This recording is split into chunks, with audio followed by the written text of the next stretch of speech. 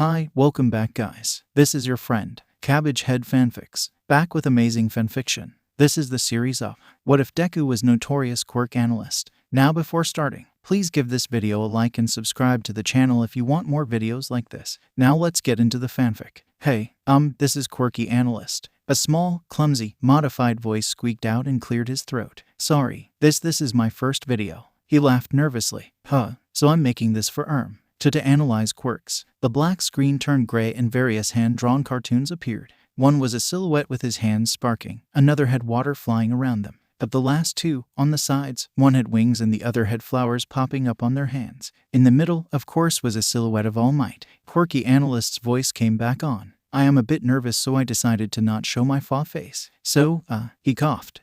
Quirks. I guess people might be wondering why I'm doing this. As long as I remember, I've loved quirks. I mean, he gushed excitedly. They're amazing. You can do anything with them. The screen shifted to a clearly amateurish video edit that compiled 20 or so videos of people using quirks in various ways, not just for hero work. I know a lot of quirk analysis has already been done, but I really only found 4 or 5 series in video form, and most of them were either incomplete or discontinued. Plus, they were mostly really general or just about heroes. I love heroes, but I thought of not doing heroes because, well, there was a shuffling sound in the background. Analyzing heroes may put them at a disadvantage if any villains see these videos. Not that heroes can't surpass them anyway, but anyway, I still wanted to do quirk analysis, so I decided to do analyses of villains. And if someone has any requests, please message me. I'd love to analyze other quirks as well if you're willing to have them shown on this site. The black screen returned and letters began appearing on it with a slam sound effect. It read, Analysis number 1 Lizard Kong.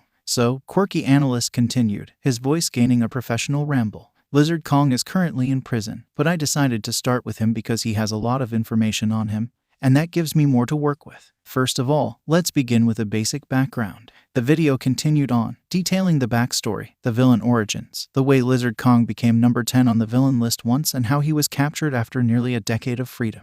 All throughout, short clips of Lizard Kong's fights would play, and at other points, detailed sketches of him and his quirk were shown. The video continued for nearly half an hour, was amateurish and not amazingly articulated, and the narrator also stuttered a lot. Ada Tensei stared at it and grinned. It was amazing. He'd been searching up quirk analysis websites to try to see if there could be anything he could do to become better at his job, and he had stumbled upon this childish video that was much more comprehensive at its information than any other he'd come across. Quirky Analyst seemed like he had amazing potential. It felt like he was a young child, from the way he spoke to the way he replied to the few comments under his post, but the depth in his arguments and his out-of-the-box approach enthralled him. He looked at the view count. Only a few hundred. That wouldn't do. He scrolled to the top of the page and clicked on Quirky Analyst's profile. The Herotube account popped up with little resistance. Quirky had posted a few more sporadic videos, all of them about villains Tensei could recognize, 2 of whom had yet to be caught. Tensei narrowed his eyes. If this information was useful, he quickly forwarded the relevant videos to Edshot, who he was currently working with a message stating, just ignore the immaturity and focus on the content.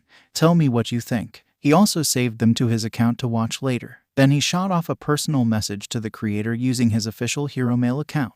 Hello, I am the recently debuted hero Ingenium. I saw your video and was very impressed. I know you already stated you would not do any segments on heroes, but would you be willing to do a quirk analysis for me? Privately, in exchange, I'm willing to pay a commission as well as share your account to my followers. The message instantly turned green. He had read it. And Tensei frowned. Excuse me. Oh my gosh, I am so sorry. Quirky Analyst typed out. I accidentally slammed the keyboard. Tensei snorted. Well, the boy had said he was a hero fan. No worries, kid. Take your time. No, I mean, I'd love the chance to analyze your quirk. And you don't need to pay me. Talking to you is more than enough. This time, he burst out laughing, but sobered enough to type a reply. The commission part is non-negotiable. I can't take advantage of a fan just because they allow me to. If I did, I wouldn't be a hero. Oh, Tensei waited. How will you pay me though? I don't have a bank account. Tensei hummed. How about I help you set up an untraceable bank account, then? It won't give away your identity, since you seem worried about that. And if some other people end up asking you for private analyses, they can pay you through that.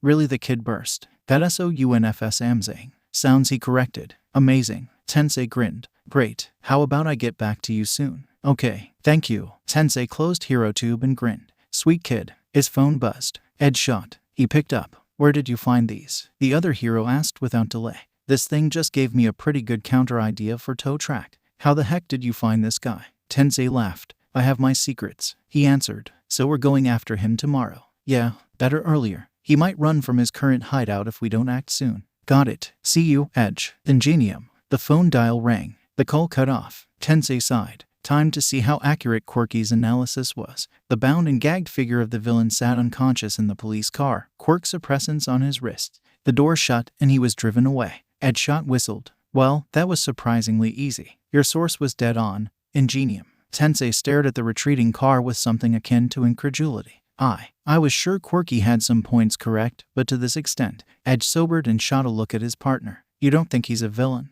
Tensei flinched, but composed himself, racing through his interactions with the analyst. No, he murmured. Quirky is a kid and he didn't know enough to be considered an accomplice. Plus, all he does know, it clearly shows he's only seen the quirks he's analyzing on television or in some of the hero fights on the streets. He laughed, and his rapidly beating heart slowed. He's also too much of a hero fan. Edge rubbed the back of his head. If you say so. He held out a hand towards Tensei. Pleasure working with you, Ingenium. Tell me if the kid posts something relevant again. Will you? Tensei nodded. Great working with you, too. There was a relief Tensei felt when he reached his agency that night. Although out of his 3 sidekicks, 2 had already cleared out, Nom Nom was there to manage the place alongside the 2 work-experienced high schoolers who always stayed till the end. Hey, Tensei greeted, stepping inside. Nom Nom grinned. Lo, engine. How did it go? Tensei smiled. It was all right. We got toe track. Nom Nom took out a bite of a steel can. I told you so. Tensei laughed. Where are the kids? Nom Nom pointed to the snack room, in which he had installed a vending machine, because why not? Hazard's over there. Not sure about Limel. Tensei nodded. Okay, thanks. You can have a break if you want. Nom Nom shrugged. No need. I can go for another few hours. Tensei hummed and ambled over to the snack room. Inside, glaring daggers at the vending machine, was the 16-year-old boy who'd applied for a position earlier this year. He was officially called Hazardmeyer, but here they had decided to go with Hazard only. Well, Nom Nom had begun doing it and the rest had followed, trying to destroy the evil stored within. Tensei asked, eyes sparkling. Hazard jumped back, and an Ingenium said, Hey squeaked, you're back. Tensei laughed. Hazard's actions were weirdly reminding him of Quirky. I am. How did your day go? Did Allier and Metalwork treat you guys well? Hazard inhaled deeply and nodded. Yeah, it was pretty cool. Did you get the villain? I did. Did you manage to finish your requirements? Yeah, they were fun. Do you have any more? He asked excitedly. Tensei sighed. Sorry, kid. Your week with me is almost over. Hazard's face fell. I was hoping I wouldn't be reminded of that. Tensei reached and ruffled his hair. Hey, don't worry. You're training to be a hero, right? It's not like we won't meet each other again. Hazard's frown tilted. Can I come to your agency when I graduate? Ingenium-san. Tensei blinked in surprise. His agency. He hadn't thought. If you still want to after you graduate, he compromised. We'll welcome you with open arms. Hazard grinned. Awesome. The door flew open behind them. Sir, an exuberant voice exclaimed, and both hero and student turned to see the smiling face of a tall blonde. I'm done with the tasks. And Metalwork said to talk to you about asking for pointers on my quirk. Tensei grinned. Lemillion, one of my favorites. Please rest. Hazard burst out laughing. Lemillion, better known as Tagata Mirio, blushed. But we should make the best of the time we have here. Tensei hummed. Wasting time is bad, but so is exhausting yourself. Come on, let's go to my office. He waved to Hazard. Go accompany Nom Nom. I feel like she's bored today. Hazard grinned. On it. Mirio's steps wavered as he began to follow Tensei. Am I in trouble? He asked quietly, a smile, though shaky, still on his face as he lowered himself down onto the chair.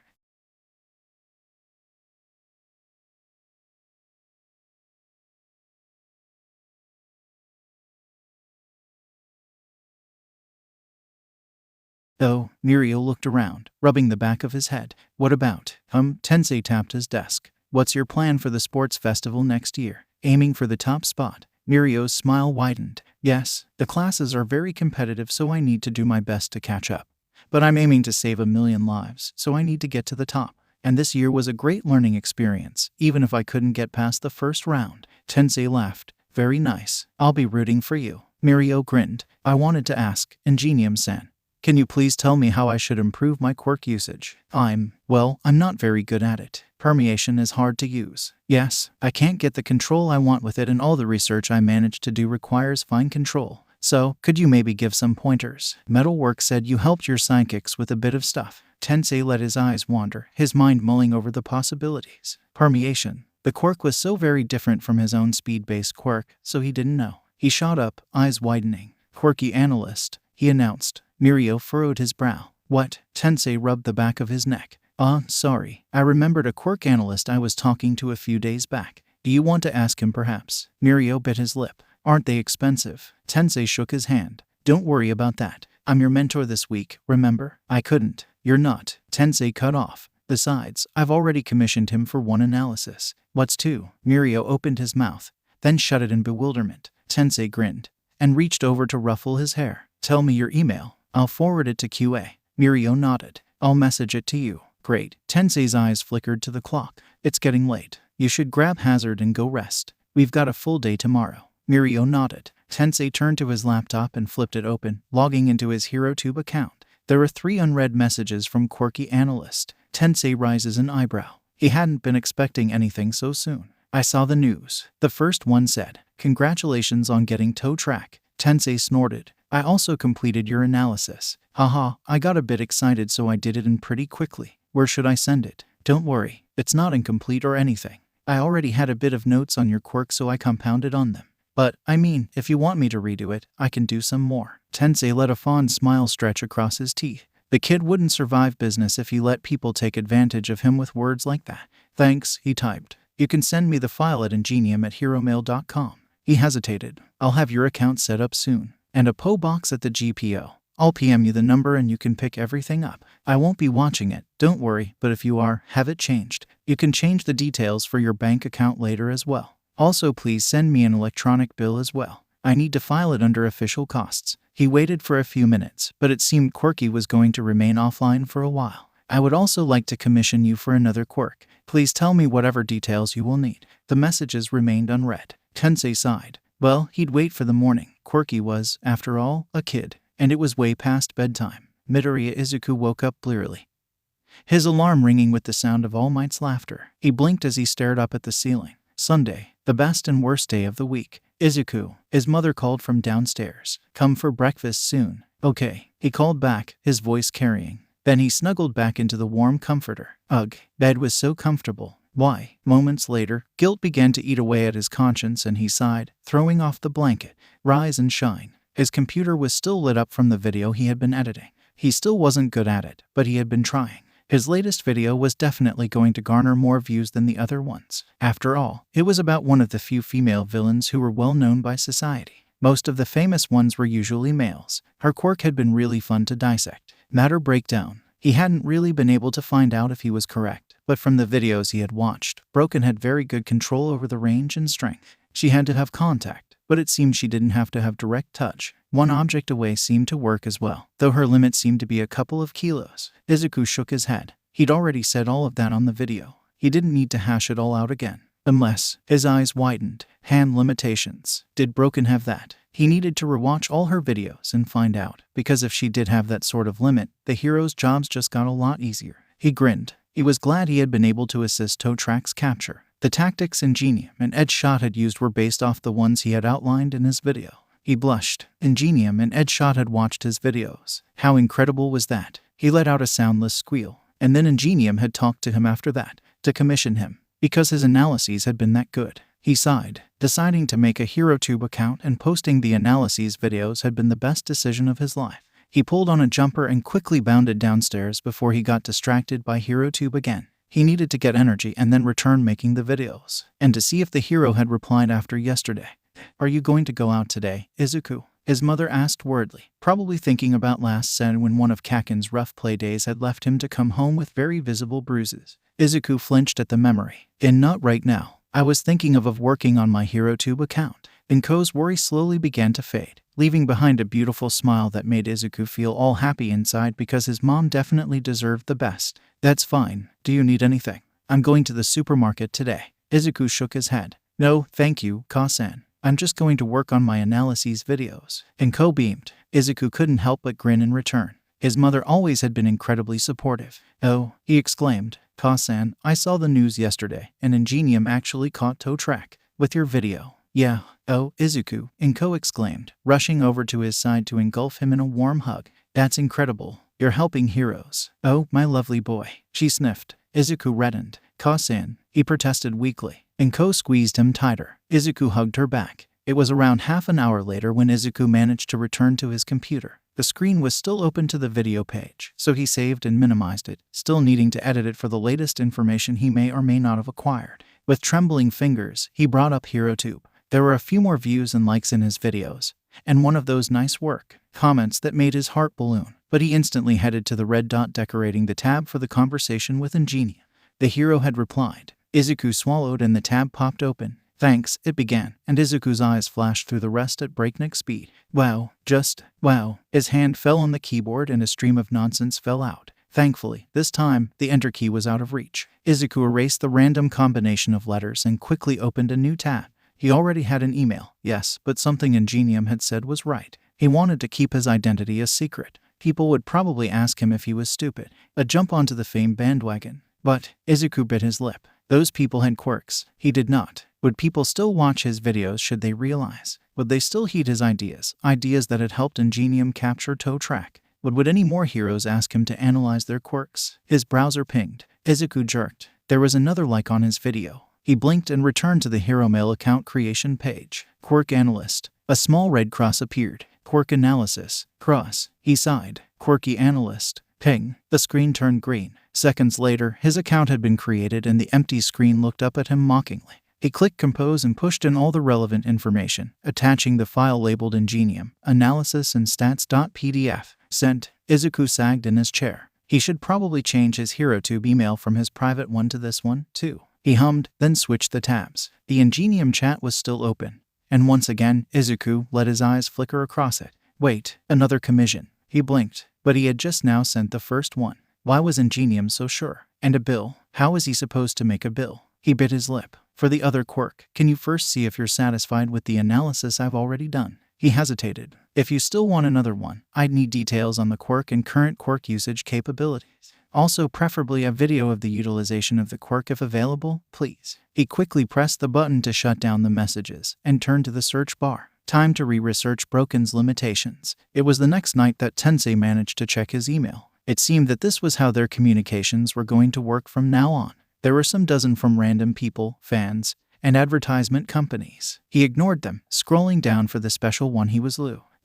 Quirky Analyst at HeroMail.com had sent him a mail labeled Hero Analysis Number 1. He double-clicked and it popped open, a file shown attached. Tensei grinned. He was actually excited, he realized. Quirky Analyst had wormed his way into his heart with just a few words, and Tensei was sure he wouldn't be able to leave. The PDF opened to show a 10-page file with size 11 font and bold headings that made everything that much more professional. Tensei smiled. There was a definition of his quirk, his current capabilities, his theorized possible capabilities, his strengths and how to complement them, his weaknesses and how to overcome them, and there was so much. It was all separated into neat little categories, and so much better than the two other quirk analysts he had had the misfortune to use at some point. He shuddered involuntarily and closed the file. He would have to peruse through it at length later. For now, it was time to reply to Quirky with gratitude in the email for Mirio, as well as the information about his bank account.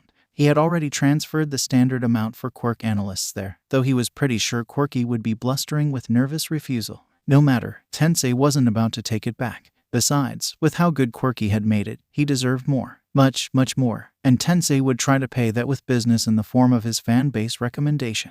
Quirky's natural skill set would propel him to greatness, but he'd help give him a push. There was a knock on his door and it opened just a crack. Metalwork peering in with his sparkling black eyes and shiny silver face. Ingenium, the kids are ready. We're all waiting for you. Tensei clicked send and put the monitor to sleep. Coming. We're going to Wajama, right? Izuku saw Ingenium's glowing thanks and beamed long enough for his cheeks to hurt, staring at the same sentence for nearly an hour. Asjxbiff. Ingenium actually liked his analysis, not just his videos. Woo. He inhaled deeply. Calm down, Izuku. He clicked on compose. He needed to contact this Lemillion now. He hadn't heard of him yet, but if Ingenium was recommending him, he was probably someone to look out for. Respective Lemillion, I am Quirky Analyst, and Ingenium recommended your name to me. As you would be my second customer, I suggest that to glean a measure of my abilities, please watch my videos or ask Ingenium for confirmation. If you choose to continue this association, please forward me the details of your quirk and how it currently works. Thank you, Quirky Analyst. He looked it over once, twice, thrice. The words blurred and he frowned. Was it okay? He sighed. It would have to do. Mirio hummed. A week at Ingenium's agency had been a great choice. He'd learned a lot and made new friends. Hazard, Nom Nom, Aldera, and Metalwork were cool. Plus, the after-party had been awesome. His phone pinged and the screen flickered open to show he had a new email. He swiped in the password and tapped on the Hero Mail app icon. The first email was from someone named Quirky Analyst. The Quirk Analyst Ingenium had recommended. Mirio's face curled into a frown. Was this person really worth it? Ingenium had reassured him of this analyst's credibility, but he shook his head and began to type a reply. He trusted Ingenium. He might as well give this Quirky a try. Izuku groaned and flopped onto his bed with all the energy of a sack of flour. Kaken had been even meaner than usual today, and he had a ton of homework to make up for because the teacher had blamed him for all the books he had torn when he tumbled onto them. Kaken pushed him, of course. Not that his teacher would ever listen to him. He was just the quirkless. His phone rang. Toot-toot-toot-toot. He sighed and turned face up, swiping the pattern on the screen.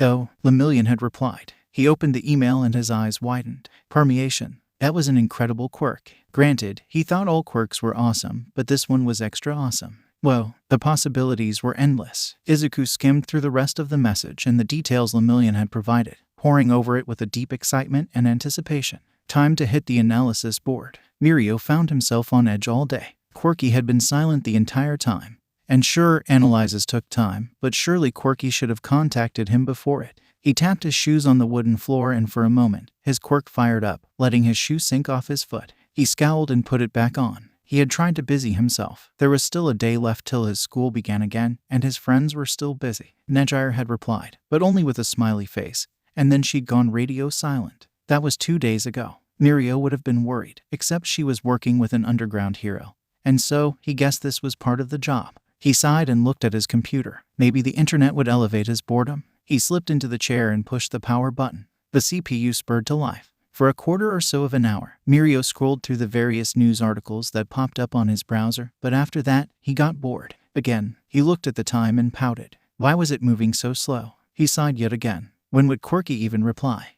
Wait, the internet. Quickly, he typed in Quirky Analyst, and a few million hits popped up. The first one was a video channel, Analysis in Essence, by Quirky Analyst himself. Mirio grinned and clicked it open. The first and most upvoted video on the list of 5 was titled Blue Water, A Study in Stupidity. Mirio snorted and clicked on it. Hi, this is Quirky Analyst again. Today I have a video on Blue Water. A picture of the villain appeared on the screen, a snarling portrait of the man in handcuffs. I gave this one a lot of thought, because a lot of people have conflicting views on his incarceration and subsequent release. I'll definitely talk about that part, but first, of course, the quirk analysis. For the duration of the half hour the video ran, Mirio found himself fascinated and hanging on to every word. The animation was a bit iffy and lagging, but the analysis itself, man, Quirky was not a hoax, and Mirio was half afraid what his analysis would be, and also really interested in what the analyst would say. His face split into a big smile and he clicked on the next video. This was better than reality shows. It was 4 days into school, a Thursday. Mirio was in his room with Nejire, Deku and Tamaki, all of whom were regaling each with tales of their internship shenanigans. It was at that moment that Mirio's computer opened to his email account. Ping. Mirio let his eyes wander to the lit screen, but didn't bother to move from his very comfortable position on the bed. I've had so many emails since I signed up for the Twerk newsletter. Nejire laughed. Why'd you do that? It's got literally nothing we don't already know. Mirio groaned. Deku jumped up and hurried to the computer. Don't mind if I do. I love Twerk. The ratings are the best. Tamaki rolled his eyes. An unrepresentative of the whole population. Only 20-ish% of its readership vote on it, anyway. Desu shrugged, slumped into the spinning chair, and frowned. It ain't Twerk, Tagata. It's someone called Quirky Analyst. Mirio blinked and there was a moment of stillness, and then he jumped up, making Nejire, who was sitting on his legs, tumble down. Finally, he scrambled towards the screen, paying no mind to his friends staring at him with confusion. Nejire let out a delayed and louder than normal ouch. Why would you injure your beautiful best friend? Desu snorted at Mirio's unresponsiveness. Is this a special friend we don't know about? He asked slyly, and the 2 others also leapt to attention. Mirio rolled his eyes. It's just a quirk analyst. Ingenium introduced me. Tamaki scoffed. Quirk analysts are frauds. Haruko-sensei got fleeced by one last year. Desu let out a low whistle. Our middle school teach. Damn, didn't see that coming. He was as straight-laced as they go. He thrummed his fingers on his thigh. Why'd he need a quirk analyst anyway? Tamaki shrugged. Nejire looked at Mirio with a tinge of worry. He's not scamming you, is he? Mirio shook his head. I actually thought the same thing. But he twisted his mouth. You should watch his videos. Daisuke instantly whipped out his phone. Herotube it is. Tamaki groaned. Now he's never getting off. Mirio grinned without remorse. Search up Analysis in Essence by Quirky Analyst. Ooh, he analyzed Blue Water. And Broken. She's still on the run, right? Daisuke scrolled further down, and his phone was instantly snatched from his hands. What? He muttered blankly. Nejire's eyes gleamed with an intensity the three had seldom seen. She clicked on Broken's video. Sounds began to blare out of Daisuke's phone. Tamaki let a half-smile settle on his face. You should have expected that, he answered Daisuke's betrayed look. Daisuke turned expectantly to Mirio's back. Tagata. Mirio didn't turn. Tamaki snorted. Daisuke sighed. Fine, squeeze over, Hado. I'm gonna watch this guy break down Broken. Tamaki groaned, but followed, and the three found themselves stuffed on Mirio's bed, the man himself engrossed in his email. Huo. Mirio snapped out of his musing over the strengths of his quirk listed out in front of him, and spun the computer seat he had dragged over some half an hour ago to look at the wide-eyed trio sitting on his bed. He grinned. Daisuke and Nejire looked more impressed, but there was a glint of surprise in Tamaki's eyes as well. Which one did you see? He asked. Nejire bounced up and put her hands on Mirio's shoulders. Introduce me to this analyst. Mirio blinked. Daisuke nodded excitedly. That was incredible, dude. Why does this guy have so few followers anyway? I mean, yeah, the audio and graphics and animation are sit, but the analysis is pro level. Tamaki stretched out his legs. He definitely broke down Broken, he muttered under his breath, and then spoke out loud. He's better than the professionals. Some of them are fakes and not very thorough. But this was. He trailed off. Mirio grinned. Exactly. He pushed himself away from the computer. And I just got a detailed personalized analysis for my quirk. The three quickly crowded around the screen. Behind them, Mirio kept chatting. I didn't even think about half the stuff Quirky suggested I could do. He did say it's a preliminary analysis and he can't do one as extensive as he did for Ingenium, because he has no videos of me and can't gather more information without really seeing me in action. But still his suggestions are awesome. I never thought about it, but I can work for partial permeation of my body, and then simultaneously both stop an opponent from hitting me and use my legs, for example, to hit them instead. Can't you only do full permeation? Nejire asked. Brows furrowed as she skimmed the document. Well, yes, but I haven't actually tried partial permeation, so I don't have any idea if it's possible. Daisuke pushed away and grinned at Mirio. I'm so jealous, Tagata. You gotta introduce me, too. Tamaki, grudgingly smiling, nodded. I would like to make this analyst's acquaintance as well. If he details this much, I believe my quirk usage will skyrocket. And you'll become more powerful and kill me in school, Daisuke added, shaking her head. Me first. Nejire arched her brow. Excuse me, boys, but I asked first. She turned expectantly to her friend. Mirio-kun. Mirio laughed. I'll ask Quirky. I don't know how much time he has, but he seems pretty nice. I think he'll probably do it for all of you. He inclined his head admiringly at the computer. Plus, he did my analysis in under a week. Izuku clicked open the online bank statement that he had delivered to his email account and stared. He stared for quite a while, before he scrambled back, fell off his chair, and shrieked loud enough for the neighbors to wonder if birds had gotten in. Tensei had one of those rare, peaceful days off. His younger brother was at school and his parents were busy somewhere or the other with his father's associates. And the agency was closed for the time being. Of course, should a villain emergency pop up, he would have to abandon his relaxation and jump back into work. But that was a what-if scenario. He stretched his arms and yawned, a wave of drowsy satisfaction lapping at the edge of his consciousness. His phone beeped. Tensei flinched. Seriously? 10 more minutes. The clock ticked, every second sounding bigger than before. Tensei's guilt doubled.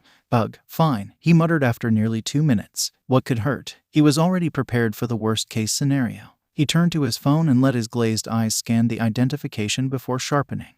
Quirky. Why was the kid messaging him again? Not that he had anything against him, but the kid was obviously a fan, and, from his experience, the kind of fan who would generally balk before contacting the focus of their attentions without cause. Ingenium-san, I think you deposited too much money into the account you allocated to me. Tensei frowned. He had. That wasn't like him. He was pretty sure he had researched the average analyst rate and paid Quirky that. He would have paid the high-end amount, but he had been sure Quirky would act. Well, exactly like he was acting now. Shaking his head, he pulled up his banking app and looked up the recent month's bill. I'm pretty sure I put in the correct amount, but it's too much, sir. Quirky, are you aware of the amount analysts usually charge for an analysis even a fraction of the length you did for me? And I'm assuming $1 million. For a moment, there was a lull in the typing, And Tensei snorted, knowing that the kid was probably searching up the answer now. Do analysts really charge this much? Of course, sometimes even more. Do you want more? I am willing to provide you with the charge, because you have given me the value of the money already. More so, in fact. No, please, Ingenium-san. This is too much. I didn't start this for money and this much. I am not taking back what I've already paid, Quirky. There was another minute of silence, with Tensei barely paying attention to his phone. Of course he wasn't going to take back the money. Quirky deserved it. Thank you, Quirky said finally, simply. Tensei grinned. No problem, kid. If you have any more problems, don't be afraid to ask. He stretched his neck, letting his thoughts mix up inside his head. If you're worried about it, though, you can lower the amount you want other people to pay. But don't go lower than 2/3, okay? Actually, I'll try to find you a trustworthy business contact for you to work with, even if you keep your identity generally a secret. The business contact will talk you through the process and assuage your worries. Sound good? But until then, don't go lower than 2/3 of the amount. Okay, thank you, Ingenium-san. You're welcome, Quirky. Quirky, are you up for something? Mirio messaged, his 3 friends staring hungrily over his shoulder. Oh, hello, Lemillion-san. Are you okay with the report I made for you, or do you need anything rechecked? Ah, no, Mirio typed. It's brilliant, thanks. I just wanted to ask if you'd be okay with analyzing the quirks of 3 of my friends. We'll pay, of course. The 3 had begun to pester Mirio until the boy had finally given in and agreed to contact Quirky. They had looked up the analyst rates up and pooled their money. Their pockets felt incredibly lighter, but their expectations felt fuller. Oh, that would be amazing, Lemillion-san. But you don't have to pay. I love to analyze. I can do it for free. You allowed Ingenium to pay. Ingenium-san insisted.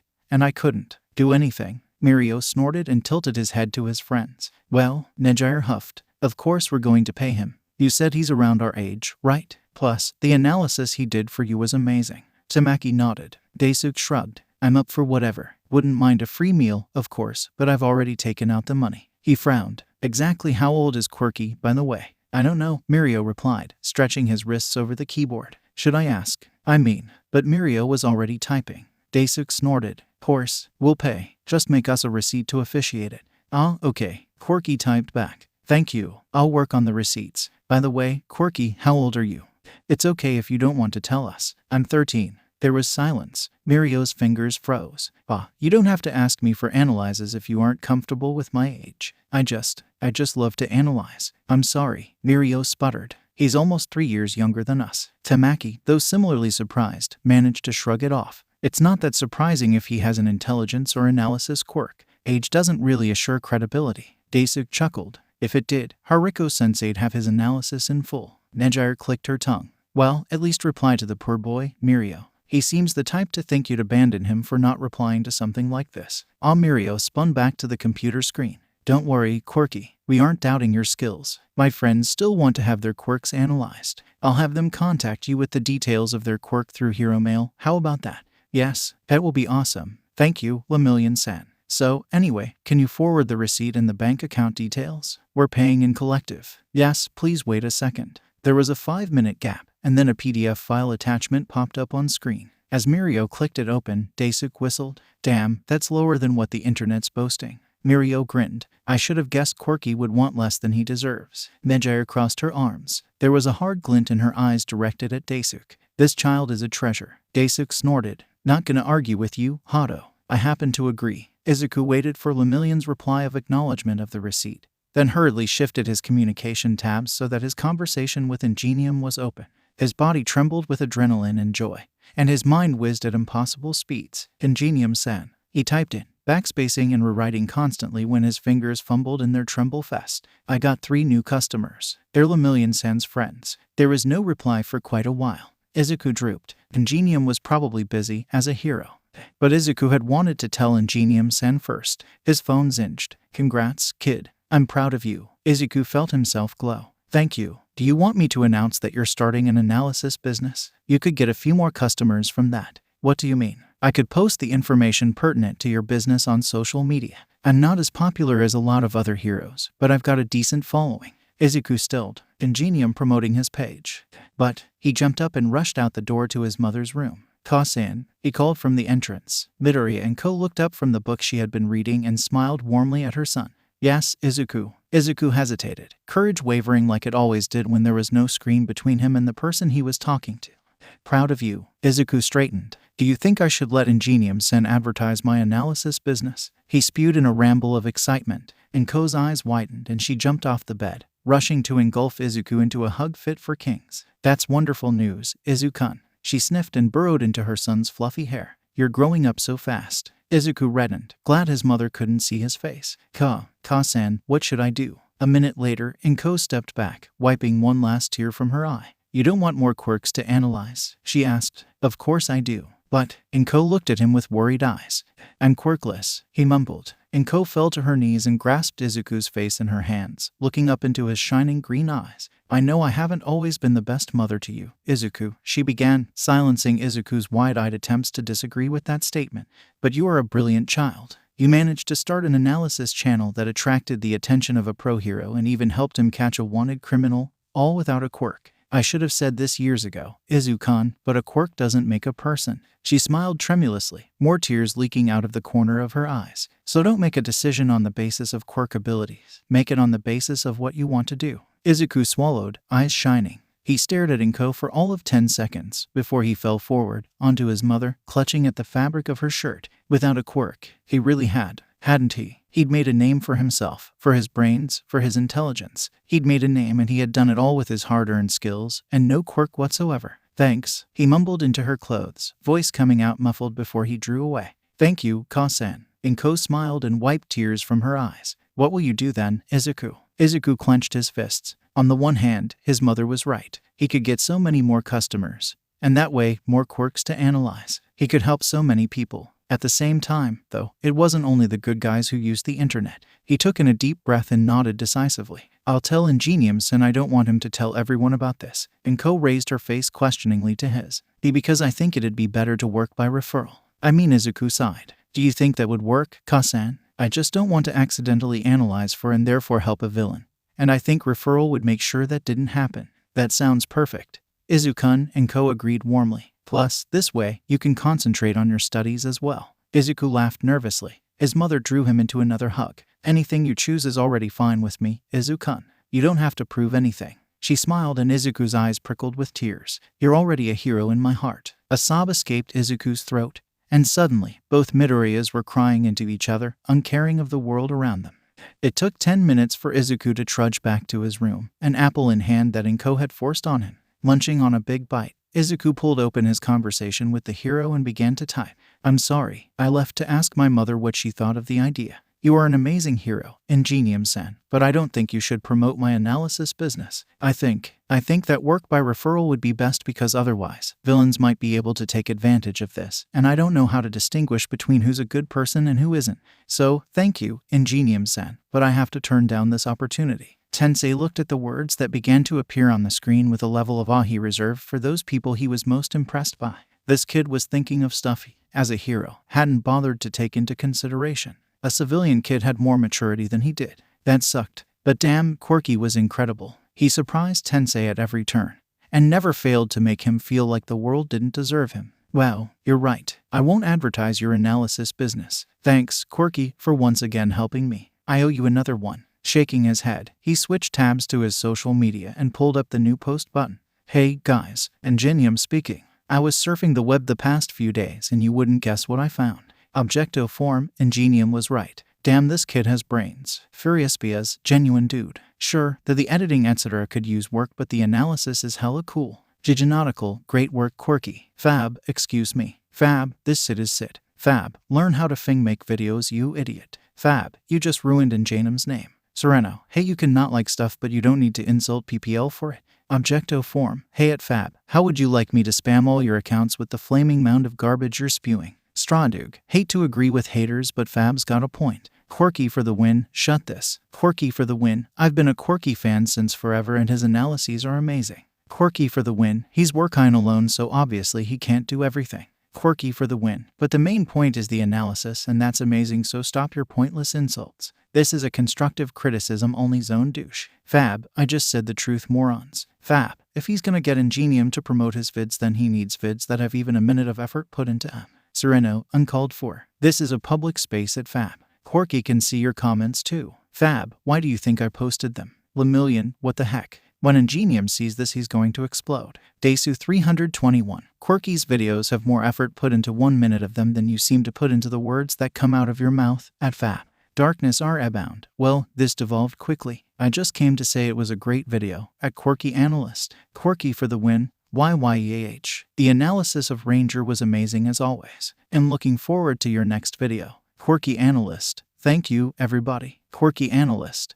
I'm sorry I didn't make better ones. Izuku bit his lip as the clock ticked, his mind half on the quiz in front of him and half on what was happening on his analysis channel. He hadn't expected Ingenium to announce him to all of his followers. Not that he wasn't grateful for that, and excited, because wow, Ingenium, and the influx of attention had him reeling. Hundreds of people had posted comments on his videos, and the words swam in his mind.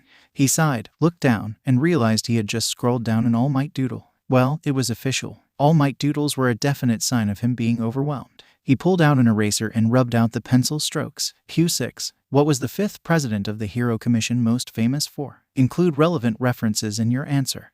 History. Good thing he had it all memorized. He'd had a hero phase. He still had a hero phase. He began to scroll down the revolutionary villain apprehension policies introduced by Ito Ayumu. The air around him was filled with the sounds of furious huffs and overconfident writing. Izuku bit his lip, and his thoughts turned to his classmates. He'd only started the Herotube account because of Kaken's incessant stay away from me's. He wouldn't have listened, he never had, before. But then some kid had mentioned UA, and Kaken going there, and Izuku had stupidly reminded him that he was going to apply there too, and his hand refused to move. He swallowed the burning inside him and took a deep breath. And then Kaken had roared at Izuku and burned his hero analysis journal to ash. All because someone had mentioned UA. UA had been Izuku's dream school for more than a decade. It had been his goal since before he knew he was quirkless. It had been his dream since the moment he knew All Might had gone there. And Kaken had told him he couldn't go there. UA wouldn't accept extras like you, City Deku. Izuku swallowed again and his eyes filled with tears. He exhaled, then wiped them away with the cuffs of his school shirt, staring sightlessly down at the half-filled quiz sitting on his desk. UA was a prestigious school. The school. Did Kaken think the high percentage of impossibility hadn't crossed his mind? Of course it had. He had less than a 0.7% chance of getting in, especially considering his lack of a quirk. But damn Kaken if he wouldn't try. And Kaken burning one of the notebooks containing his notes for the future. Kaken had always been someone he looked up to, a real-life hero right in his vicinity. More so than the hero fights he ended up at every other day. A hero he grew up with and would see bloom into someone the entire world would idolize like he did. But All Might's smile had flashed in his mind, and his encouraging words directed at everyone in the entire world. And, suddenly, Kaken wasn't the hero Izuku had grown up with. Did heroes tell others to kill themselves? And he almost had. It had only been a thought of the weeping face of his mother that convinced him that he shouldn't, if only because he'd already given her so much grief, and she didn't deserve any more. He'd gone home and told his mother that he wouldn't be hanging out with Kaken anymore. When she'd asked why with that worry in her voice and that fidget in her figure that Izuku despised inducing, he'd just said they'd grown apart. She'd asked him if he would like katsudon for dinner, and that night, they'd talked about what he would do with his free time now that he wouldn't be spending it with Kaken. Inko had suggested he help out in the neighborhood, with groceries, lawn mowing, everything. It might not be hero work, but Izuku would still be helping people. Izuku had glowed. Ka-chan, I'm going to be a hero, he'd announced, and she'd engulfed him in a hug that made him feel so warm inside. He'd rushed up to his room and brought a new notebook, opened to a fresh, crispy page and started to put down his goals. Help out people in the neighborhood. Train to be a hero. Go to UA. Make my mom proud. The fourth one, granted, was more of a life goal. But he would do it, and he would do it all. He'd put down his notebook and his eyes had fallen to the cover. Hero Analysis for the Future Volume 12. Hero Analysis. He'd done the analysis of the quirks of so many heroes. So why couldn't he do the same for the villains? And if he could find a way to relay that to the heroes, maybe, just an impractical, impossible maybe, it would help them find a way to apprehend them easier than if he wouldn't have analyzed their quirks. 10 minutes, the teacher grunted, and Izuku jerked out of his memories, eyes flying back to the task at hand. History quiz. It was half empty. And he had only 10 minutes left. Shoot. Half an hour later, walking home from school, the comments problem reappeared on his mind. He'd known from the start that the graphics were terrible, and he'd tried to learn something on the internet, taken a few free classes and looked at how to pages. But the incorporation into his videos was really difficult to do. But was it really that bad? Quite a few comments had said that he was terrible at it. And yeah, the analyses were his main concern. But that didn't mean that being called out on bad editing felt good. He sighed. Maybe he should enroll in a paid computer informatics class. that had to have more than the free versions. He even had money now, so the financial aspect wouldn't burden his mother. But the classes were so expensive, and there were always some comments that made him doubt whether it would be any good. He sighed again. Ingenium would know what to do. And yet, Izuku couldn't contact him again just because of some selfish request. Ingenium was a pro hero. Groaning as he finally reached his door, he pulled out his key and pushed it into the lock, pulling himself inside sporting a brain overloaded with indecision. Ka-chan, I'm home. Inko looked up from her place on the lounge couch, where she was curled up with a hardcover book. Oh, Izuku-kun, welcome back. How was the test? It was okay. He trudged forward and collapsed on the seat beside her. How was your day? Inko smiled and closed her book. It was great. I had a lunch date with Mitsuki. Izuku grinned. He may no longer consider Kaken the best friend he used to be, but for his mother, Aunt Mitsuki was one of the best. So he snuggled deeper into the soft leather of the couch and began to listen, pulling his mind away from the many worries that were bombarding it. Mirio swore. He didn't swear much, as proven by his friends looking at him as if he was crazy. Granted, they were sitting in class, but the teacher was out, and the rest of the class was busy in their own endeavors. Plus, he had the right to do so. Sort of. They're still wrecking him. He burst out. Nejire's eyes sharpened. The comments section, you mean? Mirio nodded and let his phone fall on the table. What the heck? I'm pretty sure Ingenium only posted that message so Quirky could get more exposure, not be bullied online. Tamaki shrugged. Technically, he did get around 10k followers over the week. And so many hate comments. Daisuke exhaled. Ugh, I hate people who bully little kids. He scowled. He's just 13 years old. It's not like he had the time to perfect graphic design. Or hell, even learn it. Nejire hummed. Daisuke. The boy looked up instantly. Yeah, Hato. You took classes for graphic design over the summers, right? Yeah, why? He stopped and raised his eyebrows in contemplation. You know, that's actually a good idea. Nejire grinned. He's my treasure. Of course I'll get good ideas. Mirio frowned. What good idea? Tamaki grinned at Daisuke. You're going to up Quirky's video graphics. Daisuke nodded. I'll make those cyber trolls eat their words. He snorted. Damn it, Hato, you've fired me up. Nejire laughed. No need to thank me. All part of my job. Mirio's eyes widened, and before anyone could realize what he was doing, he was hugging Daisuke. To Tagata. Daisuke whined, but the edges of his cheeks were burning a brazen red. Mirio released him and stepped back, grinning widely. Thanks, Dai, he said warmly, because Daisuke was helping out Quirky, and Quirky had somehow wormed his way into his heart. Tamaki snorted and Nejire burst out laughing. Shut up, Daisuke growled. The door slid open and the teacher entered, clearing his throat. Mirio and his friends shuffled back to their seats, Daisuke pushing his head into the crook of his elbows, because the red really showed on his cheeks. Mirio, on a table to the right, smiled, because man, he had good friends. He just hoped Quirky wasn't too down about the comments. Later that day, Daisuke shut the door to his room and fired up his computer, ready to make Quirky haters eat their own words. First, he went back to the comments to check out the exact complaints of all the commenters. Bad quality. The sound is pretty shitty. Graphics. Overall. He ignored the last few. So, Quirky needed a graphic designer and an audio editor. He could do the designing parts, but what to do with the audio? Maybe he could shoot a few messages in online chatrooms asking for people willing to help. He shrugged. He'd have to ask Quirky. Hey, Quirky, this is Daisuke. I'm one of Mirio's friends. Or do you know him as Lemillion? Anyway, I attached the file with the information you need for my quirk analysis, but I also wanted to ask if you wanted help. I saw those comments. Those idiots have no conscience, I swear, and you seem to struggle with graphic design and audio. I can't help with the sound edits, but visually, I'm your guy. And if you need an audio editor, I can try to find one for you if you want. He minimized the window and waited, pulling up an RPG while he did so. Quirky replied only 10 minutes later, and the tiny ping startled Daisuke out of his game-induced concentration. You really want to help me? Of course. I was with Mirio the last time you talked, and you seem like a cool dude. Daisuke hesitated. The kid seemed almost scared. Why would he be so hesitant in accepting help? His mind flew back to Quirky's charges and he frowned again. Don't worry, kid. I really mean it. I didn't mean to imply that you were lying. Daisuke snorted. I know. So, what do you think? There was a 5-minute gap before Quirky began to type again. That would be amazing, Daisuke-san. Thank you. No problem, kid. And what about the audio editing thing? If you can find someone, I would be really grateful. Consider it done. Daisuke cracked his knuckles. Well, that was easy. Time to relay the news to Daisuke-san. Yeah, Quirky. How much are you going to charge for this? Daisuke spluttered. I can't charge you anything. But I'm going to be taking up so much of your time. And graphic designers are originally pretty expensive. I couldn't not pay you. That would be taking advantage of you even after you contributed to my channel and paid me for your quirk analysis. And you're Mirio-sen's friend. Look, Quirky, you're a kid, but I'm still earning from the analysis thing you all helped me out with. Daisuke sighed. Why wasn't the kid defaulting to his shy whatever you say persona right now? My friends'll kill me if I do that. I won't tell them. Seriously? Fine. You can waive my consultation fee. For one video. For all of them. 2, 10, 5. Okay, fine. Done. He scowled. You know, if you use this negotiation technique at supermarkets, you get outrageous discounts. Smiling face with smiling eyes. Daisuke shook his head. Can you send me your account details? Mirio-sen already transferred the yen for you and your friends, and I want to transfer your amount back. Okay, but be warned, if Hato asks, I am showing her this conversation. And with that statement, he closed the window, outmaneuvered by someone 3 years his junior, and to something that benefited him. This was definitely a story he wasn't sharing with the squad. If Hato didn't kill him, Mirio and Tamaki's incessant laughter would. Shaking his head, he turned back and opened up some chatrooms that he had gotten into when learning computer informatics and graphic design.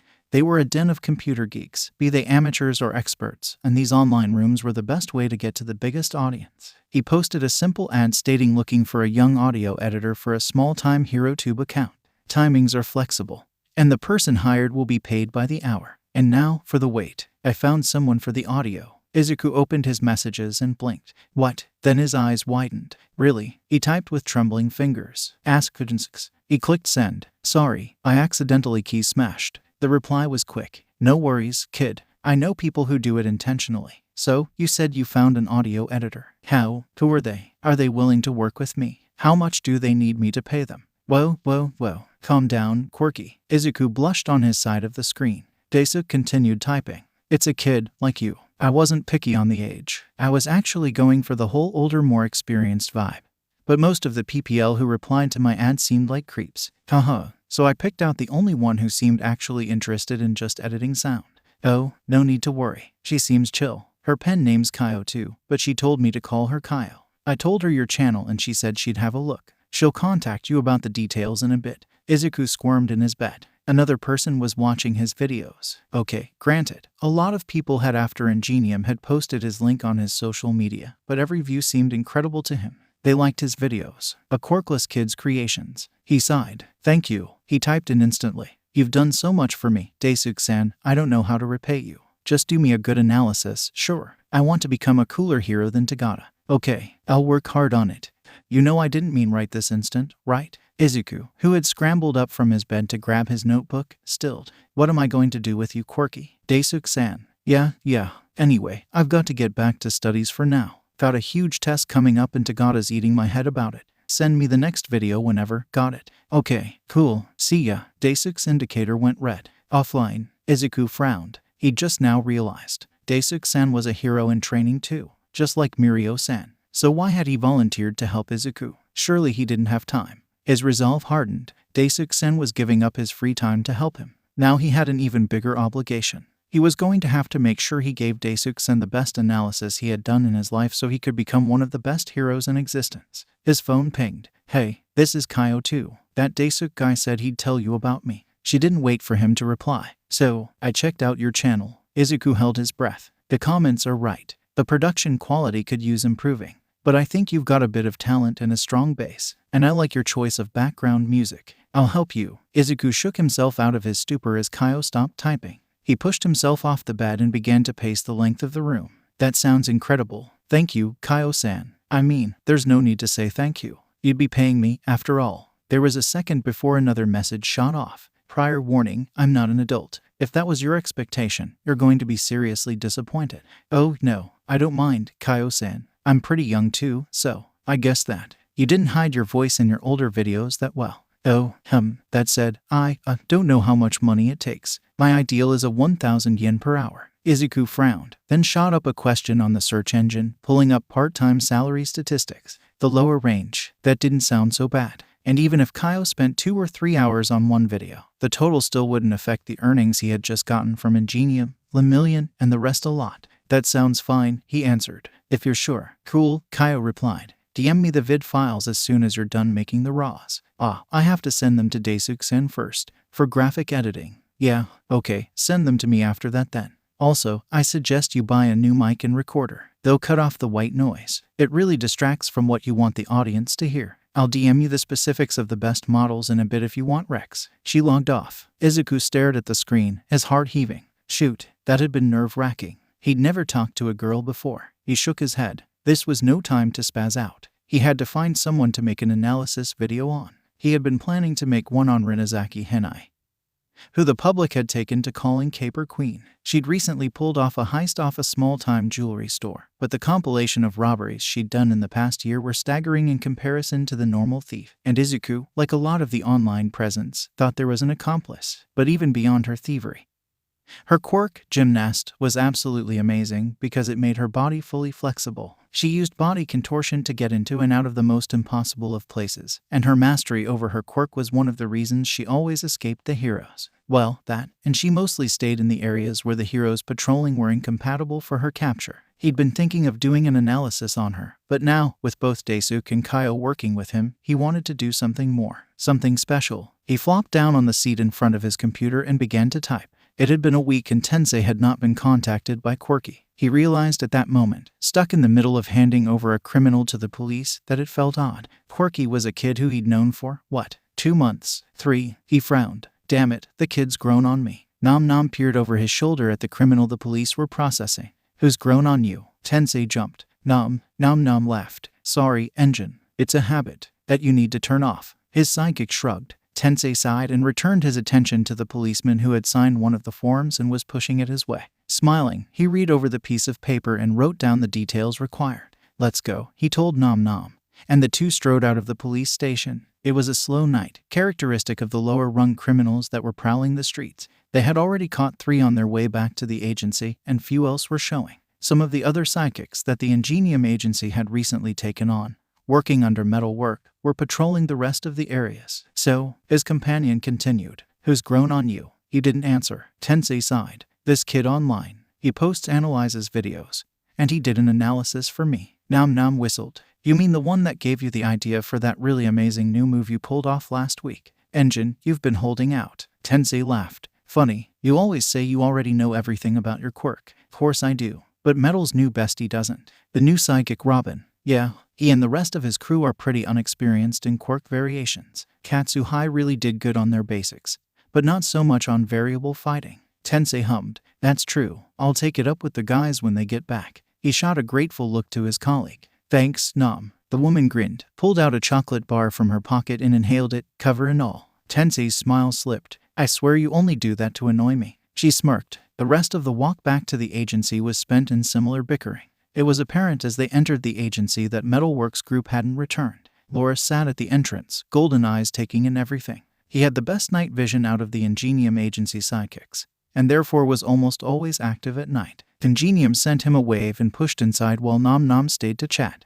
His first stop was the break room where he made himself a cup of coffee, a latte, of course, extra milk, espressos were monsters, and grabbed a slice of pound cake that always sat there, courtesy of Nom Nom's baking habits. Ingenium was supremely grateful she had those habits, even though he knew the only reason she even went with pound cake was because he loved them. She certainly didn't. With his gold in hand, he went to his office, put down everything on his table, and sat down to enjoy his rest. Halfway through his downtime, he pulled out his phone to see 4 unread messages from the one kid he'd just been remembering, and one from his little brother. He opened the one from Tenya first, but contrary to the urgent typed in the header, it was just a reminder for tomorrow's family dinner. Tensei snorted, as if he would forget. Akasama had reminded him of it twice every day since it had been planned. Himari was coming over. She was the daughter of Akasama's friend, and she'd come over before, wooing his mother with her charm and grace. Akasama was intent on having her as a daughter-in-law, even if Tensei had told her he was going to focus only on hero work for a while. He shook his head and swiped. Quirky's message, then. Ingenium-san, I'm sorry to disturb you. I just wanted to see if you could help me with something. I'm going to improve my video production quality with the help of Daisuke-san and Kaio-san, and I wanted to do a special video to introduce their help. I thought of doing an analysis of the Caper Queen, but I already did one of a female villain already, and I think it had a lot of impact, but that also reduces the impact for this video, I think. So I thought of doing something different, and I came up with the Silver Age heroes. The ones who died in the line of duty, I mean. Analyzing their quirks won't really give them trouble, and I thought maybe this way I could also give people appreciation for them. Because I did a bit of research and not a lot of people know about them, only the archives Sorry, I rambled a lot. I was wondering if you could give me an opinion on this, if you're not too busy. It's perfectly fine if you're busy, though. Please don't waste your time on this if you have plans. I'm sorry. Tensei chuckled. Quirky, as always, put too much importance on him. On any hero, he would guess. He mulled over the content of the second message as he chewed on the last of his cake. Daisuke, didn't Mirio mention a friend with that name? He shook his head. Wrong thing to focus on. He read the message again. Silver Age heroes. Not a lot of them were in the limelight. But Tensei's parents had told Tenya and him a bit about heroes from their time. It always seemed like a far-off tale, and there hadn't been many videos of them, to boot. So both of their interests had shifted to the New Age heroes, especially All Might. But those old-time heroes had paved the way for the ones that dazzled the society today. And Tensei was only now finding out the deep importance of a solid foundation. That sounds like a brilliant idea, Quirky. I hadn't thought about it, but the concept is sound. I'll be looking forward to the new video. And maybe you can continue to do it in between villain episodes as a bonus episode. Perhaps every 5 or 10 episodes. He shook his head. Quirky would go all out on this, and he got to watch from the front seat. Hey, the voice was more confident and mature and had a slight ring to it that melted with the music that thrummed in the background. This is Quirky Analyst, and I'm back from my surprisingly long break. The voice trailed off before regaining steam. I apologize for taking so long to post a new video, but the comments had me thinking. My production quality really was low, and I decided to improve on that, so I got help from a few friends, Desu321 and Kyo2. Kyo runs a really cool channel where she posts mixtapes of amazing soundtracks, if any of you want to check out. It has only a few for now, but I am 100% sure she will build up on them, and they will be amazing. I also wanted to say thank you to Ingenium for promoting my page. You're an incredible hero, and I know you're going to continue being one of the best. Also, I present thanks to every person who supported in my analysis. Thank you for sticking by me and being awesome people. Especially, Quirky for the win. The blush could be heard in his voice. The names. Thank you for staying from the beginning. Your support really helped me. There was a pause in the words on the screen. Analysis in essence faded, letting new letters slam into place. Number 10, Wonder. Since this is the 10th video I'm posting on Analysis in Essence, and also the first I'm doing alongside Desu and Kyo, I decided to go on a bit of a different path than I was on. I said I wouldn't post any videos of heroes, but I realized something. There are heroes who died in the line of duty. Those who lived long before you and I, heroes of the old ages. The heroes who helped build up today's society by laying down a foundation that have made the heroes of today prosper. I never thought about those heroes before. Not until All Might mentioned an old hero, Wonder, who encouraged, inspired him to keep on smiling, to keep on protecting. The Wonder furor died down after a few weeks, but the memory stayed stuck in my mind. And now, in honor of All Might, I present my first analysis video on the heroes of old. The title vanished and was replaced seamlessly by a picture of a beautiful, dark-haired woman in a hero costume. She had a cape flowing behind her as she smiled into the distance, unaware of her picture being taken. Wonder was a hero who, according to both All Might and her former hero associate, another Silver Age hero, Gran Torino, loved to smile. She held the policy that heroes don't just save people from physical harm, but from the fear in their hearts that comes in the midst of dangerous situations. This policy seems to have defined Wonder for the entirety of her hero career. Because although she wasn't as well known as some other heroes, the documentation I did manage to find on her was filled with memoirs of people she saved, all of them with a smile that gave them hope. I guess that's where All Might got his I am here. Wonder's quirk, on the other hand, seemed to be a mutation between two quirks, flight and strength enhancement. Although there is no official documentation regarding her quirk specifics, I'm leaning more towards the strength enhancement idea. Because while flight can't give way to strength in any of the quirks I researched on, strength might give way to momentary flight, especially if it was a quirk that could stockpile energy. The Chimera watched the brilliantly executed video with a spark of curiosity in his eyes. When Ingenium had proclaimed the quality of the analyst, Nezu hadn't been interested. Of course, he had known, because he made it his business to know everything he could.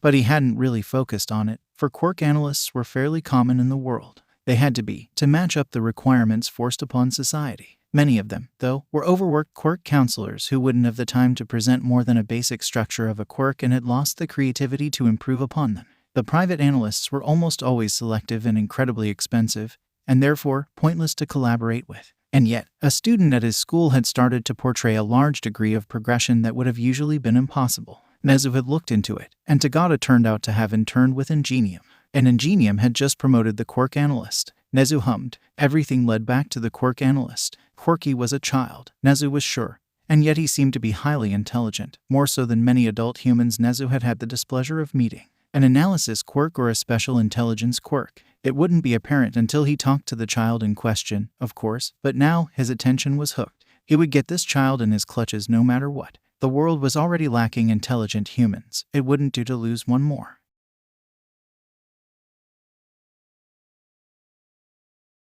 Izuku beamed at his mother as she put a plate of takoyaki on his desk. She was always saying he needed to eat up, and as of now, he agreed with her. All this excitement was leaving him famished. "Thank you, Ka-san." Inko smiled and ruffled his hair. "You need to eat more, Izuku." He blushed. "How's your business going?" He brightened. "It's amazing. Ingenium already recommended 3 other pro heroes for my analysis, and they contacted me. 2 of them wanted a trial analysis first of one aspect of their quirk, and that was pretty interesting because I haven't really ever done any analyses of singular element. I've only ever done it completely, so it was a new experience and I got a really great idea. I could use this to further detail my explanations.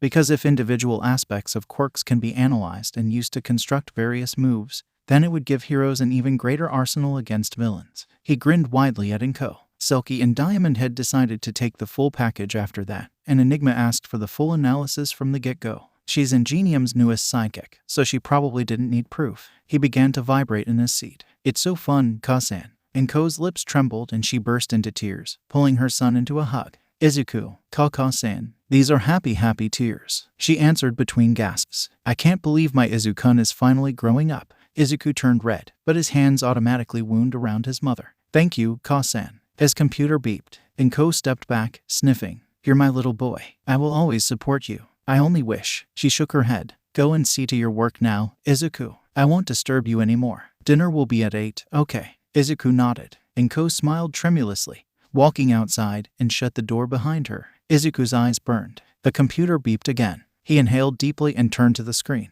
Like Ka-san said, it was time to go back to work. A new person had messaged him, a user named DogMouseBear. It wasn't an official use username, so it couldn't be a hero asking for an analysis. Plus, he had decided to work by referral, and since neither Ingenium, Mirio-san or any other of the people he had analyzed for had told him of a new customer, he was stumped. He clicked open the message. "Good afternoon, Izuku-kun. How is your analysis business?" Izuku froze. No one in real life knew he was quirky other than his mother. "Right, so how did?" His heart rose to his throat. Who are you?" "I could be a dog or a mouse or a bear." "What?" "Apologies for the joke, Izuku-kun. Tagada-kun informed me about you." His heart rate slowed. "But how do you know who I am?" "I have a version of an intelligence quirk. It was simple for me to ascertain your identity." "Don't worry, I won't tell anyone." "Oh," Izuku blinked. "An intelligence quirk. But what kind?" He probably had left a digital trail leading back to his identity, so was it a computer-related intelligence quirk?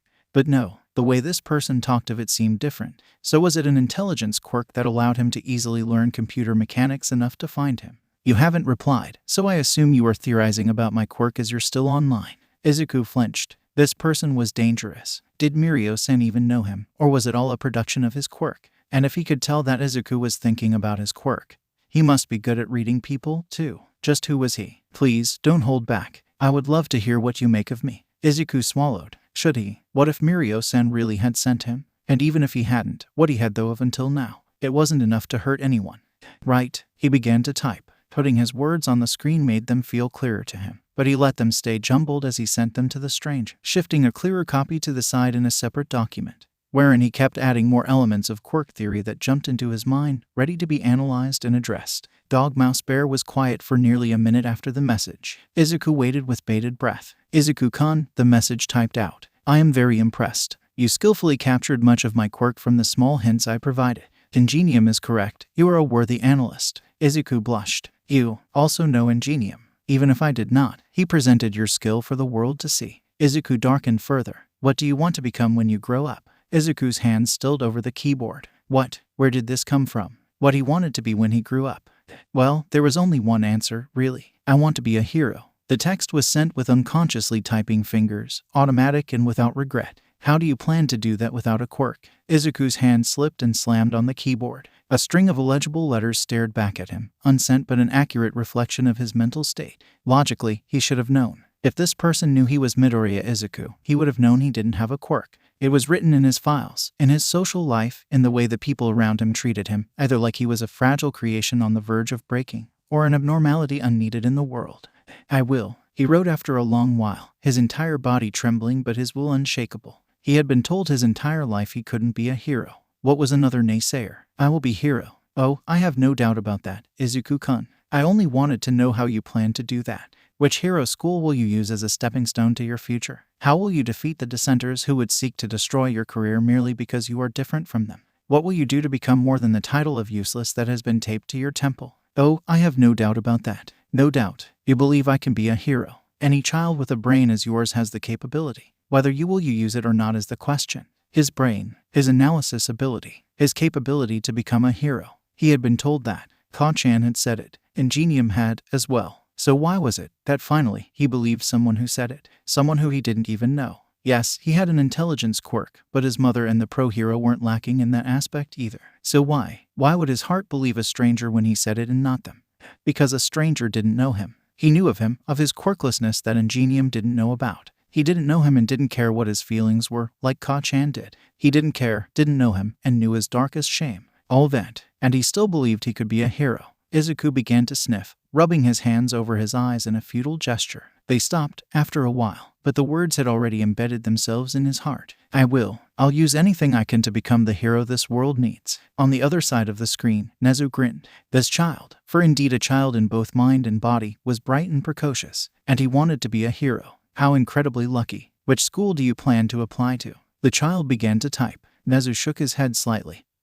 He would have to train a bit of distrust in the boy. I've always wanted to go to UA. Of course he did. Every aspiring hero did. 90% did not get in.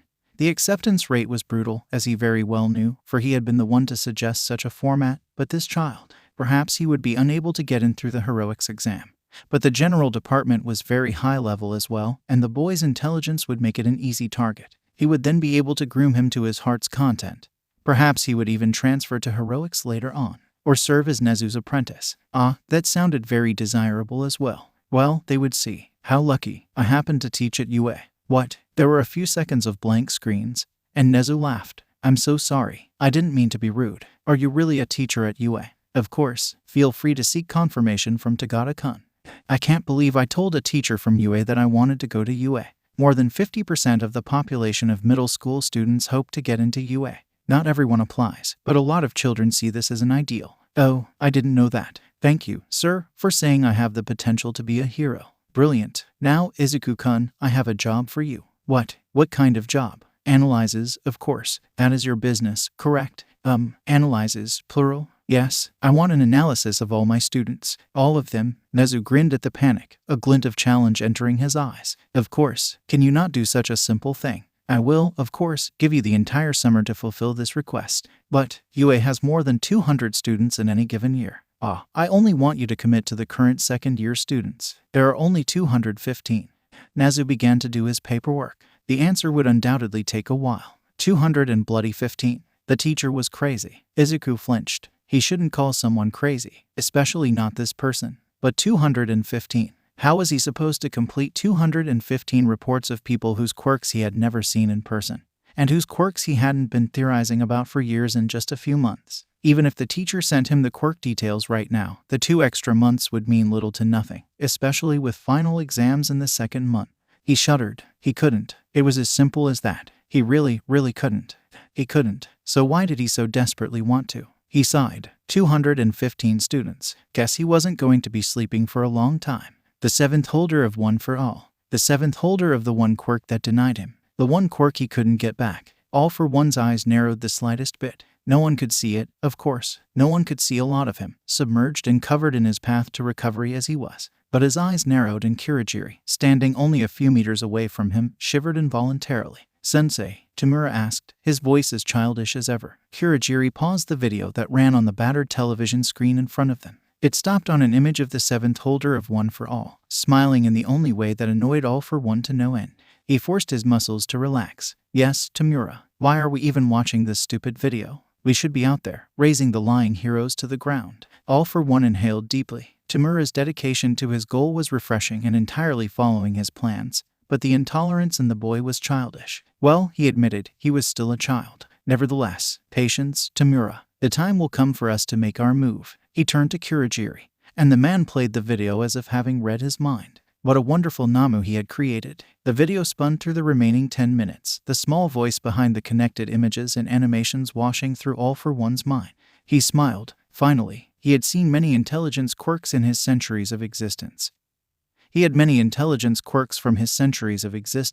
One allowed him to function with multiple lines of thought, another allowed him to present his speech on autopilot. Yet another gave him the ability to convince people with wavering wills of whatever he wished for them to do. Words were a powerful tool indeed. And yet, in his years of taking quirks and gifting them to willing underlings, he had never before encountered anyone with a quirk allowing them to analyze other quirks. This ability, this power, he let out an amused grin. If he could grasp this quirky analyst, the hero world would be no match. The child was able to analyze the strengths and weaknesses of even the seventh holder of One for All, the woman who was able to keep him guessing until the day of their last showdown. The child had been able to grasp the technicalities of the quirk with little to no information, for no one in the world suspected All Might of having the same quirk, so why should the child? And yet, his analysis of the techniques and strengths were flawless, even with minimum information.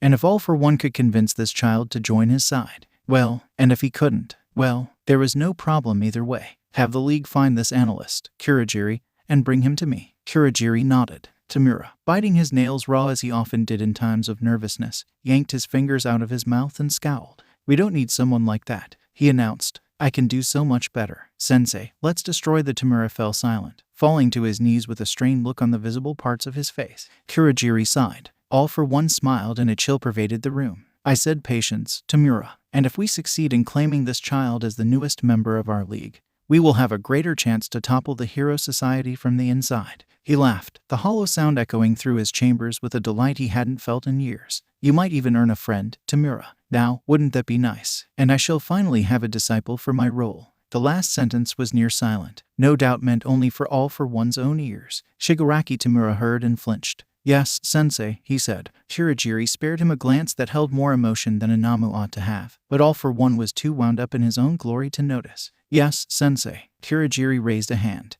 and the purple mist swallowed both him and Tamura. All for One smiled. The gears were in motion. Now, all he had to do was wait. All Might would see his world crumble in front of his eyes, and All for One would watch with glee. This chat is bugging my phone, Kaio typed. Her reply was, as usual, quick and precise. Izuku frowned. He'd made the group chat to easily talk to both of his editors, and soon, he'd even started asking them about their opinions on analyses and heroes who he was interested in.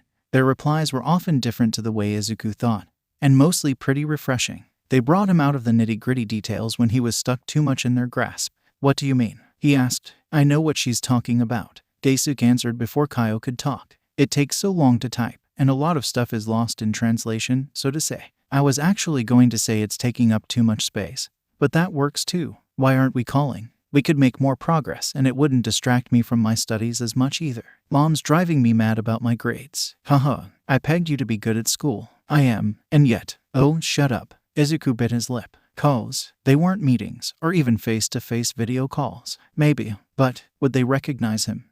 Why would they? He asked himself. They didn't even know of Midoriya Izuku, let alone that he was him. They didn't know he was quirkless. He swallowed. Could he take the chance? Anyway, moving past Kaio's denial, I think it's a cool idea. You up for it, Quirky? Hey, I think so. I think that would be fun. Great. Now can we please get done with today because I have a ton of schoolwork to go over. Ring. Daisuke-san is calling. Izuku jumped, only barely stopping his phone from falling. Ring. He swallowed. It was now or never. He clicked on the green button. Hello. Yo, Quirky. A happy voice soared out, deep and growly, like puberty had hit early. It didn't suit the image Izuku had in his mind for Daisuke, and yet it was ever so perfectly him. Wow, you sound exactly like I thought you would. He laughed nervously. Obviously, you've heard him on his channel. What else would he sound like? The girl, obviously Kaio, replied dryly, causing Izuku to burst into giggles. Daisuke gasped. How you wound me. I'm dying here, you hear me? Loud and clear. Izuku laughed harder. Daisuke groaned. What company I have. Anyway, Quirky, what did you want to ask us, anyway? Izuku swallowed, bringing his laughing under control. Sorry, I was just... He stammered to a halt, then took a deep breath, ready to continue. I was just going to tell you guys about a new hero that debuted. He bit his lip. Well, Kaio prompted after a second. Shoot, Izuku reddened. Sorry, Kaio-san. He apologized. It was Handmaiden, the psychokinetic hero. He gulped down the anxiety that threatened to churn up his throat. I thought she was pretty cool. Kaio hummed, but Daisuke seemed to brighten. even over the phone. I saw the news clip about her. Hato literally forced my hand. But damn, the hero was awesome. Did you see the way she manipulated everything around the villain? He couldn't even move. Izuku grinned. Exactly. She was amazingly mature in her movements, and her control over her quirk was so cool. Okay, down, fanboys, Kaio drawled. She's just a hero. She waited for the noises of disgruntlement to come from both ends before speaking again. But her control really was epic. Izuku snickered despite the teasing. Kaio always did this, and they always fell for it. But now I need to do my homework. Kaio growled. I hate homework. Why does math exist? I can trudge through English well enough, but math is a menace. English is cool, though, Daisuke pointed out. Present Mike teaches pretty good. Izuku sighed. Ah, you get to meet so many heroes, he muttered. Daisuke laughed. That's pretty fun, yeah. Anyway, Kaio-san, Izuku interrupted. Maybe, I could help you. He blushed. I'm okay at math. Yeah, that'd be cool of you, Quirky. There was a bit of shuffling at her end. Izuku frowned. Should he? You can call me. Izuku, he mumbled. That's my name. His voice grew smaller as he spoke. Kaio's end of the receiver crackled. Cool, I'll call you that, then. Call me Kyoka. And I'm Daisuke, which you guys already knew. Kyoka snorted. You play your cards too early sometimes. Rude. My pleasure. Izuku beamed. They hadn't turned, not even for a second. They hadn't. They wouldn't. Right. I sent an image on the chat, Kyoka said over what seemed like a forbidding silence to him. I can do most of the questions, but this one stumped me completely. The teacher didn't explain it, either. Not well, anyway. She sighed. Can you do it? Because I don't know if you covered it in your course yet. Izuku blinked and brought up the picture. It was fuzzy around the edges, probably taken in a hurry, but the word problem was clear, 20 odd numbers and all. Izuku racked his mind. We didn't do a lot of it, yet, because a few kids fell ill and we were catching up, but he looked at the question again. I finished this chapter on my own during the break. He cocked his head. I don't know if I'm right, though. Daisuke, could you? I'm no math whiz. Daisuke answered apologetically. Middle school math left me when I left middle school. Oh, remind me as well, though. I'm 100% sure Sensei's going to give this in our finals just to spite me. He's evil. Only pro heroes taught at UA. What hero is evil? Izuku shook his head. Daisuke was probably exaggerating and humoring him. He hardened his resolve. He would have to solve this problem, then. He began to speak, explaining details of mathematical and algebraic formulas that he barely understood. Surprisingly, when he began to describe, the details began to clarify in his mind, turning into structured blocks of information rather than something he had read just recently in the hopes of fulfilling his coursework early to get more time for the work he had been hired for. At the end of their impromptu study session, 3 questions later, Kaio hummed. You're a pretty good study partner, Izuku. Wouldn't have guessed it. I thought that new quirk analysis client was keeping you up a lot. Izuku laughed nervously. He did give me a lot of quirks to sort through, but I'm mostly just, leaving the actual analysis for the summer. Right now, I'm only categorizing them according to their elements. A lot of them are actually similar. The guy is savage, Daisuke agreed. But good luck anyway, kid. Yeah, your analysis isn't bad, Kyoka concurred. But 3 months is definitely too little time for so many. Izuku perked up. All about that, Kyoka-san. I was wondering if you would like me to do an analysis for you. Kyoka fell silent. Izuku flushed. If you want to. It's for free, of course, and He rubbed the back of his neck. You've got a lot on your plate already, Izuku. You don't need to do an analysis for me. Izuku frowned. But, you've done so much for me, and I thought this might help you because you wanted to test into the hero course. Kyoka huffed. You're already paying me, man. There's literally nothing you owe me. But, how about you bring it up after this entirely too big analysis order of yours? Daisuke suggested. Then see if Kyoka wants the analysis. Izuku rolled the thought over until it hit the right buttons. Okay, that sounds alright. Kyoka sighed again.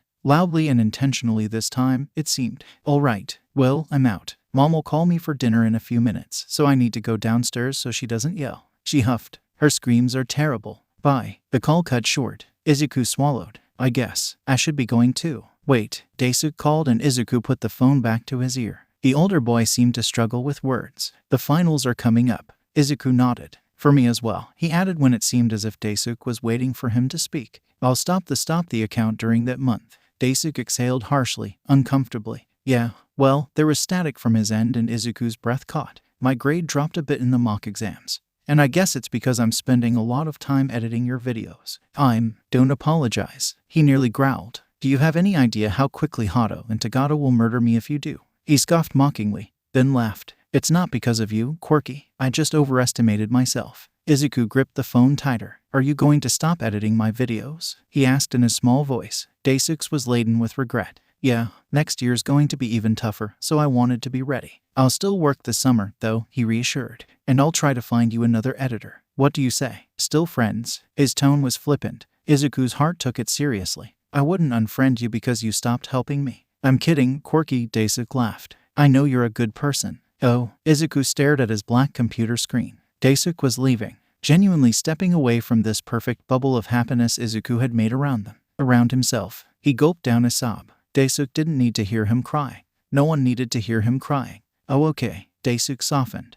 And his voice lowered as well, becoming more of the voice Izuku had expected him to have. I wish I could continue, too. It was really fun, you know. And I learned a lot from your analyses. I'm sure the villains won't stand a chance once I become a pro hero. Izuku nodded and brightened. He was right in every way. Yeah, he agreed. You'll be an amazing hero. Amajiki will destroy this in seconds. But thank you for my momentarily swollen ego. Izuku laughed, then drifted off. He wrinkled his nose in thought. Could you teach me? What? Daisuke asked. Graphic designing, Izuku continued. When you're free, I mean. Daisuke hummed. Sounds fine. You don't want a different editor. He teased. I knew I was too difficult to top. Izuku nodded shyly, unable to say it aloud. Daisuke laughed as if he had seen action. All right. Do you want to do screen share video lessons or meet up? Izuku couldn't breathe. Meet up. With Daisuke-san.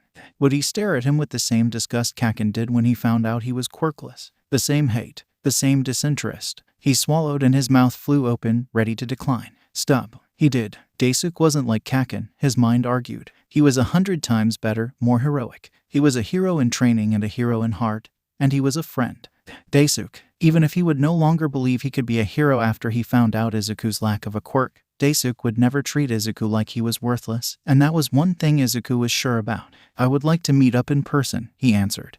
And his chest felt so much lighter than it had in near a decade. Izuku felt the world tremble under his feet. It wasn't an earthquake and it wasn't a quirk, but the world trembled anyway, and his heart sped up by the second. It was a Saturday, and he sat on a corner table at a small cafe near his school. He had started coming here to pick a dessert for his mother ever since he had begun to make money. Nothing fancy, but something good, nonetheless. His mother deserved it. But now, for the first time since he had discovered this cafe, he sat there, a lemon tart in front of him that he didn't have the appetite to eat. He shook again, and the world shook around him. What had he been thinking? Meeting up with Daisuke was a colossal mistake. A disaster. He should just call and cancel right this second. But what if Daisuke was already on his way? Daisuke had helped him so much and now here he was, planning to inconvenience him yet again. But better inconvenience him than let him meet someone who failed his expectations, right? He inhaled deeply. What was he supposed to do? I thought you'd be panicking over here, a voice called, deep and so familiar. Guess I wasn't wrong. Izuku jumped, his plate of lemon tart bouncing away. Da Daisuke-san, he yelped. The older boy let out a whoops in the plate, falling, stilled in midair before rising and settling back on the table. Careful there, he joked. Don't want our resident analyst with any injuries. He slipped into the seat in front of Izuku and grinned. Izuku's ears reddened, and he slipped back into his seat. Low, quirky. Daisuke was almost exactly like he had imagined him to be. He exuded an aura of confidence and pride that even Izuku could sense. He was someone who was sure of his place in life, and confident he could fulfill his goals. For a second, Izuku stared with wide eyes, because Daisuke reminded him of All Might. Daisuke quirked an eyebrow, and Izuku winced. So sorry. Hello, Daisuke-san. He looked down. It's nice to meet you. Daisuke nodded. It's great to meet you too, kid. He beamed as Izuku looked up shyly. You are adorable. Hato is going to be epic jealous. He laughed. Izuku flushed red to the tips of his toes. He could feel the burn rush through his body. And he bet it could be seen on his face too. Now if only he had a quirk to hide his embarrassment. He shook his head. There was no use lamenting over his own lack of a quirk. Not when Daisuke-san was here. He brightened. You used your quirk just now, didn't you? Daisuke nodded. I did. I usually wouldn't have, but... He mulled over his words. Izuku frowned. I'm sorry you had to waste it on something stupid I did.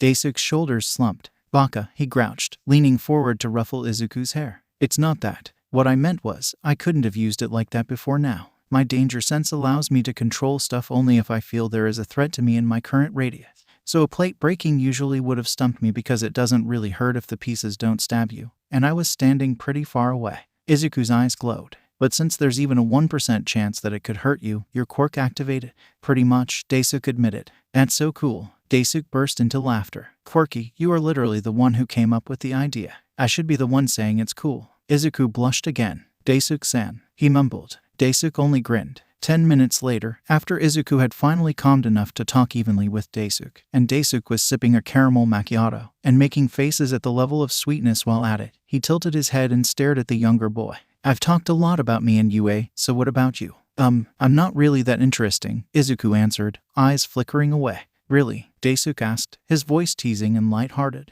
I find that hard to believe, kid. Izuku looked down.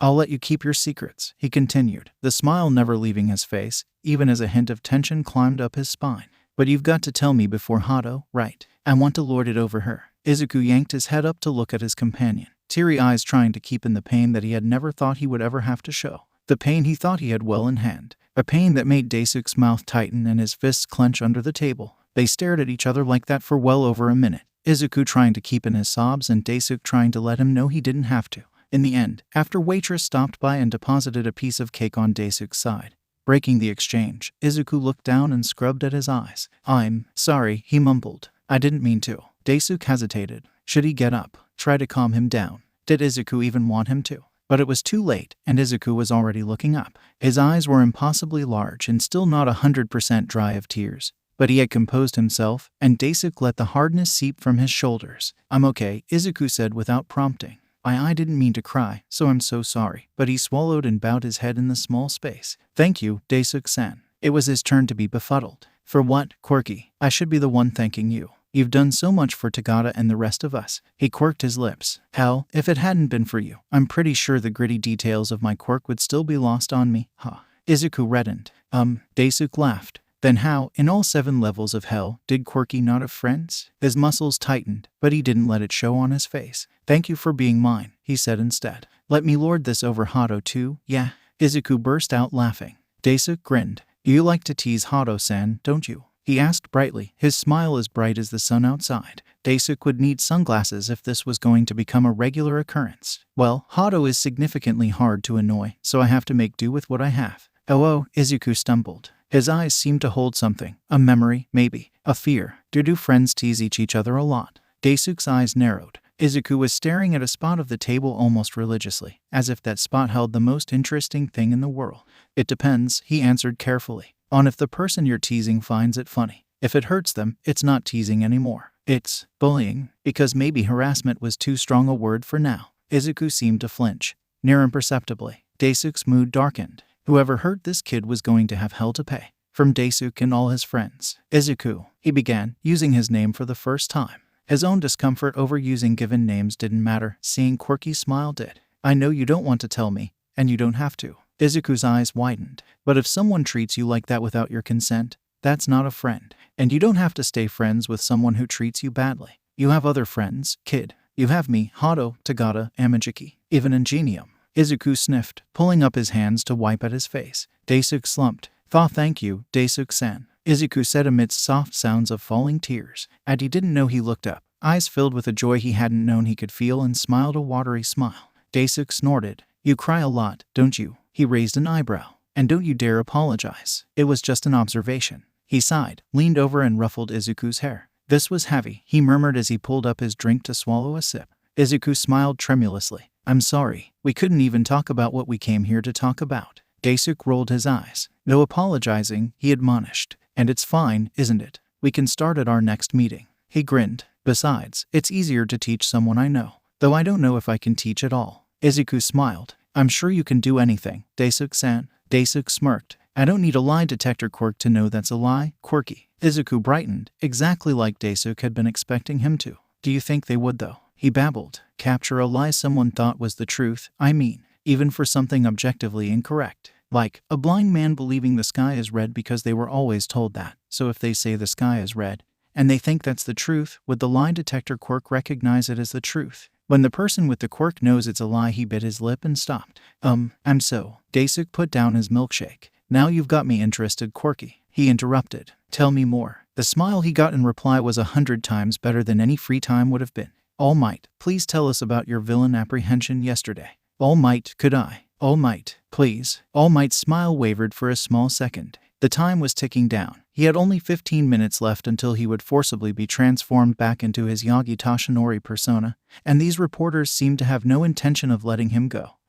Excuse me, All Might, sir," a younger voice called out. And All Might hesitated, blindsided by the fact that this wasn't a reporter. "Could you confirm if Wonder really had a strength enhancement or augmentation quirk?" The excuse died on All Might's tongue. "What?" he whispered, heart thumping louder than it had even when he faced All for One during their last battle. Where did you hear that?" The urgency in his voice spread out a wave of silence, and the crowd slowly turned to face the wide-eyed curiosity of a blue-haired boy. "There's a new Quirk Analysis channel on Herotube." He shrugged. He did an analysis of Wonder and mentioned his reasoning for believing her quirk to be strength enhancement rather than flight. He beamed. "So, was it? Quirky mentioned you were really proud of this hero and all, so we were wondering if you could confirm." Mutters exploded in the midst of the fans, quite a few of the civilians and reporters pulling open their phones to see. It took all the 10 minutes he had left for All Might not to flinch. "I must go, young people. Do not fear. I shall return soon." He turned, jumped, and ran 3 streets away.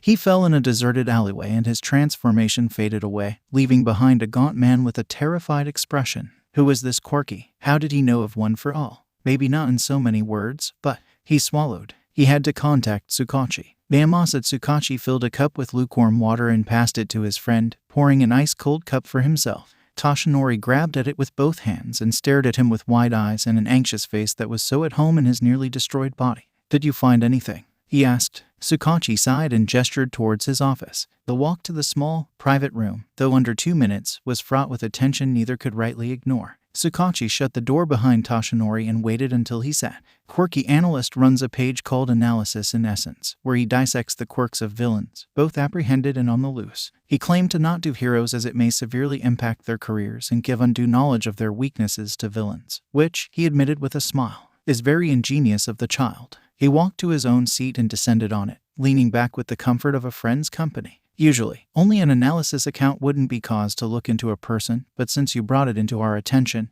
my people coupled the creation of the account with whispers from the underground, and it seems Quirky's analyses led to some interest in the villains. He rubbed the back of his neck. Cyber reassured me that his firewalls are pretty strong for a Herotube account, at least right now, so I'm not worried about that, but Toshinori wilted. "So there is no information on how this analyst knows of One for All?" Tsukachi shook his head. "I don't think he does, Toshi. The kid probably found some reports on your teacher and extrapolated.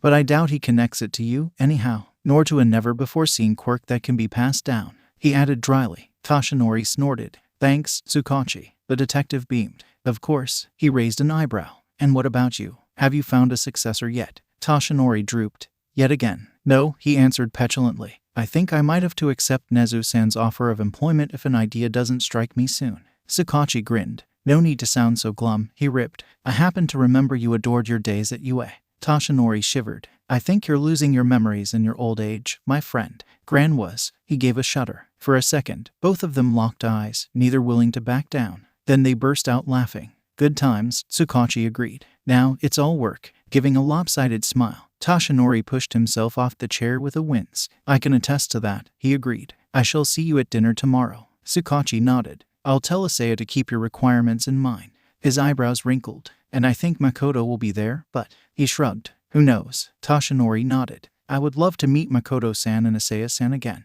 He waved. "Thank you for your help, Tsukachi." The detective nodded, muttering no problem, as the number 1 hero disappeared out of the police station. Then he slumped in his seat, thinking on the bad news. The firewalls, according to Cyber, were new. They also originated from a source other than the owner of the Herotube account, if Cyber were to be believed. And fortunately for law enforcement, they were. He sighed and stared at a dark spot on his polished wood desk. That was where the bad news begun. Since the firewalls had leapt up just recently, there was a chance that this Quirky had attracted the wrong attention, and the wrong attention had made their move before the firewall rose. Before Quirky had become one of the most protected Herotubers on the internet. He grimaced. The itch at the back of his mind intensified. Time would tell. But waiting for something to happen had never been his strong suit. They were in a park this time. It was the 7th time they were meeting, and Daisuke had already decided that Izuku was the peak of adorableness. This world could do no better, never mind the fact he didn't know every single person in the world. They sat facing each other on an otherwise vacant picnic bench. Desu grinned at the excitable young boy as he gushed about some quirk he was analyzing in a depth Desu wouldn't have cared about. Well, not before Izuku, at least. These days, his mind worked to the tone of this quirk seems interesting. Quirky would think it goes, with a filling in the blanks depending on each specific type. Even at pop quizzes at school, he was getting better at answering surprise situation analyses. It always seemed that he and Izuku had discussed it at some point. Then again, with how much they talked about stuff like this, he had no doubt they had. At some point, he quirked a smile as Izuku unraveled and stopped to take a breath. That sounds really cool. Do you think light refracting invisibility quirks can work on things other than the person? Izuku scrunched up his mouth and thought. I guess it would depend on the quirk specifications. Some would be able to, but that would work only if you controlled the refractions themselves and not the impact of those refractions on you. Then again, if you could control the impact, there's a possibility you could control the impact on others, so it ends up the same way. He scowled. I wish I knew someone who had a light refracting quirk. Desu laughed. I'll let you know if I ever find someone like that. Izuku beamed. Thanks, Desu-san. Desu rolled his eyes at the formality. The kid had gotten a lot more comfortable since their first in-person meeting, but the san was something he was defiant not to lose. He hummed, I bet you've got plenty of kids jealous of you at school, though, he murmured, and then closed his eyes for a second as Izuku inhaled sharply. He hadn't meant for Izuku to hear him. Sit, Quirky. Izuku's lower lip trembled, but this time, it wasn't because his eyes filled with tears. He shook, not with sadness, but with fear Desu could see reflected in his eyes. I don't have a quirk, he blurted. Hands rose up instantly to cover his mouth, but the damage was done. In that moment, when the chirping birds and loud children playing around them faded out to a dull silence, it was hard to see who was surprised more at the admission that had involuntarily escaped Izuku's tight grasp. The younger boy sat in stupefied alarm, his entire body trembling with uncertainty and confusion, too scared to move, and yet desperate to run. Desu almost couldn't breathe. Quirkless. What the hell? Quirky, the absolute god of quirks, was quirkless. Someone who, out of the entire damn world, adored quirks the most. Someone who had the soul of a hero and the mind of a genius, was bloody quirkless. Someone who was the nicest kid Desu had ever come across. Someone who deserved a quirk so much more than millions of others who abused theirs. How in the bloody 7 layers of hell did fate take away from this kid without feeling the guilt that even Desu was drowning in? His breath caught. School. Sit. Those effing morons. They were treating Quirky as sit on the basis of his quirklessness, weren't they? They were treating him as undeserving of life, of being in their bloody shadows. His blood boiled and his quirk flared. He wanted to stomp his way over to Izuku's school this very moment and slam those utter idiots into the ground for how they treated someone who had near become a brother he never had. Someone who had helped him and his friends and was probably the reason they would be able to save more people than they would have had they never met him. Someone who was the reason they were on their way to becoming heroes faster than they had thought possible. Someone who was wowing millions. And all without a whimper climbed up through Izuku's throat and broke Desu's silent tirade. His eyes focused and he stared as Izuku's eyes teared and his lips quivered. He was stuck in his position, unmoving even against the onslaught of dread. He was terrified, and it struck Desu deep in his heart. He pushed himself up and rushed to the other side of the bench, pulling his little friend into an enormous embrace. Izuku was stiff. Desu's arms tightened. God, you're amazing. Izuku let out a soft gasp. You're sitting here, without a quirk, he continued, and you're outclassing every freaking other person out there. Your analyses helped Ingenium catch more criminals, and it's helping me and Tagata and everyone else become better heroes. And you're doing it all without a single quirk. He pulled back and stared into his eyes to make him understand that he was serious. You're amazing, he repeated. Izuku burst into tears. Minutes passed and Izuku kept sobbing into Desu's shirt, his breaking voice more hurtful to the older boy than anything he had ever heard. He hadn't expected him to be quirkless, but damn him if he ever treated him differently because of it. Izuku forced his cries to peter off, then peeked out of his burrow in Desu's chest. Do you really mean that? He asked quietly, and Desu's heart broke again. Yes, he answered without hesitation. Izuku trembled again, but this time, he buried himself right back in, hugging Desu for all he could. Desu let him. The pain he had seen in Izuku was much too real, and it wouldn't let up easily. But if letting him cry it out could help for even a second, he was willing to be one he cried on. His quirk flashed. He frowned. He knew why it had acted up 10 minutes ago. The danger he had felt to Quirky had sparked it into action. But right now, his eyes raked across the 5-kilometer radius, searching for answers, for the source of the very real danger. His eyes fell on an unassuming figure sitting in the furthest corners of the park. There was nothing to show he was the source. No suspicious gesture, No hidden faces, no overly large coat that signified suspicious in the thousands of fiction books he'd read. But his gut proclaimed the black-haired man was the culprit. The man's eyes flickered, and his gaze swept over the park, resting for just a few seconds longer on Izuku's back. At this distance, if he didn't have quirk enhancing his eyesight, he wouldn't be able to see Daisuke staring at him. He didn't, but Daisuke saw him staring at them. Bile rose in his throat. Someone was following them. He swallowed and flicked his hand. His quirk burned through his fingers, and a ball rolling on the ground nearest to the man pushed the slightest bit off course, landing at the man's feet. A gaggle of children rushed to the ball. The man rose and left. Daisuke breathed out a sigh of relief. Izuku jumped back as soon as Daisuke's chest heaved, face red and eyes clear. I am so sorry, he squeaked, and the danger wafted away in the space of less than a second.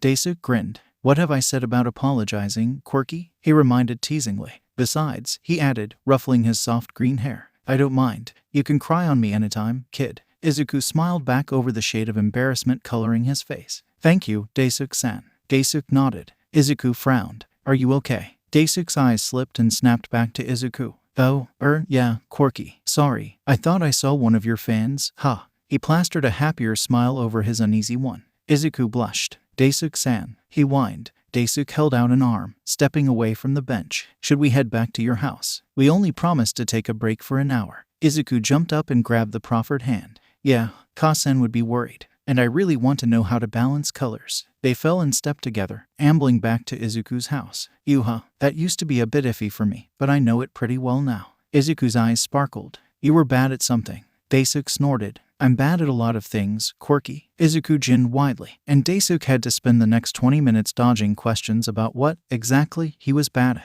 Welcome back, Izuku, Daisuke-kun. Inko called from inside the house as they entered, and Daisuke beamed. Izuku's mother had the soul of a saint, and no one could convince him otherwise. We're back, Izuku called, tugging Daisuke to his room, where they had been working on his computer. Daisuke let himself be pulled past Inko and her smile as wide as her face. His mood dropped a tiny bit. Izuku's quirklessness had probably affected her as well. And yet, she hadn't caved to pressure and societal expectations. Here she was, an example of a better mother than so many could claim. He shook his head. This family were blessings on this earth, and fate was having fun playing with their lives. Great. If only he knew someone who could manifest fate into a punchable form. It was 6 in the evening when Daisuke finished with his latest lesson. It was a new experience, being a teacher, and it wasn't entirely bad. Of course, action trumped it every time. And the calmness of it was probably because he actually had a good student. He'd seen some of his classmates. Hell, he'd seen himself. And he wouldn't want to teach those types of kids.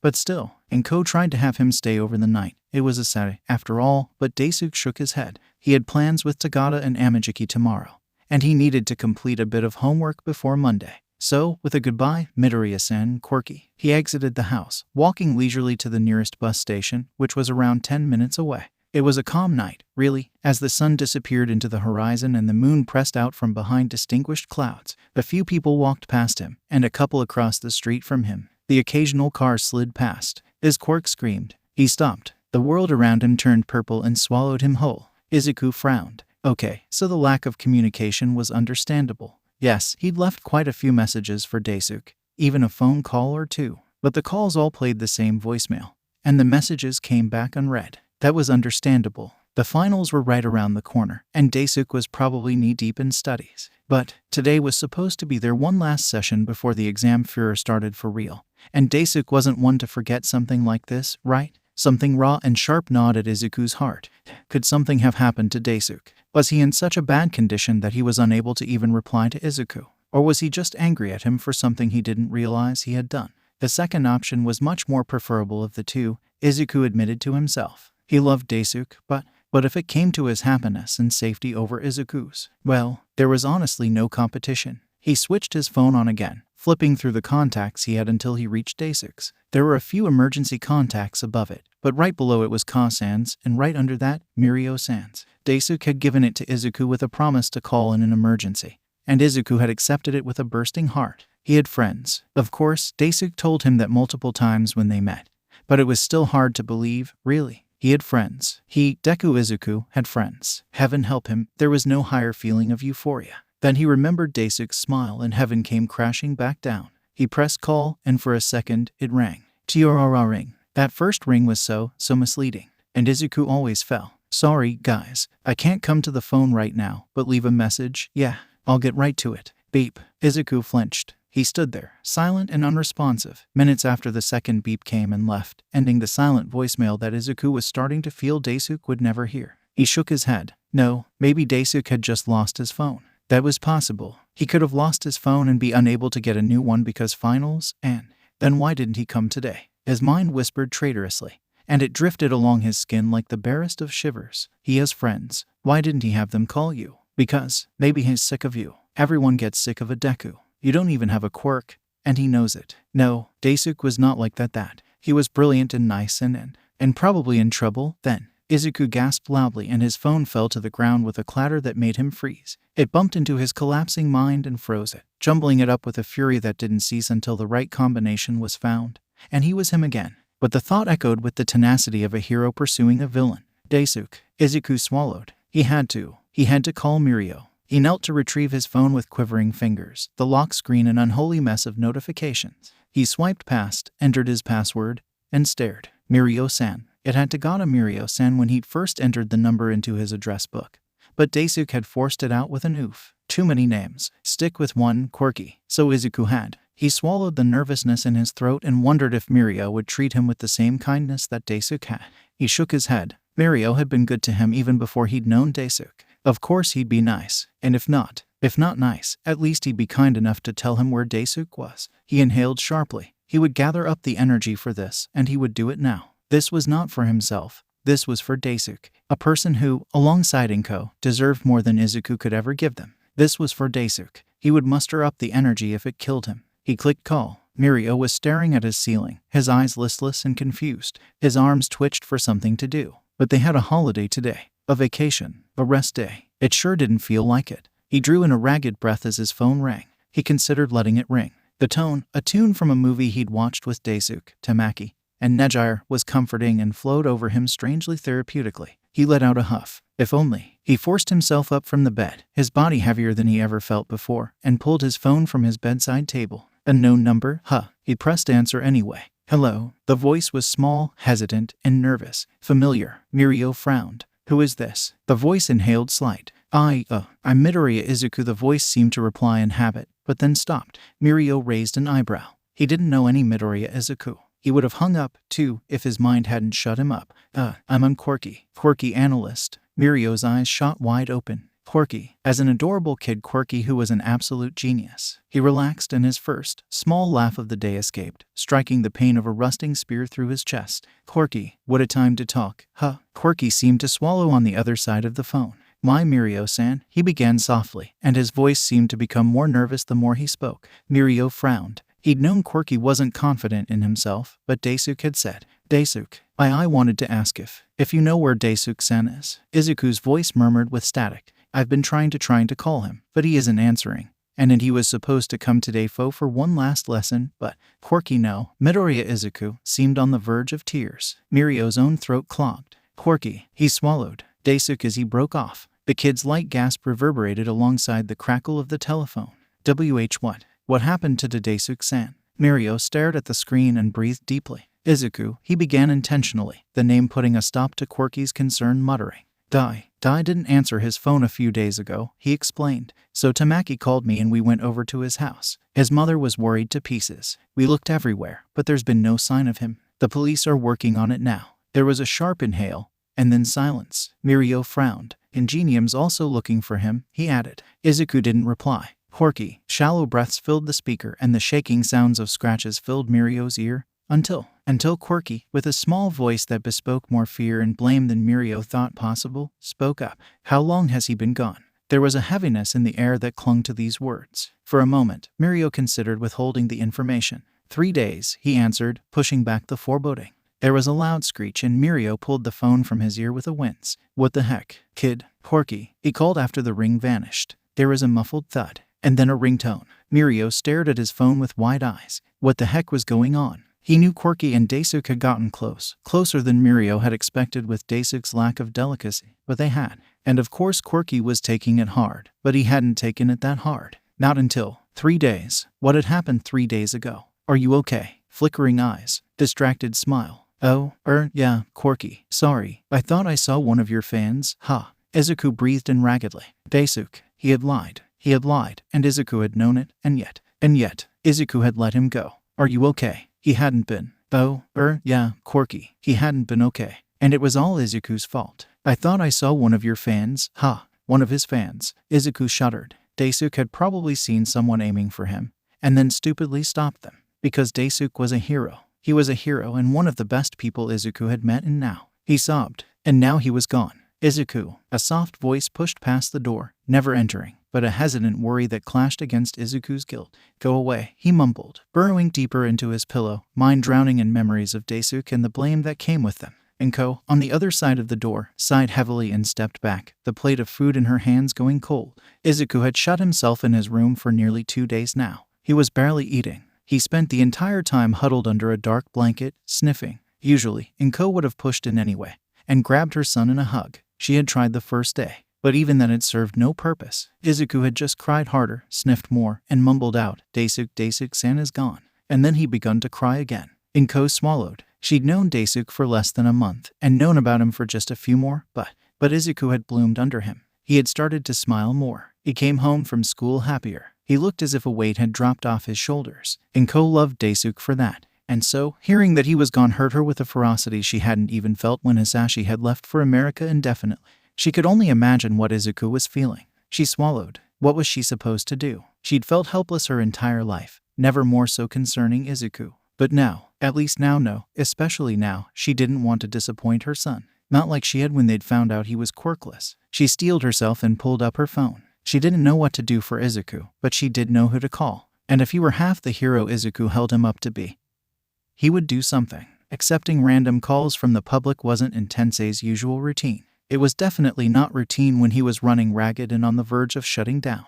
But when Nom Nom rushed in with an uncharacteristically solemn look and a mouth Quirky's mom, he didn't hesitate. Good afternoon. He cleared his throat. This is Ingenium. The woman on the other end of the phone inhaled sharply. Good afternoon, Ingenium-san. She answered in a soft tone that reminded Tensei of the warm summer afternoons he spent as a child with his grandma.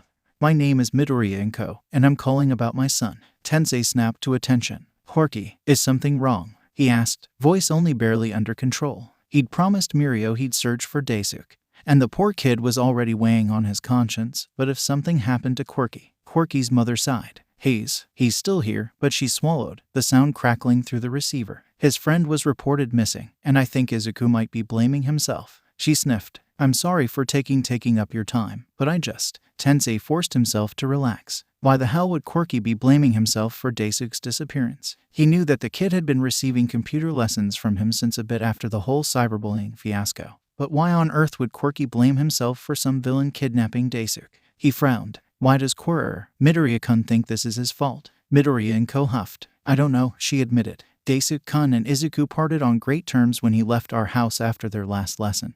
But 2 days ago, Izuku just called Mirio-kun and shut himself into his room. Tensei's blood ran cold, his hand gripping onto the receiver much too tightly. When did they hold their last lesson? Miss Midoriya? The other line grew quieter as if sensing the shift in tension. 5 days ago. Oh, damn, Miss Midoriya, Tensei said with control he did not possess. I must go. There has been a break in Daisuke-kun's case that we must follow. Oh, of course. I'm so sorry for taking up your time. Tensei exhaled lightly. It was no problem. I will be getting back to you, ma'am. Thank you for contacting me. Goodbye. He clicked the phone shut and waiting, breathing once, twice, 3 times. The excess energy in his body washed out, slowly. He pursed his lips. This was worse than Daisuke being kidnapped for random villain purposes they hadn't yet recognized. Metal, he shouted, and the door flung open, his psychic peering in carefully, Nom Nom at his side. Yes, boss. Inform the police that they should look at another angle concerning the kidnapping case. He grit his teeth. Look for those who tried to access Quirky's account on Herotube, and villains who may be looking for him. Metalwork's eyes grew wide. You think they were after Quirky? Nom Nom frowned. Why would they be after him? He's just, Tensei glared sharply, a quirk analyst. Yeah, one whose analyses helped me capture actual villains. Why wouldn't they want to kidnap the kid? His co-workers flinched. Tensei sighed. Look, I'm sorry. Could you please just... Yeah, boss. On it. Metalwork nodded. Thank you, Tensei said, falling back into his chair as soon as the two left. This was turning out to be a bigger mess than he had anticipated. He should have thought of it when he first stumbled over Quirky and his hidden talents. He should have thought of it when Quirky decided not to go public, citing the same reasons that were just now at the forefront of his mind. He slammed his hand on his table, and the papers on the edge of it fluttered to the ground. Tensei couldn't be bothered to care. This time, when the phone rang, it was his personal cell. He gave it a glance and frowned, because why would Mirio be calling? Tensei had told him he would inform him as soon as there were any updates on Daisuke's case, and Mirio hadn't called him once in the past 5 days. So why would he choose to now? Good afternoon, he answered tightly. Mirio's voice was just as tense. Ingenium-san, I think Daisuke's abduction was worse than we think. Tensei narrowed his eyes. Quirky's involved. There was a sharp intake of breath on the other side of the call. How did you never mind? Mirio cleared his throat. Dai gave my number to Izuku. That's Quirky's real name, and he called me up after Dai didn't arrive at their planned lesson. He didn't take it well, but especially not after I told him when he was reported missing. His mother just called. Tensei told him. She said he blamed himself. Mirio hissed. Damn it, he swore. That's the thing, Ingenium-san, he continued. Do you know the huge order Izuku was commissioned? The 200-something profiles. Yeah, it was Principal Nezu who did it, and he apparently loaded up these huge firewalls on Izuku's account right after he talked with, so the villains who were probably after him couldn't bypass them. He hesitated. They probably stumbled onto Daisuke's account and followed him. Tensei closed his eyes and slumped back into his chair, and thought he was Quirky or something. Or something, Mirio agreed. And now the real Quirky is beating himself over the fact that Daisuke-kun possibly got abducted because of him. Mirio shuffled. Do you think I should visit him? Quirky, I don't know if. He sighed. Dai probably wouldn't want him to blame himself. Midoriya Izuku's trembling words flashed by his mind.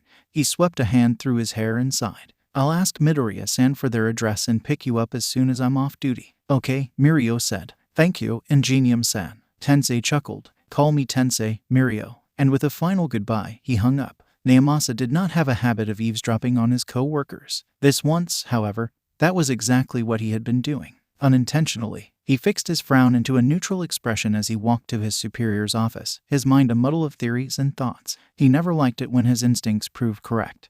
But in cases like these, he especially loathed it. This online analyst was spreading waves, and they weren't all good ones. 10 minutes later, the captain of the precinct stared at him with raised eyebrows, hands folded across his chest. You're aware that Detective Urasawa is handling this? She specializes in missing persons cases. Naomasa gave a brief nod. Yes, sir. However, I am not asking to be handed the case, only to be kept in the loop. I have some concerns that this may be more than just a missing persons case. The captain sighed. So you heard about the involvement of cyber? Naomasa gave a wince and a nod. The captain laughed mirthlessly. Of course you have. Fine. But I'm only allowing this because you were already onto this analyst before this all happened. Tell Urasawa to keep you informed. Naomasa smiled. Thank you, sir. He spun on his heel and left. Now came the discovery part. His head was sluggish, and his mouth muddy and unkempt. Daisuke opened his eyes to a dark room, tied to a chair. Right in front of him was a door, but otherwise, the room was dull, barely the size of a small bathroom. He blinked, trying to clear his eyes. What the heck was going on? Where was he? The last thing he remembered was walking home from the purple mist. He'd been abducted. He swallowed the sudden fear that rose in his chest and tried to think like Yue was trying to teach him to. So, the villain had kidnapped him, either drugged him or used a quirk to put him to sleep, and now he didn't know where he was, or how long he had been there. This was nothing near to the scenarios Yue had run through with them. His heart sped. Heroes were probably looking for him, though, right? Amichiki and the rest wouldn't let them not. Plus, his mother was meticulous in stuff like this. The police and heroes and everybody. He flinched as the door swung open. A man stood there, immaculately dressed, though his body was a cloud of purple, which sort of defeated the purpose. It was the villain who had taken him, Daisuke was sure. He bit the inside of his cheek and tried to flare up his quirk. There wasn't a lot in the room, but even the tiniest thing would suffice. His quirk sputtered. Daisuke inhaled sharply. The F did you do to my quirk? He growled, something deeply terrified rising inside him. He had had his quirk since he was 4, and it was as much a part of him as his sense of sight. It was vital and beautiful and so natural. The man stared at him quietly, then walked forward and lay a hand on his shoulder. For the second time in as many hours that Daisuke remembered, he was engulfed in a purple fog that swallowed him whole. A second later, his chair trembled as it was set down on the ground somewhere very different from where he had first awoken. It seemed the purple guy's quirk wasn't, in fact, drugs, but teleportation. That just changed everything he'd been thinking of. Damn it, Daisuke coughed, taking the chance to observe where he was. The room was large and dark. There was a television at one end and at the other, there was a large capsule. Desu frowned. It was big enough for a human, but his eyes fell on the long pipes that protruded from the contraption, and his suspicions confirmed. He'd never heard of something like this, someone like this, but there was no other explanation because no one else would need so much life support. There was a person inside that capsule, and with his luck, it was a powerful villain who was supposed to be dead. "Hello, child," a disembodied voice greeted, and a shiver ran down Desu's spine. There was a hiss, and the capsule opened with agonizing slowness. When it stopped, 5 seconds later, seconds that seemed almost an hour, a hand reached out, grabbing at the sides of the machine to pull itself out. The man who exited it was tall, with an unrecognizable face covered with a dark mask that connected to what seemed to be a thick machine positioned around his neck. He was armorless, sightless, but not powerless. There was domination in his very presence that forced away motion from Desu's limbs, and even if he could have, he wouldn't have been able to move from his place. "It is only polite to return my greetings," the man rebuked, the silkiness in his tenor so enticingly powerful and terrible at the same time. Desu's mouth unfroze. He swallowed. He, for a second, had almost done what he had told him to do. Was this how the villain forced people to do his bidding? Did he have a coercion quirk? "You're a villain," he said. The man cocked his head, but the disapproval oozed out of him. "I am, yet you still do not do as I say," he sighed, turning to the teleporter. "This is what the heroes have turned today's generation into." "Kurogiri," he remarked, then shifted back to Desu and raised a hand. Desu screamed. The man dropped his hand. "Hello, child," he said again. Desu blinked back his tears. His nerves shrieked at him like he had screamed just a moment ago. The pain. He had never hello, he said back, flinching even as the words dragged themselves out of his mouth. The satisfaction that permeated the room left Desu nauseous. "Very good," the man said. "I don't see why this has to be any more difficult," he pointed out. "Do you?" Desu grit his teeth. The half of him that mouthed off in front of teachers and authority figures, the half of him that wanted to be a hero, yelled at him to scream at the man, go out with a bang and try to take these villains with him. The other half, the half which remembered his mother, his father, his friends, Quirky, that half demanded he give in. Survive. "No," he answered softly, his nails biting into his palms and his mind raging against his heart. The man laughed. "Not difficult at all," he agreed. "Take him back to his cell, Kurogiri. I shall speak to him again once the quirk I used fades." Desu was, once again, swallowed by the purple mist. "Come in," Midoriya Izuku told them the second they arrived. She ushered them to her lounge, where she picked up a jug of water and offered them both a glass. Tensei accepted it with a small smile that wavered on the edges. "Thank you for contacting me, Midoriya-san." Inko's hands trembled, and she set down the tray, folding her arms to hide the shaking. She turned to look behind her, in the direction of what was most certainly Izuku's room, and sighed. "I should be the one thanking you," she replied. "Both of you." Mirio, nearly silent at his side, startled. Inko blinked rapidly, then inhaled deeply, settling herself. "You helped Izuku be himself after I couldn't.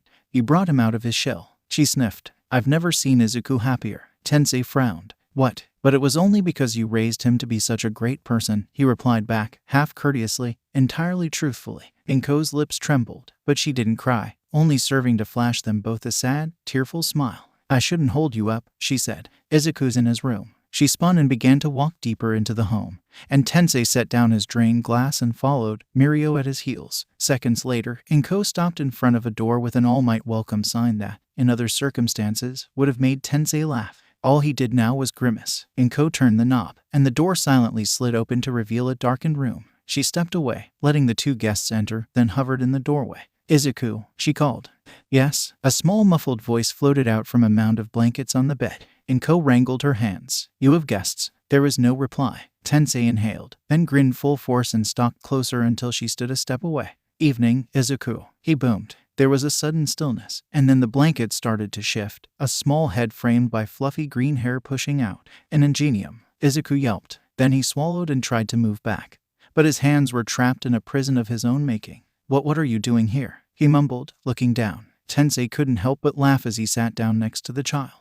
"That's me," he agreed. Mirio came forward and sat on Izuku's other side. "You hung up on me," he reminded. "I got worried." Izuku flinched. "Lemillion." "Hey, Quirky." Izuku burrowed further down into his blanket hole. "Go away," he whispered. Tensei raised an eyebrow. From what he had gleaned about Izuku, and it had been a lot, the kid was an open book. The boy wasn't one to say something that could be taken rudely, and go away fell definitively in that category. "Why should we do that?" he asked, reaching up a hand to smooth Izuku's hair away from his eyes. Izuku's eyes widened, and he stared at Tensei as if such an action was alien.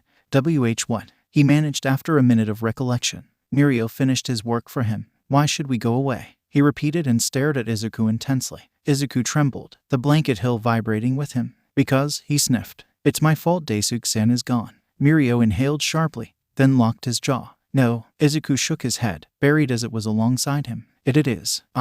Daisuke-san was with me on the day he disappeared. He just dropped me at home and now he's gone. Mirio exchanged a surprised look with Tensei, who pressed his lips together in grim certainty. It was true. It was precisely that. Daisuke-san was. Izuku inhales deeply, seems to calm, and then continues. He was distracted while we were walking back from the park and then he disappeared. He disappeared after leaving here, and he probably disappeared trying to save me because he's a hero. The silence rang through the air like alarm bells. Tensei's mind tried to swim through this as fast as he could. But if Daisuke had seen something off-putting at the park, that meant other people had, too. It also meant that the security cameras on the streets would finally be put to use, because Tensei flinched as the bed rocked and threw him back into the present.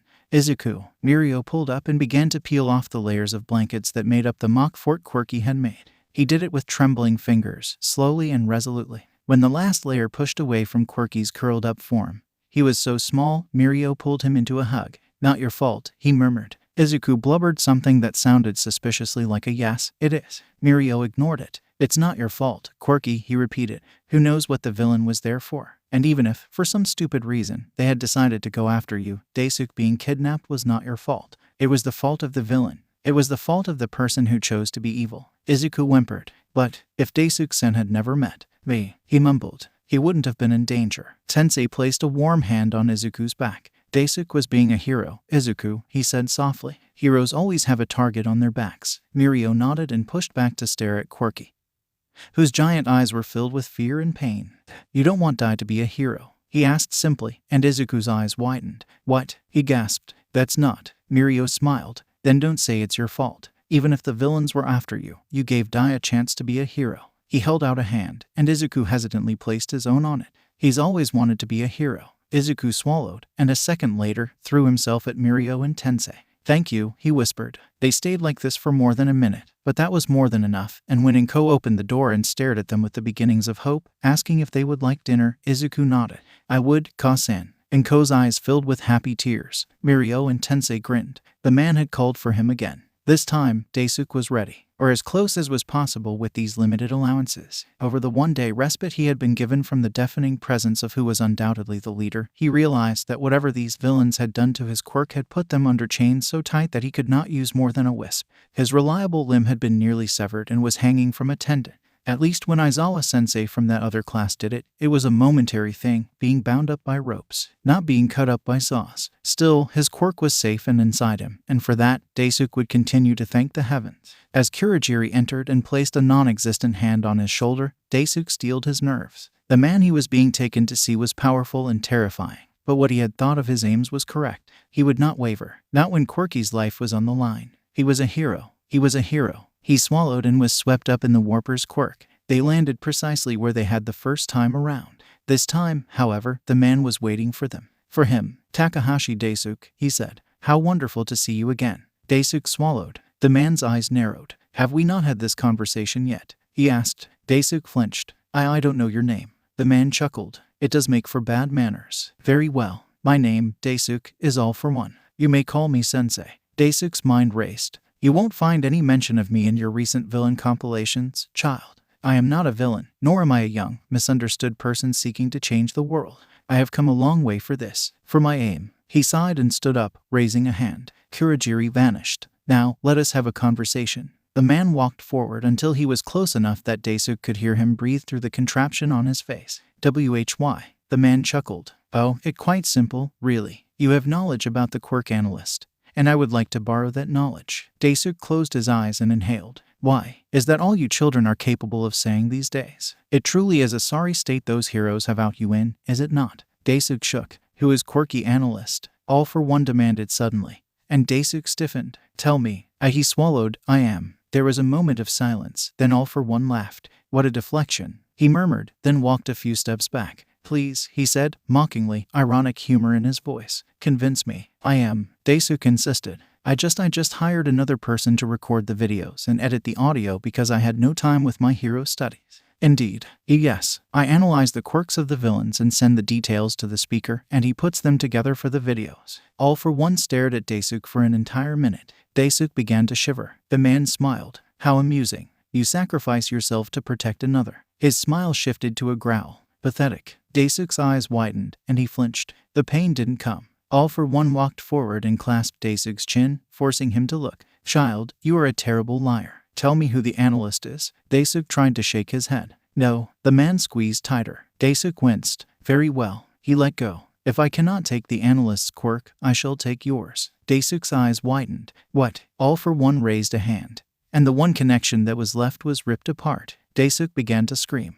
Emptiness. He had never felt so empty. He was drowning and falling and dying in 1,000 different ways. Daisuke looked at the wall. It was empty too. Empty, empty, empty, empty. Everything was empty. Why? Why did it have to be him? He sniffed and called upon his quirk. It wasn't there. He was empty. Broken. His soul shrieked with fury and pain. So much pain. He couldn't. Damn it. We are aware that this analyst may be involved. Detective Urasawa repeated. Her words were professional and clipped. Our investigations unit is already looking into it. Tensei sighed. Urasawa Hinako was a professional and brilliant at her job, but she wasn't the best liaison. Very well, he said. Is there any other detective working with you on this case? She gritted her teeth. Why do you ask? So I don't interrupt you when I ask for updates. Urasawa blinked, then nodded sharply. Detective Tsukachi Naomasa. You may contact him for any more information, or if you have a lead, I shall relay any updates on the case to you through him. Tensei inclined his head. Thank you, Urasawa-san. She did not reply as he got up and exited the office. Outside, Tensei frowned.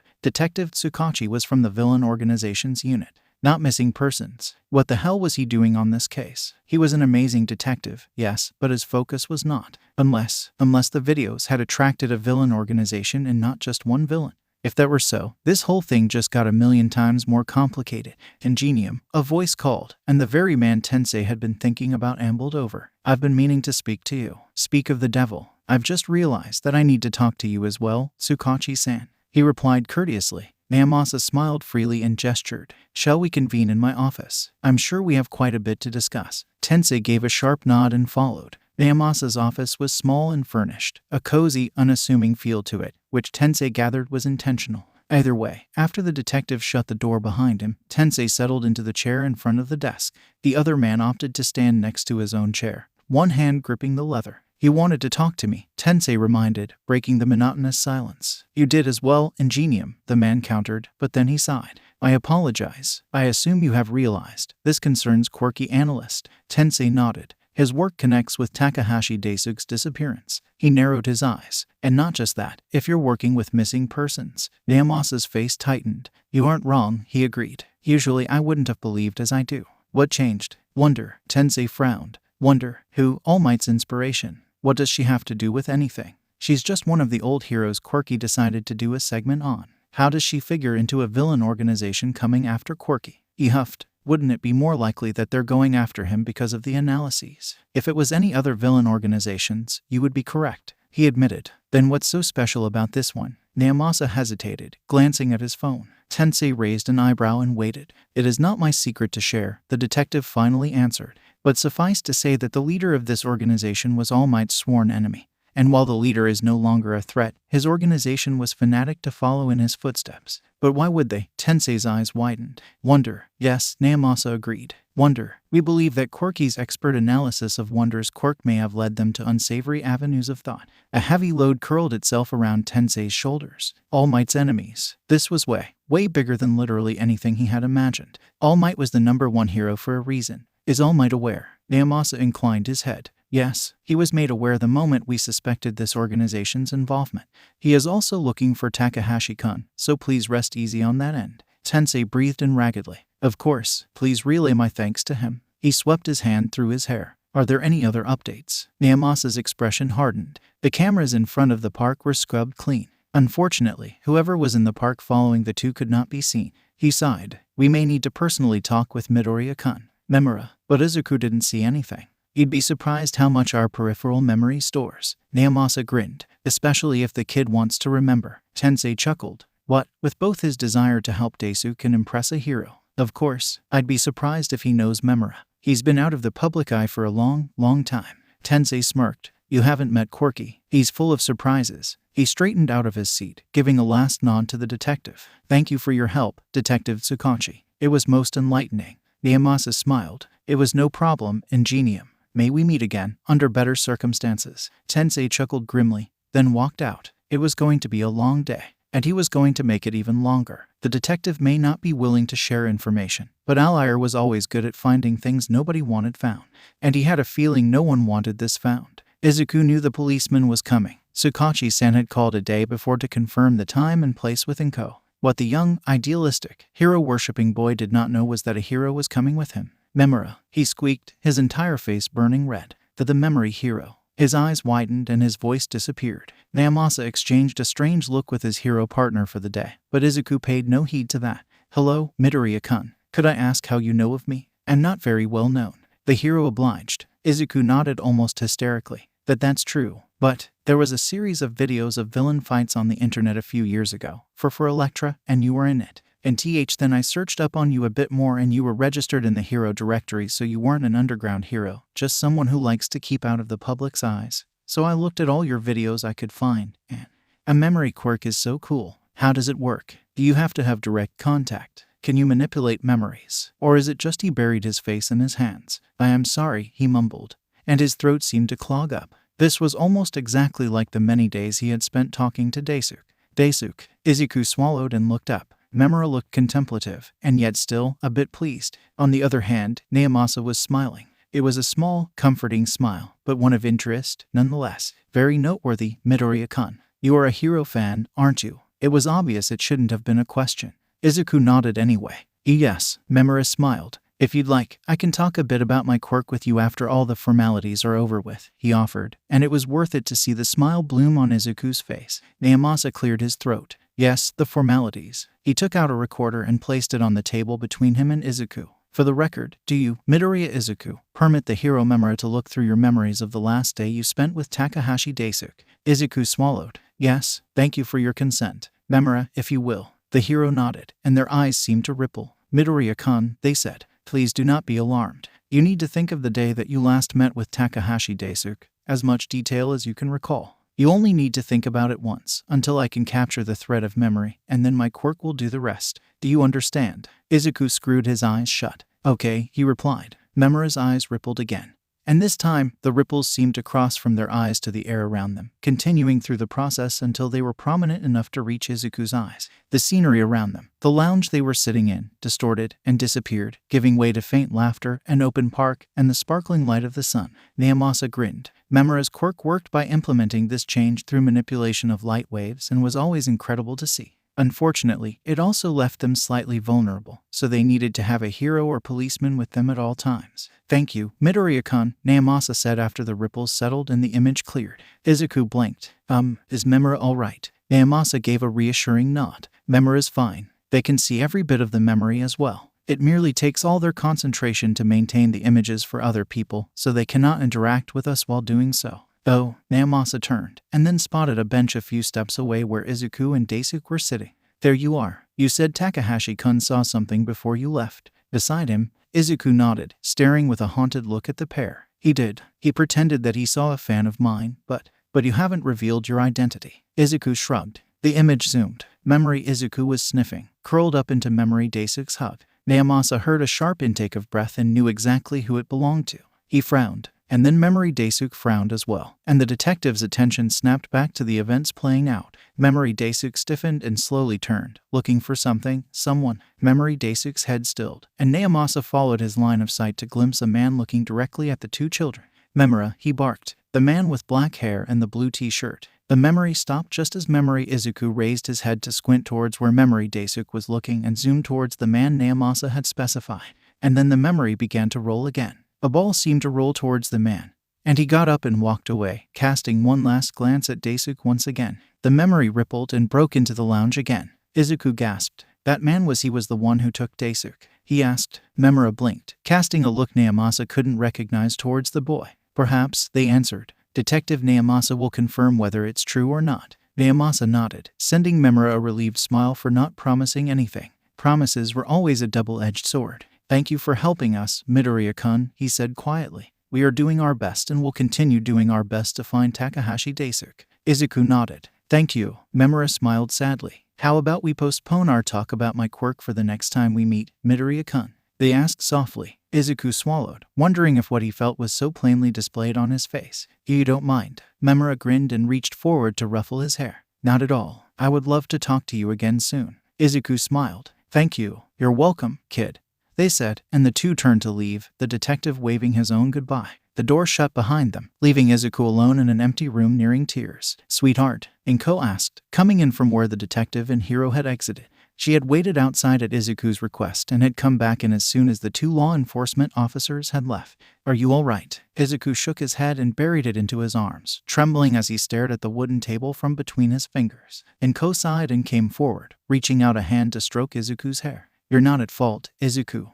But it was because of my analysis channel. Inko shook her head and kept softly massaging. No, it was not. It was because this world has some bad people out there who don't like being nice to others. It is their fault, Izuku. And theirs alone. Izuku sniffed. Then he peeked up into his mother's steady eyes and took in a deep breath. Ka-san, I'm stopping analysis in essence. Inko's hand stilled. But you love it, she murmured. He nodded. I do. But if it means people will get hurt, I don't want to do it. For a moment, mother and child stared at each other, one resolute and one wavering. Inko sighed. Oh, Izuku, you always do think of others before yourself. Izuku laughed. So do you, Ka-san. Inko smiled widely. All right. Then let's make a compromise. You keep your channel, even if you don't post on it anymore until you feel safer, and I'll try to think more about myself from next time. Izuku bit his lip. Okay, he agreed. I wanted to continue my secret analysis business anyway. It helps heroes out and heroes can keep a secret. He beamed and leaned closer to hug Inko. Thank you, Ka-san. Inko squeezed back. Thank you, Izuku. That night, Izuku took a deep breath and pulled open his channel again.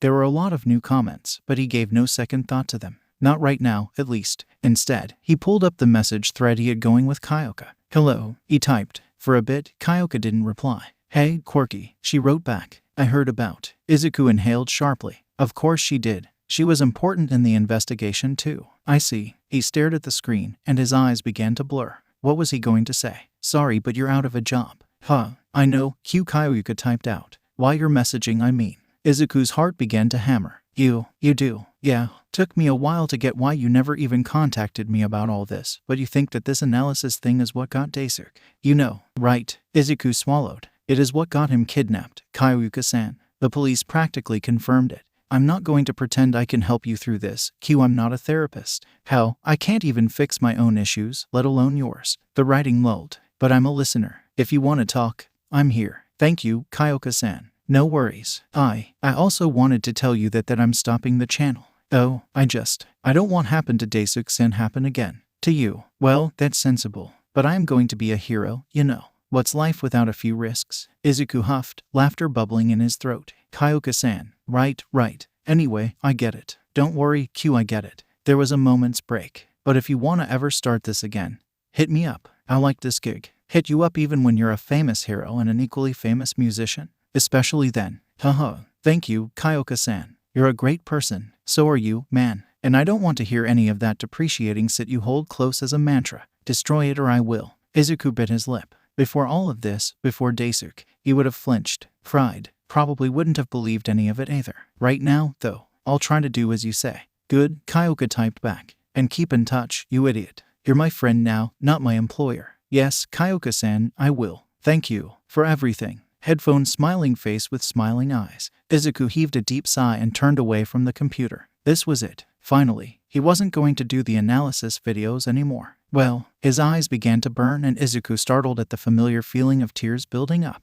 Tears? He rubbed at his eyes. Why in the world was he crying? He didn't even feel sad for something like this. Daisuke was more important. If he had to cry for something or someone, it should be for him. And yet he couldn't hold it back, and scalding tears began to rain down his cheeks. He hiccuped and gasped and clutched at his face, but they just wouldn't stop. It was over. The one thing in his life he had actually been good at, something he had loved to do. And it was over. The one thing that had led him into a world he had never thought he could touch. He'd met Ingenium and Memura and earned the acclaim of so many heroes he idolized. He'd been befriended by Mirio, and Nejire, and Tamaki, and Kyoka, and Daisuke. Analysis in essence was both the reason he'd met Daisuke and the reason he'd condemned him. And for some reason, some insane reason, Izuku couldn't find it in himself to regret ever starting this. Daisuke was back with the craziest psychopath he had the displeasure of knowing. He was there, his head was screeching, his heart was weeping, and his cheeks were hollow, just like him. He didn't bother to speak or stare at the man, no, the monster who had taken away his soul. Because what else could his quirk be, if not part of his soul? Oh, you seem tired, Daisuke. How saddening, All for One said gently. And the lack of mockery made Daisuke want to start raging and crying and dying all at the same time. Instead, he remained silent, his heart calmly, sadly, beating apart. All for One seemed to emanate displeasure, but even the striking wave of emotion could not rouse him from the haze he was settled in. Ah, the villain said, perhaps it is your lack of a quirk. He chuckled. You are so fragile, child. How do you plan to survive the backstabbing life of a useless hero? Silence. Well, I must say this is not as much fun as it was before. Very well, he said, walking forward as he had the first time. If you insist. And it was back. Daisuke inhaled, long and heaving, taking an air as he took in his quirk, like a drug he could not live without. His heart ballooned, quickening its beat even as Daisuke's fingers began to twitch with life. He began to move with life. With a quirk. His quirk. It was like nothing he could describe. It was like nothing he had. It was heaven. And All for One smiled. You see, child, he crooned, and his voice cut through the pleasure and music in Daisuke's veins. I can give you back your quirk. Daisuke stared, eyes wide and mind wavering. But you took it in the first place, he whispered hoarsely, even as he desperately clutched at the tendrils of power melding once again with his soul. All for One's eyes narrowed. And I can take it again, he said, and his voice was darker than Daisuke could ever imagine. It was black and emotionless. It was inhuman. All for One glared and tore away at Daisuke. He screamed, not for any physical pain that might have been forced upon him, but because his soul was breaking up into a million pieces, and the monster was stealing half of them away. You don't have to fight this, Daisuke, he said, his words hypnotic and demanding.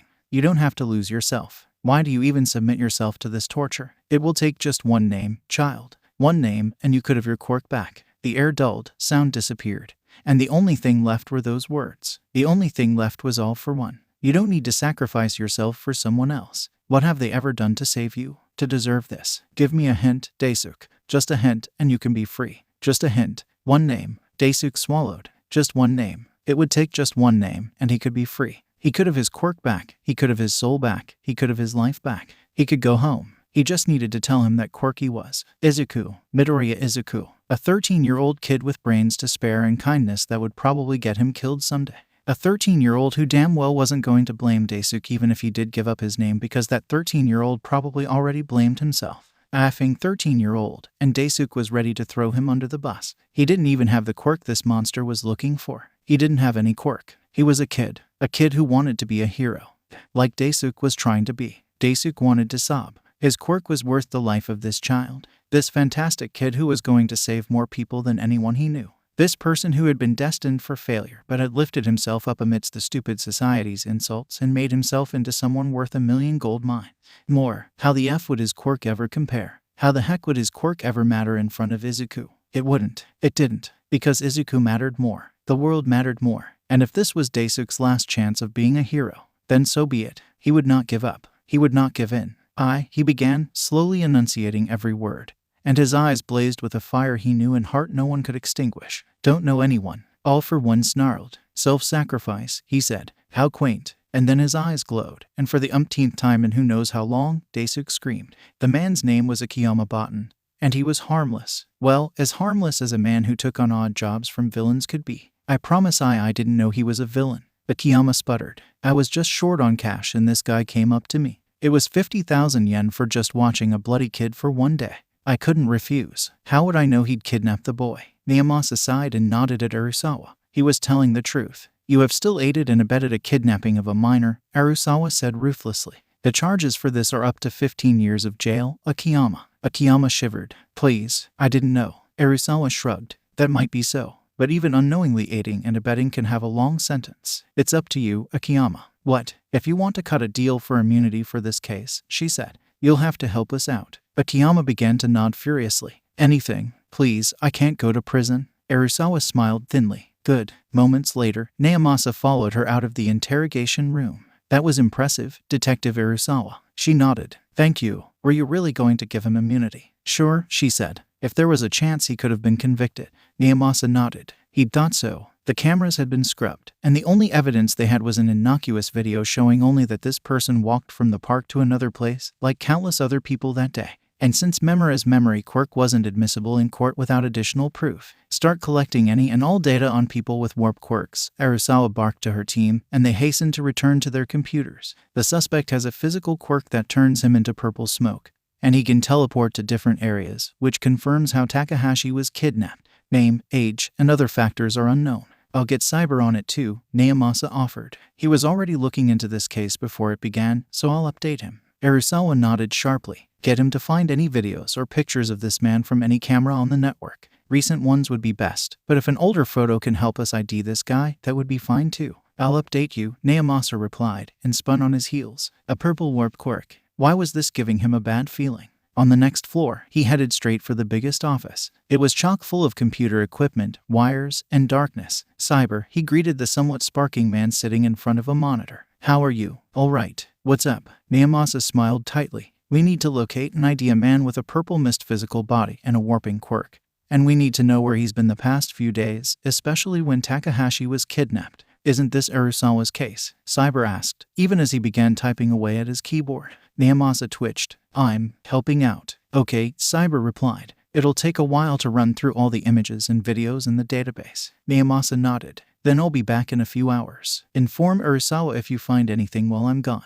Donizo, Detective O. Naomasa huffed. Cyber. He returned with Toshinori to find the precinct in an uproar. Where have you been? Detective Arisawa demanded. Naomasa frowned. What do you mean? Arisawa just groaned and motioned him forward. Toshinori trailed at his heels, looking more than a bit curious. This just became your case, the detective explained harshly as they hurried to the group of people in the briefing room.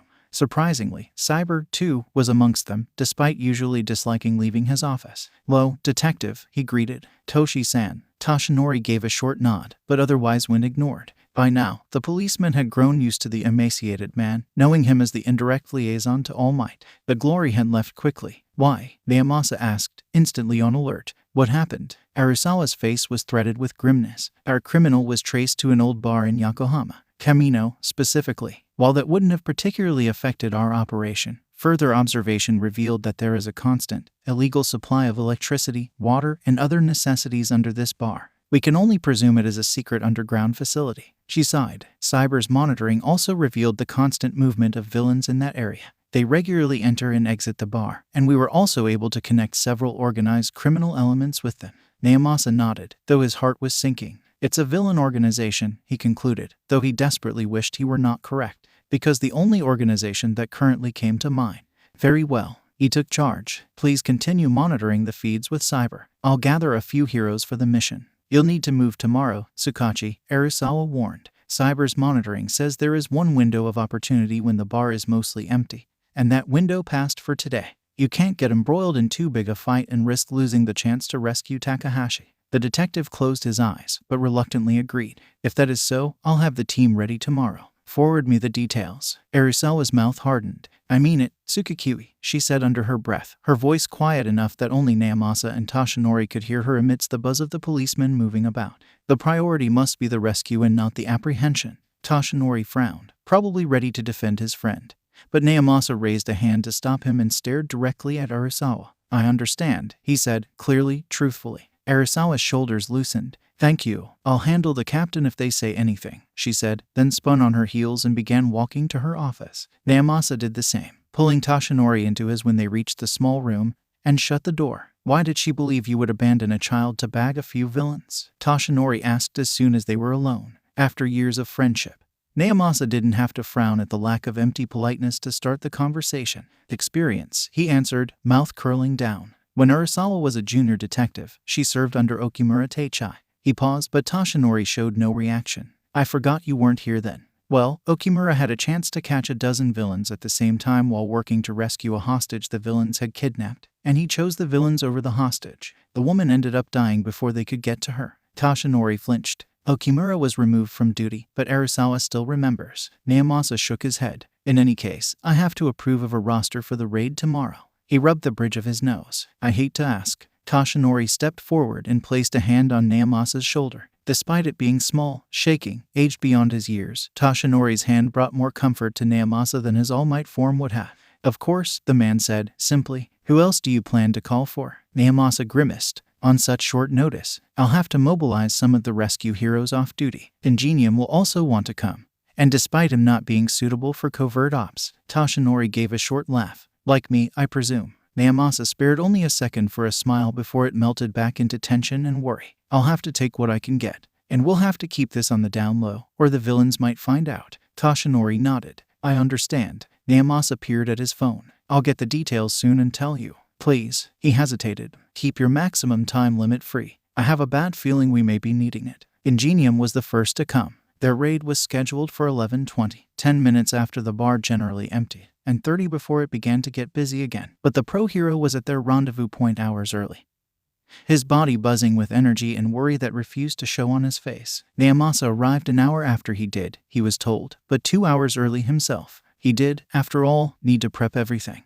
Ingenium wasn't a surprise, really, Naomasa reasoned, but he was a distraction, so he set him on Cyber, who had followed them to Yokohama, acting as the lookout. Cyber did send him a dark look, but the detective breezed over it and went about his work. When an hour was left, everyone was there, and there was a damning silence in the air that Naomasa could feel down in his bones. Silently, he led them through the scenarios, really, and prepped them once, twice, 3 times. All Might stood grimly at the side, the last one there, and still untransformed. He would change the moment they were to leave, maximize his transformation, his power, his. At his side was Ingenium, and beside him was the rescue hero Nightbell, grimmer than all of them combined, more silent than any other. She wasn't the only one Naomasa had been able to contact for this operation, but she was the most useful in this situation, with her umbrakinesis making her nearly irreplaceable. Naomasa shook his head, rove his eyes over the last member of his team, Air King, who hardened the wind to form the strongest of barriers, and breathed in deeply. There was offense, there was defense, and there was a rescue hero. This was the best he could do, and he was going to have to win with it.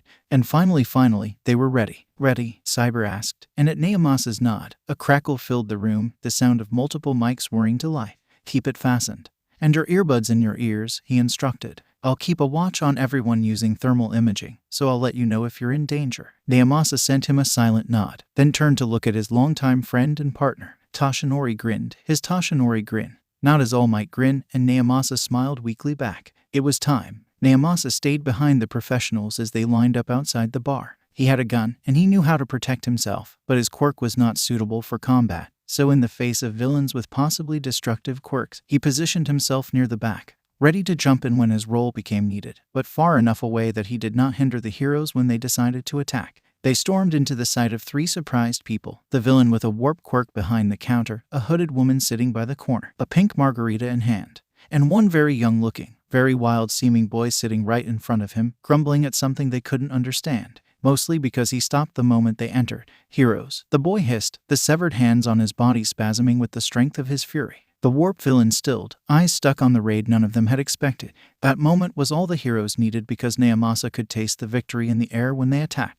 The female in the corner had jumped up the second she gained her bearings. The detective couldn't recognize her, but there would be time to do that later. At least her veritable lack of notoriety meant she was not one of the bigger fish stewing in the metaphorical pot. She yanked herself to the window and flung it open but met with the resistance of an invisible wall made of cement. Air King, Naomasa realized, then pulled quirk suppressant cuffs out of his pocket and rushed forward to snap them on her and the table next to her. We don't need you to interfere, he told her quietly and quietly squeezed on the pressure points. Thump, she was out. He had no idea for how long, but she would not be a problem. Behind him, the bartender, the kidnapper, their closest lead yet to a young, kidnapped boy, hissed, spinning into action even as All Might and Ingenium rushed to face him. Kurogiri, the boy in front of him demanded. And there it was, a name. Kurogiri seemed to realize at the exact same time, for he flinched. Otherwise, though he showed no reaction, he threw out his hand and 2 portals appeared, directly in the paths of the running heroes. All Might crashed right through, falling out from the ceiling, and managed to land on his feet. His break in momentum gave Kurogiri the time he needed, even as Ingenium swerved, dodging the warp gate by millimeters. Who are you? Naomasa asked loudly, employing the years of training he had received, and the years of experience he had cultivated.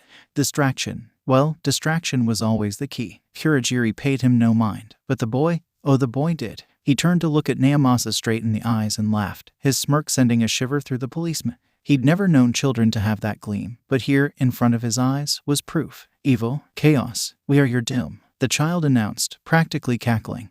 and then he fell back, the warp closing in around him. Ingenium reached out, his hand closing around. And no, Kurogiri was gone. Ingenium said. All Might grimaced. Nightbell sighed and walked towards the one door standing behind the line of beer and wine, holding tightly locked and wedged. Let's go, Naomasa said. Cyber, no one's there, the man replied. I'll do it. All Might walked to the door and pulled it clean off his hinges. His eyes hardened with a feral flavor Naomasa hated to see. It made his friend foreign, different, dangerous. I'll go first, Air King volunteered. Then slipped inside, Nightbell coming up behind him and melting into the shadows. The hallway opened up some 10-15 feet under the bar, and the stairs that descended into it were roughly made out of pieces of wood that, if Naomasa had to guess, no one used regularly. In all probability, Kurogiri would warp wherever he wanted, so the stairs were kind of pointless. In any case, the hallway broke off into two near towards on end of the place, and Naomasa grimaced because his work had just multiplied. Cyber, he asked. Looking, the man replied. There's a little bit of interference. Naomasa glanced both ways. They petered off into the darkness in the same way, with only one door visible on either side. On the right, however, there seemed to be a small, flickering light at the end, barely visible, while the left was completely shrouded in darkness. Damn it, there are heat signatures on both ends, Cyber complained. Can't tell you who, so you'll have to check out both. There are less on the right, though. Naomasa nodded. Thanks. He exchanged a look with All Might, who nodded. Naomasa's shoulders lost 1% of their tenseness. Do we split up? Air King asked, and the detective broke out of his musings to nod. His instinct said right, though Cyber was correct in that they had to check both. Offense and defense both. He said, Air King, Ingenium, go left. Ping us if you find anything. We'll go right and do the same. Ingenium nodded tightly, Air King already walking away. A deep breath later, Naomasa did the same, falling into step behind All Might in a shadowy memory of Nightbell. On the left, it took a number of doors in that left corridor until Tensei reached one that reeked of trouble. There was no obvious indication, just a lingering smell, a frightening cry. He pushed it, and the door creaked open to a room barely the size of a bathroom. In the center was a chair, bound to the floor with rusting chains and bloodied cuffs. A rage rose inside the pro-hero, a rage that threatened to consume everything that even resembled sanity, a rage that promised vengeance. Tensei breathed out, letting go of the stale air, the unbreathable terror, the senseless anger. There would be time for revenge, he told himself. Time after they rescued Daisuke. But only after. Ingenium, Air King hissed, and Tensei slid instantly to the other side of the corridor, where a meter or so away, Air King was peering through another doorway. This one has a lot of heat signatures, Cyber warned, and his voice sounded worried. Tensei clenched his fists, readied for combat, and followed Air King inside. The inside of the room was darkened, and it took a moment for Tensei's eyes to adjust. His throat constricted. The room was lined with more than 20 beds, and belted down in them were deformed, whimpering people, monsters. At this point, Tensei couldn't even tell. All he knew was they were in obvious distress and pain, and he realized as he rushed to the side of the closest one and stared into startling brown eyes, they couldn't speak. The person in the bed whined sadly and caused a chain reaction as a low growl made its way through the 20 such patients before petering off. Air King muttered. What the hell have they done? Tensei didn't reply. He heard some shuffling, and as he turned back, he saw his fellow hero was ducking behind a desk in the back corner. Air King pulled out the drawers and started fumbling inside, going so far as to explode open those which were locked. A pile of papers fluttered out, strikingly white inside the dim lights. He grabbed them all, bending to catch one that had almost fallen to the floor, then placed them on top of the table, his hands trembling. Tensei winced, but walked over, his own fists clenching. What does it say? He asked in a low voice. Air King pursed his lips. Nothing about the hostage, he replied back. A rush of relief sparked through Tensei. Thank bloody God Daisuke had not been made into one of these. But, Air King narrowed his eyes and picked up the papers. These may be heavily redacted, but from what I can gauge, this place has been conducting illegal quirk experiments. Tensei's blood ran cold, like the facility that was shut down 3 years ago. His fellow hero nodded. Yes, they're trying to transmute multiple quirks. That's why he swallowed. That's why they look like that. Ordinary human bodies aren't capable of hosting and utilizing multiple quirks so easily, especially not incompatible ones. Strength quirks require a strong body to pull off, same with intelligence quirks. Our cells physically rewrite themselves to assimilate new quirks,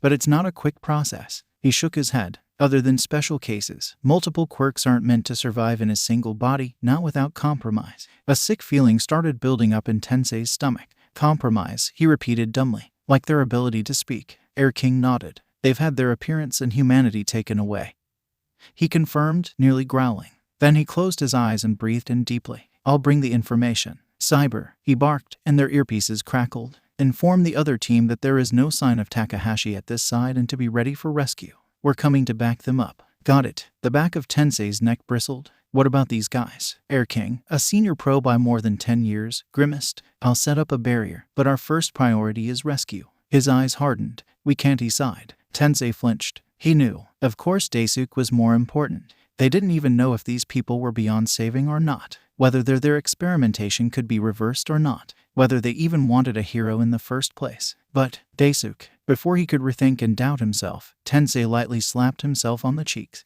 It was loud enough to draw Air King's attention, but the sharp, asking look did nothing. Let's go, he said. We've got a kid to save. Naomasa, Tashinori, and Night Bell didn't stop, even when Cyber told them the left corridor had been a bust and that the other two were on their way. Though, they had already taken too much time already. The warp villain had been gone a while, and who knew when he would pop up and take Takahashi away. The heat signature at their end of the hall. And there it was, the last room. Naomasa swallowed and exchanged a look with All Might. The hero grimaced in reply, and Naomasa wondered if that was because of his injury or the foreboding feeling he was sure even Night Bell could feel. He motioned one finger and nodded. The two heroes in front of him nodded back. Night Bell slipped into the shadows, no doubt entering the room quicker than they could open the door. She would be the rescue. All Might flexed his biceps and pulled on the door. Smash, he shouted loudly, and the door flung back, broken in All Might's half. I am here, the man said, smiling grimly as he let the door fall and walked into the room. And then he froze. Naomasa thought.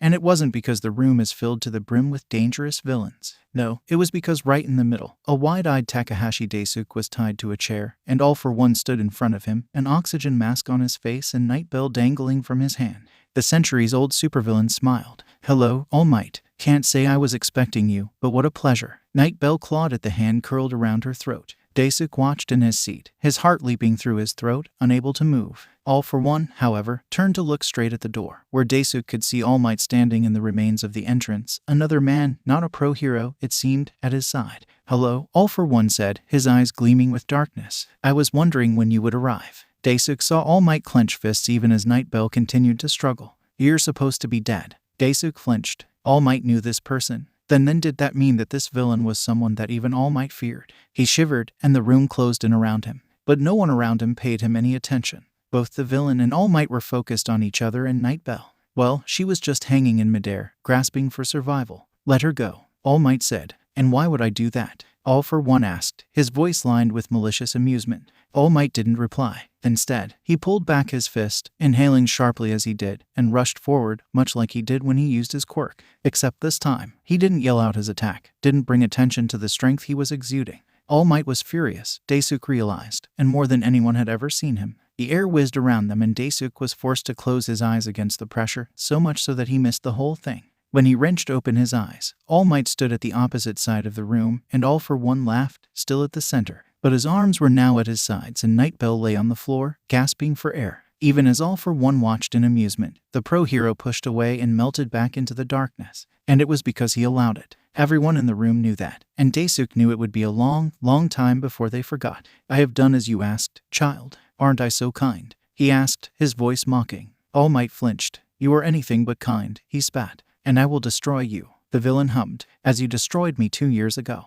Or was it 3? He smiled. Time, such a useless measure of life. Daisuke's eyes widened, and he saw All Might waver. This was true, he realized. All bloody true. All Might had fought his person, fought him and tried to kill him. But All Might, the #1 hero, had been unable to kill him. All Might had lost. This is heroism, All for One said, and Daisuke knew he was saying it to him. At its finest, the man who came to save you is the one who couldn't defeat me. Such a shame you rely on them, isn't it? Daisuke's heartbeat became rapid, and his breath puffed out uncontrollably. Was this really? Shut up, All Might demanded, and charged All for One again.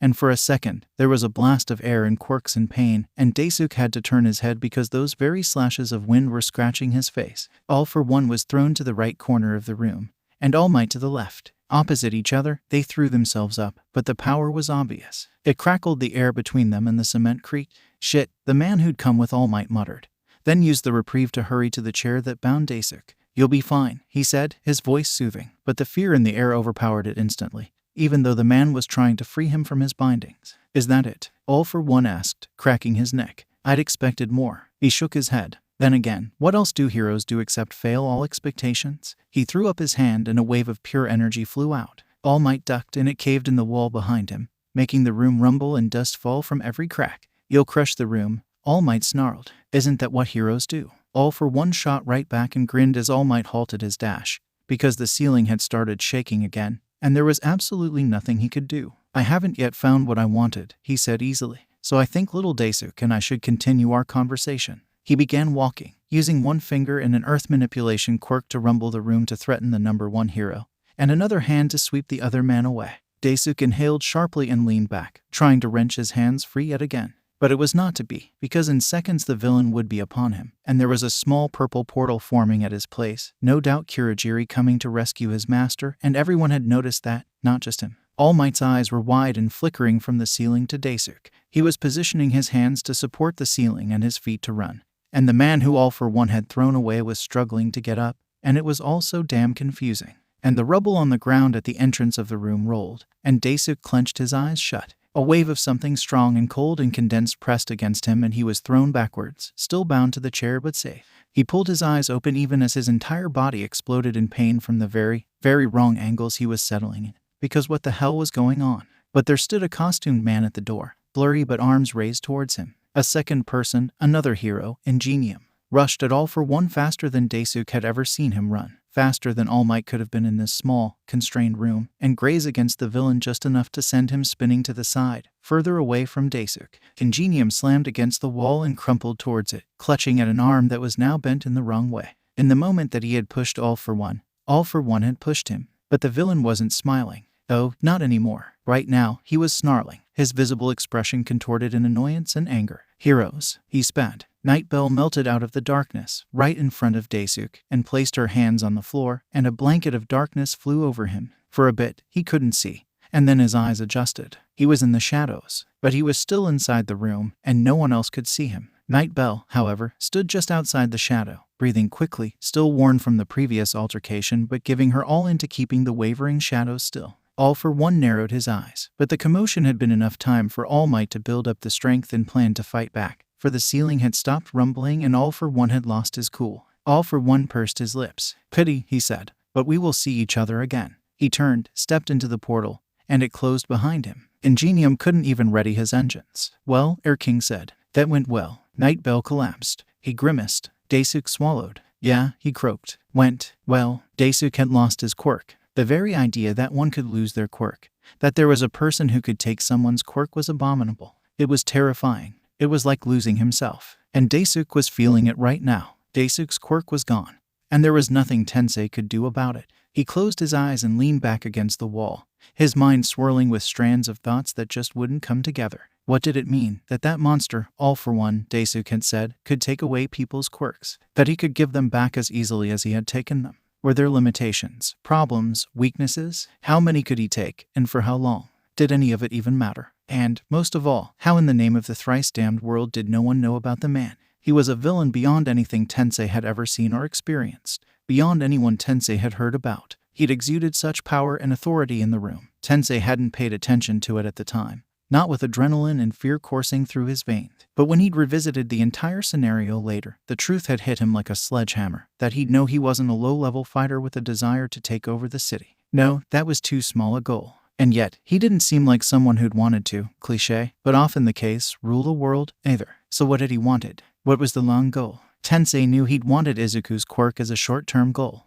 Desu had been open enough about that. The issue was, his goals beyond that little desire were incomprehensible. Did he intend to take out heroes with the help of Izuku's analysis? Or did he want to do something even more nefarious? He frowned, then his eyes widened. The truth might be incomprehensible to him, but there were a few people who should have an idea about it. Finding All Might proved not particularly easy, considering he was nowhere at all. His agency rang empty. His co-workers said they didn't know, and the police said the same. Tensei was half sure that the hero was off fighting another bunch of villains when he gave it up as a bad job and decided to go to the other person on the list who seemed to have even the slightest idea of what the hell was going on. Fortunately, the station said Tsukachi was there, though in a meeting with All Might's representative, the man called Yagi Tashinori. Outside the building, half an hour later, Tensei squared his shoulders. If that Yagi person was still there, well, he'd just be hitting two birds with one stone. He walked in. The station was as busy as it always was, considering it was in the middle of Musutafu. The person at the front desk raised an eyebrow at him but otherwise let him pass, his pro-hero badge flashing.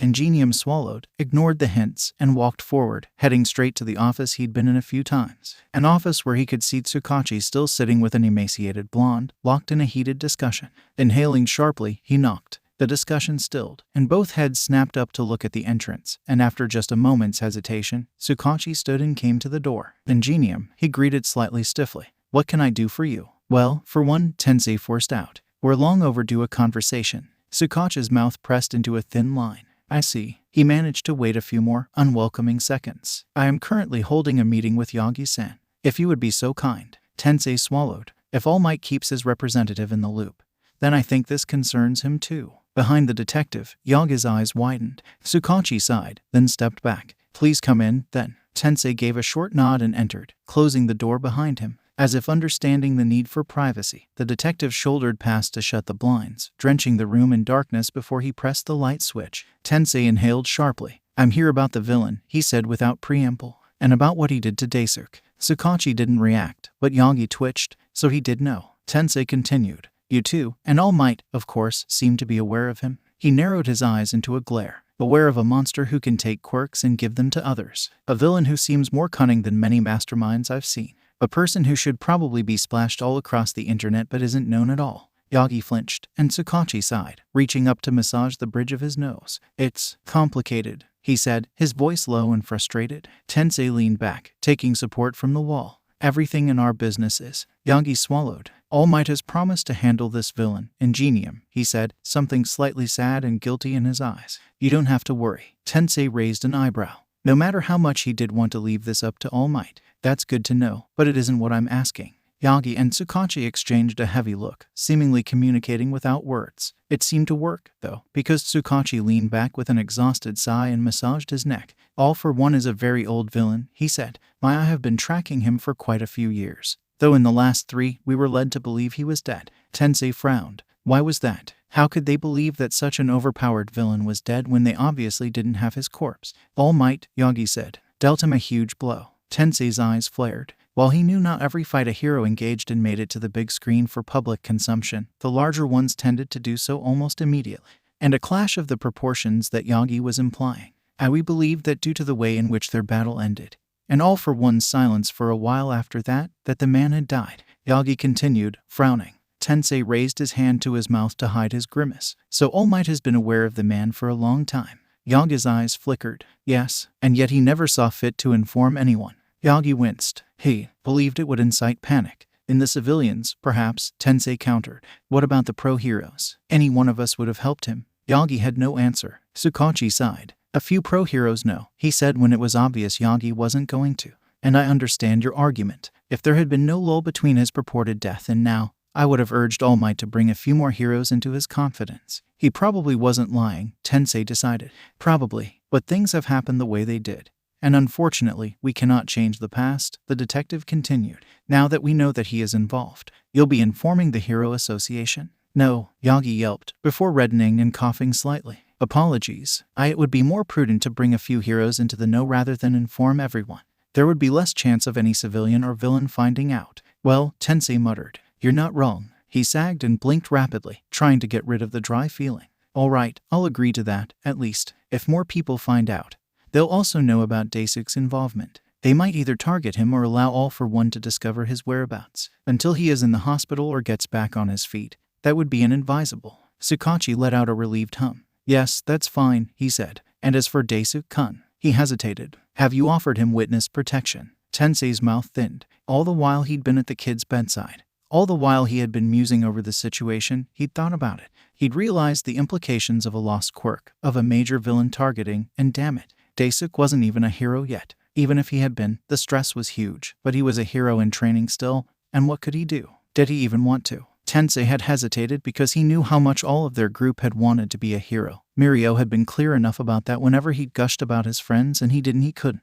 How could he ask that kid to go into witness protection, where he wouldn't be able to be a hero? But a small voice in his head had said, could he even be a hero without a quirk? Tensei flinched. He'd never realized he'd thought that way. And he was wallowing in guilt about it because he now had 2 quirkless kids on hand. and both of them were more heroic than he'd expected them to be, than he wanted them to be, because that meant he couldn't protect them so easily. Not yet, he said, finally. I'll ask him the next time I visit. Sakachi nodded. All right. There was an awkward pause, only penetrated by sounds of fidgeting on both sides. Clearing his throat, Tensei shifted on his feet, another errant thought scratching the back of his mind. Desu said All for One was after Quirky. He started. The villain told him he wanted Quirky's quirk or even Quirky himself. What I don't get is why they struck now and why they even watched Quirky's channel. Yagi looked down, his fists clenched and his frame trembling. Sakachi winced. He struck after the analysis on Wonder, he told the pro hero. Tensei raised an eyebrow. And what does that have to do with anything? He hadn't listened to the whole analysis yet, but from the part he had listened to, it had been a pretty basic one. A Silver Age hero reborn. There was nothing special about Wonder, was there? Only that she had a weird, mixed quirk. His eyes flared. Sakachi had already started speaking. She was All Might's teacher. She fought All for One before All Might did, and then she died at his hands. Oh sit. Tensei straightened. Ah, he said, rather eloquently. Quirky was just lucky enough to be caught in the crossfire. The detective gave a grim nod, but there was something flighty in his eyes. And in the way Yagi kept looking down, fists still held tight. Shaking his head, Tensei turned, one hand on the knob. I know you aren't sharing the entire truth, he said, and though he wasn't looking, the two sharp inhales at his back were obvious. And I don't care. But when you debrief the other heroes, don't hold back anything that could bring him down. He swallowed, his throat drying with a mix of emotions. That'll just get them killed. He pulled open the door and left. Toshinori felt like curling up into a ball and disappearing off the face of the planet. All for One was alive, and he'd almost died trying to stop him the first time around. He'd thought, for once, he could have given his quirk to his next successor without having to burden them with a legacy so old and a villain so terrible. That the age-old tale of All for One versus One for All would die with him, and the next symbol of peace would only have to save the world from the next generation of villains, but never from someone as jaded and terrifying and old as All for One. Never him, because Toshinori himself didn't know how he'd managed to defeat him the first time around. And look at that. He hadn't. Toshi, Naomasa said softly. There's nothing you can do by brooding. Toshinori huffed. A child almost died. Naomasa, he shot back. He almost died because I couldn't stop a damn villain. The detective shook his head. No one could stop that villain, he corrected. Especially not alone. Toshinori winced. Ingenium was correct. His friend continued. It is time you reached out for help. And I suggest you start with Sir Night-Eye. Toshinori sighed. He won't want to meet with me, and I don't blame him. Except he'll have to meet with you because the fate of Japan depends on All for One being defeated. There was a second of silence, and then, fine, Toshinori said. I'll reach out, but you'll have to get the information on his new fellow villains. I didn't like the look of that warping guy. If he isn't contained, we'll never be able to pin them down. Sakachi smiled. That's more like it. Daisuke had been stuck in a hospital room for over 2 days when he broke, sick and tired of sleeping and watching mindless TV. He broke and started thinking again. Honestly, after getting out of the hellhole that was All for One's care, he'd been relieved beyond anything he could have imagined. He was out of the dank underground room, seeing the sun for the first time in days, breathing fresh air for the first time in just as long. And he was free. He was free of All for One's words, his voice, his stupid convincing arguments, and he was free of trying to protect Quirky. At least that was one thing he was glad for. He hadn't given up Quirky. He had been a bloody hero for the kid, and the kid wasn't here to know it. A sharp pain raced through his legs as he shifted. The muscles had lost part of their mass and strength over the days he'd been confined to a chair, forced to remain unmoving and yielding. He wondered how long-term patients coped, then realized that there were probably doctors with muscle movement quirks who helped. Quirky would love theorizing with such an ability. And he was back. Quirky, Midoriya Izuku. Daisuke swallowed and moved again, hoping the pain would be overwhelming enough to shut down his brain. It was not. Rather, it restarted the entire bloody process for him, playing out in HD in his mind, even better quality than the hospital room TV. And the most vivid of those memories. His quirk. He swallowed the nth time, the rush of tears momentarily obscuring his vision. He'd told Ingenium everything he remembered, though he'd only briefly mentioned that All for One had taken his quirk away, and only after the paramedic had arrived to ask him a few routine concussion-checking questions, including what is your quirk? Can you activate it for me? He reached up to rub his eyes. He had no quirk now, and with All for One in the wind, he was probably never going to get it back. Anyway, pro heroes were on the lookout for him day and night, and police officers at every door in the hospital. Daisuke didn't know who all knew about All for One, but the results spoke for themselves. A villain who had escaped even All Might. Daisuke swallowed bitterly and tried to bury the raging monster who wanted to blame anyone and everyone. No quirk, his mind reminded him, rather viciously. Shut up, Daisuke snarled. The door creaked. No one was speaking. A young, familiar voice said, and Daisuke startled, which brought another hiss of pain. Mirio winced. Sorry about that, idiot, Nejire said cheerfully from behind him, then pushed through into the room, Tamaki trailing at her side. He looked gaunt and pale, weaker than Daisuke had ever seen him. Seems like my captivity affected you more than me, Daisuke remarked. And Tamaki flinched. Nejire raised her eyes. Jokes already. Thought you'd at least say hello first. Daisuke couldn't help a small smile. Hello, Mirio laughed. Hi, he greeted back, slightly over-enthusiastic, but that was understandable. Daisuke smiled, and for the first time in over a week, his smile was genuine. Tamaki walked over to stand at his side, just inches away from him, and looked over his entire body, even as his fist clenched. Mirio, biting his lips, tried not to hover but totally failed at that. Nejire was the only one who gave a simple shrug and positioned herself on the chair in the corner of the room. And it was especially obvious to Daisuke, who had known these idiots for a while. Their bodies were all laced with tension, ready to pounce at the slightest hint of danger. Daisuke sighed. Might as well get it over with. I don't have a quirk anymore, he announced. Nejire straightened in her seat and her eyes flared. Tamaki grunted in certain surprise. And Mirio just frowned, which was weird, since Daisuke had expected the most astonishment out of him. Maybe Ingenium had talked to him. But why would he? Daisuke had asked him to keep it on the down low. How? Tamaki croaked, and his voice was heavy and different. And Daisuke realized, with a warm, sinking heart, that his friend had been crying. He swallowed. The villain who kidnapped me has a quirk which can take away other quirks. Nejire's nose flared. That's impossible, she said quietly, rage and fear simmering in her eyes. A bitter laugh echoed in the room. Sure, let's go with that. Mirio rubbed the back of his neck, pity and sorrow for Daisuke oozing out of his every crevice. That sucks, he muttered, pointlessly, as if he couldn't find the words. Daisuke wanted to hate him for that. Tell him that he couldn't know what not having a quirk felt like, that he couldn't bear it and neither could anyone else. But this was Tagada Mirio, the one person Daisuke felt could probably survive losing his quirk and come out a better person despite it. Not all of them could be Tagada Mirio. Eyes turning cold, he shifted his gaze to the floor. The atmosphere in the room darkened. After a bout of silence that none of them appreciated, Nejire cleared her throat. What are you going to do? She asked, and it was the slight stutter that gave away the extreme anxiety she must have been feeling.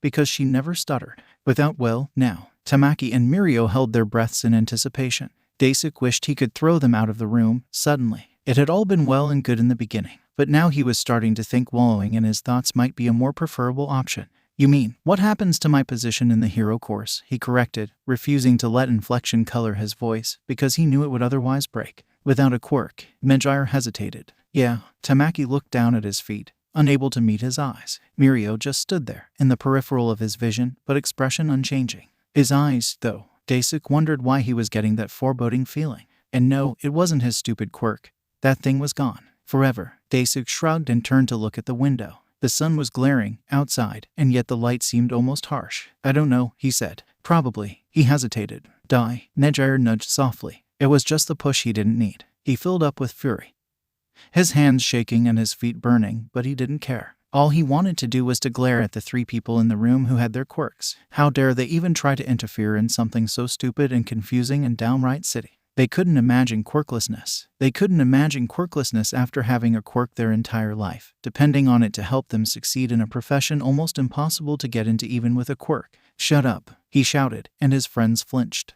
But at that point, he was too wired up to care. I'm not staying in the damn hero course because I don't have a bloody quirk anymore, okay? I'm powerless. Why the hell would the hero course even want me? All for one. I won't be able to save a single civilian, let alone fight against a stupid supervillain even all might. Stop. Daisuke heaved, his eyes wide and glaring to hold back the tears, his hands clutching at the side of the hospital bed. He snapped his neck around to look at Mirio. And lo and behold, the perpetually cheerful boy looked positively murderous. A small part of Daisuke wanted to crow at the achievement, but the rest of him was still angry. Why? He spat. Can't hear the truth. I can't effing do it, Tagada, and you bloody well know it. But Mirio didn't waver. Instead, his face turned even stonier. So you're saying Izuku can't do it either? Daisuke's breath seemed to leave his lungs in a flash, taking the rage with it, and leaving behind what seemed to be. I didn't, he began, turning to look at Nejire and Tamaki. Their eyes were filled with confusion, but from the way they backed up a step or two, he knew they had no intention of interfering. You did, though, Mirio rebutted, barreling on. You said you couldn't be a hero anymore because you lost your quirk. He shuffled closer, and Daisuke could hear the undertone of pure unadulterated anger in his voice. That means you don't believe quirkless people can be heroes.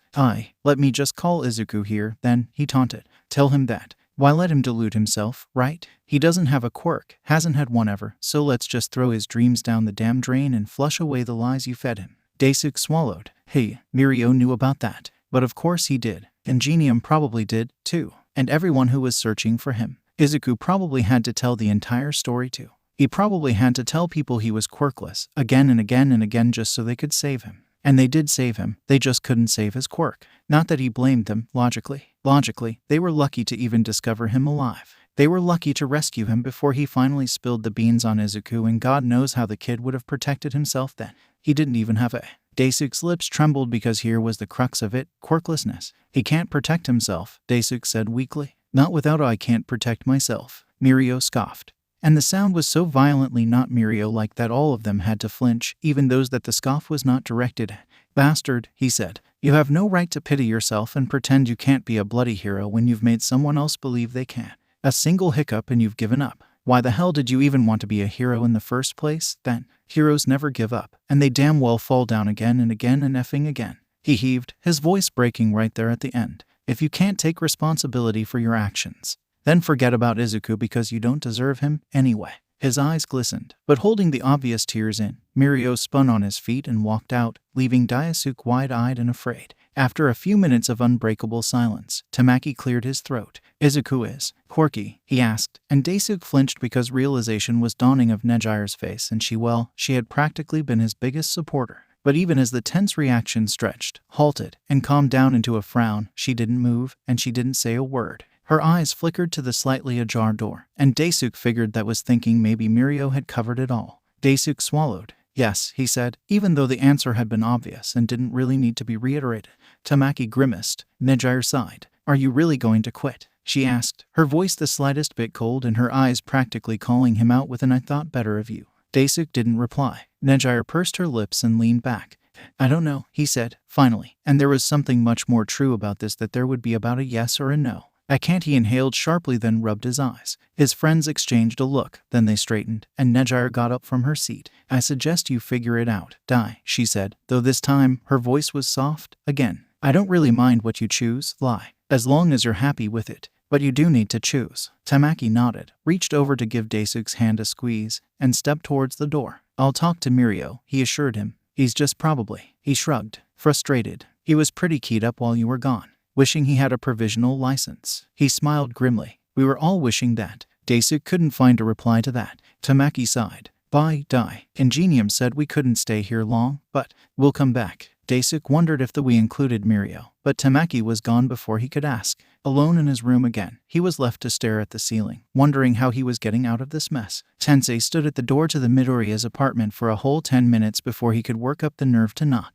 It was weird, considering he'd literally just faced off against a villain a few days ago who was probably one of the most dangerous he'd known in his entire hero career. But the thought of facing Izuku when he'd been considering much more seriously the probabilities of a quirkless child's future was abjectly horrifying. He swallowed. Quirkless. Daisuke, sitting alone in that hospital room, was quirkless. Midoriya, inside this very door, was quirkless. How many other people in this world were quirkless? And how many weren't, if only because they couldn't afford to be? It was strange, hearing about the idea of not having a quirk when it was so much a part of everyone that it was like a phantom limb one couldn't live without. And yet, there were two people thriving in Tensei's immediate vicinity incapable of living with that advantage. For that was what it was, that extra limb of theirs. An advantage everyone had, to the extent that not having it was practically a disability. The world always had to mean that which had less than it did. He swallowed again, struggling to reconcile the thoughts. The first time he'd heard of Izuku's quirklessness, he'd really imagined he wasn't discriminatory. Hell, he'd thought that before it, too, had tried to work towards it most of his life.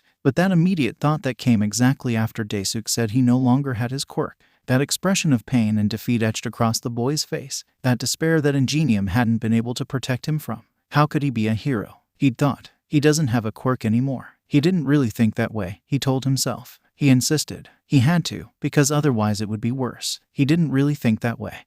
And that was a single stray thought he destroyed the second after it rose in his mind.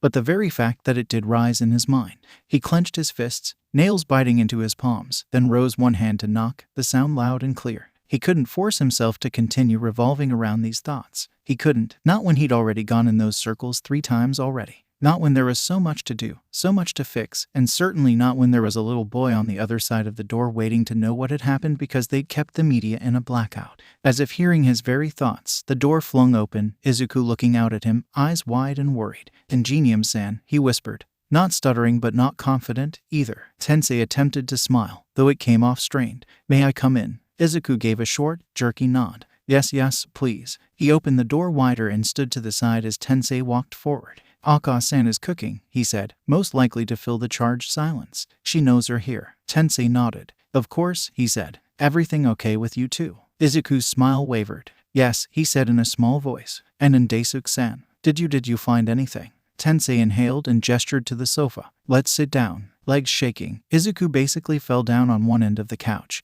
and Tensei followed, sitting down much more gracefully on the seat opposite the young boy. "We found Daisuke," he said, carefully measuring the emotion he put into his voice, trying to ensure he didn't give away anything Daisuke wouldn't want him to say. "He is currently in the hospital. He's fine," he hurried to add as Izuku's eyes widened and mouth opened in protest, though the lie felt bitter on his tongue. "The hospital has to keep him under watch per protocol for a certain amount of time." "Oh," Izuku said, his voice losing the tension, but his shoulders stood in the same stiff position as they had been in the beginning. Tensei forced his fists to unclench and placed them deliberately on his sides. "Unfortunately," he said, trying to ensure his voice stayed level, "we're still not sure how vulnerable Daisuke is to surveillance, and we can't allow you to come into contact until that is corrected."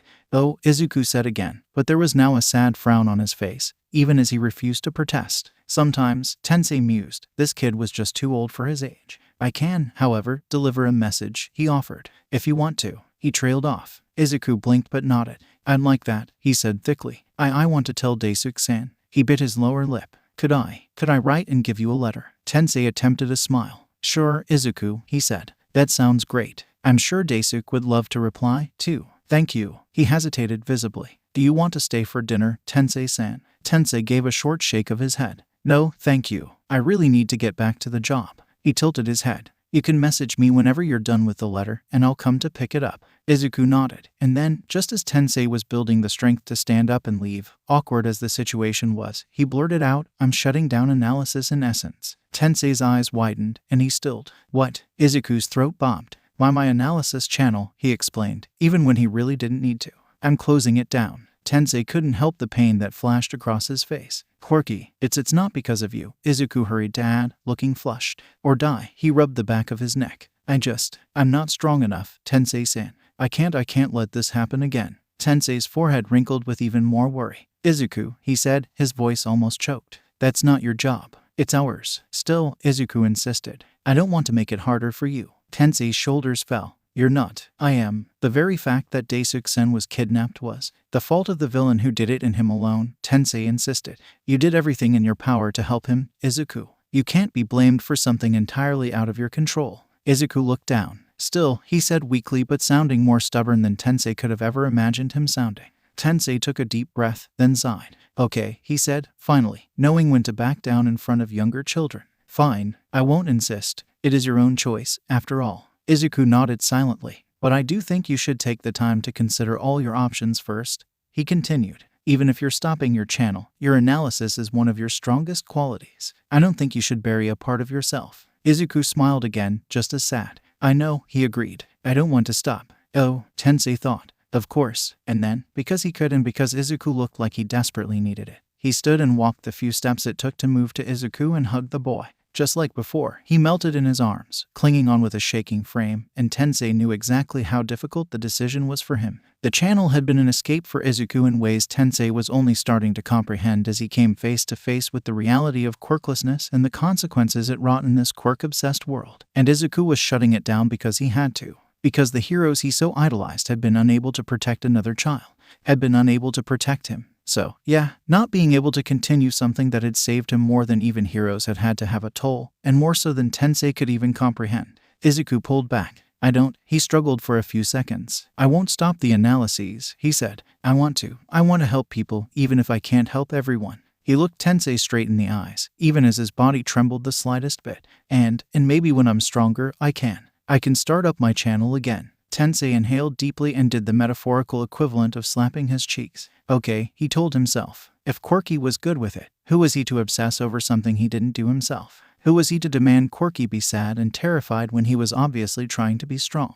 Okay, he told himself, because he was going to be here now, even if he hadn't been able to before. Whatever you need, he said finally. I'm here for you, and whenever you need to start it back up, let me know. Izuku's relieved smile was worth the whole damn week combined. Tensei planned to visit Desu directly after Izuku, if only to get all the difficult conversations out of the way in one fell swoop. Unfortunately, he got a call from Mirio first. Tensei-san, the teenager asked, then barreled on without waiting. We need to talk. Tensei frowned the entire distance to the student's house, his mind jumping right back into thinking the worst of the situation. There hadn't been worry, exactly, in Mirio's voice, just frustration and anger. And since Tensei knew that the teenager and his friends must have visited Daisuke in the hospital, that was particularly concerning. What could Mirio have to be so angry about? That was a stupid question, he acknowledged. Mirio probably had a lot to be angry about, starting from the loss of Daisuke's quirk to a villain who had quite literally gotten away and was gunning for a middle school student. Tensei grimaced. He'd have to talk down the teenager. Mirio didn't exactly get furious all that often, but Tensei had an inkling of how explosive his anger would be and how damning. And as it was, that would damn him. At Mirio's, he found himself facing 3 pensive teenagers, and something itched at his instincts, and he had the sudden, foreboding feeling that this was not about what he was expecting to face. What's wrong? Tensei asked, shackles raised. Mirio made a small growl at the base of his throat and began to pace. Daisuke lost his quirk, he spat, which was in line with what Tensei had been expecting. Okay, manageable. And he thinks he can't be a hero. Can you believe him? Okay, definitely not as expected. Tensei pursed his lips. Daisuke just went through a traumatic experience. He started, but that doesn't mean he gets to be a hypocrite, Mirio shouted, and Tensei could see how his 2 friends cringed under the shout, both in guilt and a wavering confusion. Mirio didn't stop. He's acting like having no quirk means you're useless. He's acting like Izuku has no future when all he's done is tell Izuku he can be a hero. How can he do that? How can he pretend? Mirio, Tensei shouted, and the younger boy snapped back, eyes wide and mouth open mid-rant as if unable to recognize what had happened. There was something desperate in his eyes, too, as if begging Tensei to do something about this. Fix this? Fix Daisuke. Tensei felt uncomfortable truth rip through his spine as he straightened and hoped it wasn't too late for what had to be said, because it was quite obvious now what had happened, and yes, it was half on Tensei for not making sure the kids had sensitivity training or at least knew what subject not to broach before letting them meet Daisuke. But he'd imagined. But no excuses would be enough. He swallowed. Daisuke went through a traumatic experience, he repeated, and this time, his tone brooked no interruptions. He's lived through something no one should have to live through, and he's lost a part of himself. Your quirk is in some ways as essential to you as a limb. How would you expect someone to react to losing their arm? Mirio flinched. I'm not saying it's the same, and I'm not saying there's anything wrong with having no quirk. All I'm saying is Daisuke has gone through a great loss, and it will take time for him to come to terms with it. When you lose something, when you grieve, your perspective changes, Mirio. You don't stay the same person you were before, at least not immediately after it. Tensei softened as Mirio's eyes shone with unshed tears, and his lips trembled. I know it feels horrifying, not being able to control anything or help Daisuke, but coping with trauma is no easy thing. And you can't control someone's reactions to it, nor can you force them to stay the person they used to be. Mirio shuddered, and the breath that left his mouth was an almost shattering exhale. Then what am I supposed to do? He asked, his voice thick. I can't help Dai. I can't help Izuku. I can't even. He buried his face in his hands. Dai said he was going to help Izuku become a hero. How can he do that if he isn't a hero himself? Tensei hesitated only a second before reaching out and squeezing the boy's shoulders. Mirio, he said slowly. Daisuke will heal. Mirio's shoulders hunched. And Izuku won't be alone. Things change, and people change, but you don't have to let your friendships change, you know. There was a sharp inhale, and Tensei knew he'd hit the mark. And what do we know? Maybe Daisuke will want to be a hero again after he heals. His voice hardened, but you have to let him heal. If you can't stay by his side, no one is forcing you. But don't push him, okay? Not right now. Not like this. He sighed and marked sensitivity training as one of the goals for his own interns going forward, too. Should I? It wasn't Tensei who answered then because Mirio's other friend, Nejire, spoke over him. Yes, she said, and her own expression was set in stone. We're all going to go and say sorry, she decided. I said some harsh stuff in there, and we need to be with Dai whatever he decides. He's our friend, Tamaki added quietly. He's always been there for me. Mirio looked down, hands at his sides now, fisting in what Tensei could only assume was shame because the lines on his face certainly reflected that. Tensei hoped he hadn't been too harsh. Look, you're all great kids, he said. You really love Desu and Izuku, and I appreciate that. This is just a difficult situation for everyone. There's no right answer, and we all stumble sometimes. It's just important to know that you've made a mistake and try fixing it going forward. Mirio gave a small nod. Okay, he said. Then, even more quietly, he asked, what about Quirky? Does he know? Tensei's grimace was pronounced. No, he said simply. He knows Desu has been found, but his lack of a quirk is not in the official debrief. He rubbed his temples. The only reason you three know is because you were made aware alongside Desu's mother before the gag order was placed. His eyes narrowed. Speaking of which, you have kept it a secret as asked, I presume. Tamaki nodded. Mrs. Takahashi told us what the police said, he confirmed. We haven't mentioned it to anyone. Tensei's frown lessened. Good. Please keep the news under wraps. I'm sure Principal Nezu or one of the police officers will come to talk to you about signing NDAs. The three looked slightly odd at that, as if they'd never heard of such things happening in real life. Then again, Tensei reasoned, they were still in their first year of school. They probably hadn't even covered that yet. The first year was all about general heroics and quirk usage. The more bureaucratic and paperwork-wise side of things started in the latter half of their second year. Okay, Mirio repeated, and then, a beat later, asked, Can we see Dai again? Tensei smiled sadly and nodded. I'll see what I can do, he said. Desu was alone in the hospital room when Tensei entered, staring out of the window at falling leaves and the faraway noise of honking cars and villain fights. Tensei sighed as he looked at the hero student's bunched shoulders and tense lines, his fists curled in his lap, and his mouth turned down, trembles lining the edges in ways that Tensei really shouldn't have been able to tell. But he could because he was used to trying to decipher the held-back emotions of his little brother, and Tenya was always worse about keeping his tears down and being the perfect hero. He wondered why Desu wasn't letting himself cry, then almost smacked himself because of course he wasn't, with everything that had happened to him and around him. Crying would be the last thing the kid wanted to do, and Tensei didn't blame him. Not showing his emotions was probably the only control he had over himself right now, and with a gaping part of his self and soul lost, there was no other option that he had. Tensei inhaled and knocked on the open door, still standing at the entrance. Desu flinched and turned to the door, eyes widening as he realized who it was. Ingenium, he exclaimed, and Tensei couldn't help the relief that came with Desu's fists unclenching and his shoulders loosening the second the boy recognized him. Hello, Desu, he greeted warmly, stepping inside and shutting the door. He knew the room was soundproof. The heroes had specifically requested it as such with the understanding that the villain was who he was. And though there were constant alarms set across the room to keep the doctor or the nurse updated, the two of them would be undisturbed bar an emergency or a surprise. How are you doing? Desu's huff was part mirth, part derision. Okay, I guess, he said. The wounds are all patched up, and my bruises are healing. He shrugged, and his eyes flickered down to his hands. Is everything? He trailed off, and the slight chagrin in his eyes made Tensei almost pity the kid again because he wanted to ask, wanted to know, but at the same time, he had no idea how to put it into words. Had no idea if he wanted to put it into words. The police and heroes are working consistently to bring the situation under control, Tensei reassured, if as vaguely as he could. He hesitated. The person who kidnapped you. I know he got away. Desu interrupted. I know you haven't caught him. That's not what I'm asking. Tensei inclined his head. I know, he echoed. But it's your right to know anyway. The boy's lips began to tremble, but no tear escaped his eyes. We're working with all might, he admitted. If anyone can catch this villain, it's him. It was an obvious ruse, but it surprised a laugh out of Desu, so it was a win in Tensei's book. I'm not the All Might fan, that's, his smile slipped. How's Midoriya? His eyes looked up to search out Tensei's, looking both desperate and terrified. Tensei plastered on a warm smile. He's good. He was just telling me about his plans for the coming summer. He's even got a part-time job now, did you know? Desu bit his lip. Some of the terror drained out. Yeah, Tensei said and took out the letter Izuku had given him. He also wanted to speak to you directly, but well, anyway, he wrote you a letter instead. Desu's breath caught. Oh, he gingerly held out his hand and softly picked the envelope from Tensei's grasp,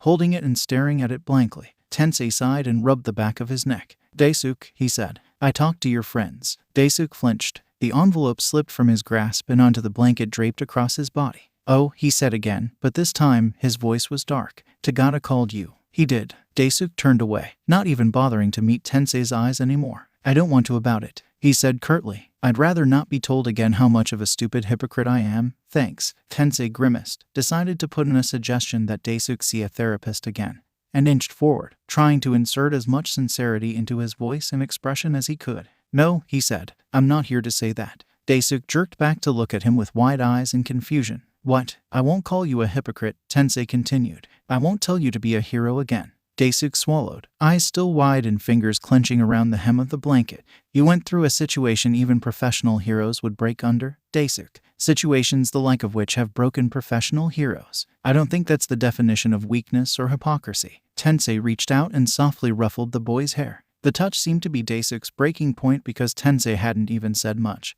Yet there were tears pooling in his eyes, and his shoulders were trembling. What if I don't become a hero now? Daisuke asked, voice breaking. What if I don't want to be one? He didn't say the last part, but it was so plainly written in his expression that Tensei wanted to pull the kid into a hug and tell him the world was full of more great people who weren't heroes than people who were. Instead, he just smiled. Well, I think that's kind of impossible, he said playfully, because you're already a hero, kid. Daisuke shuddered, racking inhales bursting through his chest as he heaved and cried. Tensei receded, allowing him to let it all out, not even sure whether his touch would be receptive or if Daisuke would even want a hug. It took quite a few minutes for the boy to calm down, and for a few moments after that, he kept staring at a spot on his lap, blanket a plain white and spotless, but still somehow garnering interest. Then, finally, Daisuke looked up, and a small, genuine smile crossed his face. It was wavering and short, and Tensei just knew that ever since Daisuke had come out of his kidnapping, this was probably the first genuine smile he'd managed to grasp onto, and he was honored it was for him. Thank you, Daisuke said. Tensei smiled back and shifted in his seat. Always, kid. And you know, I talked to your friends about this, too. Daisuke didn't say a thing. They want to say sorry. Daisuke looked down. Sure they do. They do, Tensei insisted. But this isn't an order or even a request. You can choose whether you want to hear from them or not. He leaned back again. I'm going to have words with Nezu about their schooling either way, though. Daisuke snapped his head to look at Tensei in horror. What? No, you can't get them expelled. Tensei blinked, taken aback. Wait, what? How had he even come to that conclusion? No, I'm not getting them expelled. He sighed. No, they're going to get refresher courses, or at least premeditated sensitivity training, which all heroes get, of course, but I'm going to request that the principal move it to the first year instead. At least the basics. Daisuke deflated. Oh, he said. Then, hesitant and one hand nervously twisting an end of the blanket, he asked, Are you going to ask me about UA? Tensei met his eyes. No, he said simply. Like I said, it's your choice. He folded his arms on his lap. I must, however, ask you something pertaining to the legal side of things. Daisuke tensed and straightened. Yes, Daisuke. The Hero Commission is giving you the opportunity to go into witness protection with your mother. Daisuke's eyes were wide. The truth is, the man who did this to you, he's powerful. He may not have taken you specifically for you, but he still has her quirk, and he still has you in his sights. The heroes won't let this happen again to the best of our abilities, but, Tensei sighed, the villain is powerful. We can't ensure your protection 100%. Witness protection is one way to increase the chances of your safety. And if you choose not to continue as a hero, I can't be a hero, Daisuke said blankly. I don't have a quirk. Tensei's smile was sad, but it didn't waver. You're already a hero, he repeated. You didn't need a quirk for that. Daisuke didn't say anything. Tensei was pretty sure he couldn't say anything. Tensei stood. I'll let you think about it, he said. We can talk again after. He pursed his lips. After Detective Tsukachi talks to you about, he stopped. Daisuke flinched, and his hands fisted, his breath quickening. Tensei didn't hesitate to reach out and squeeze the boy's shoulder this time, grounding him in the present.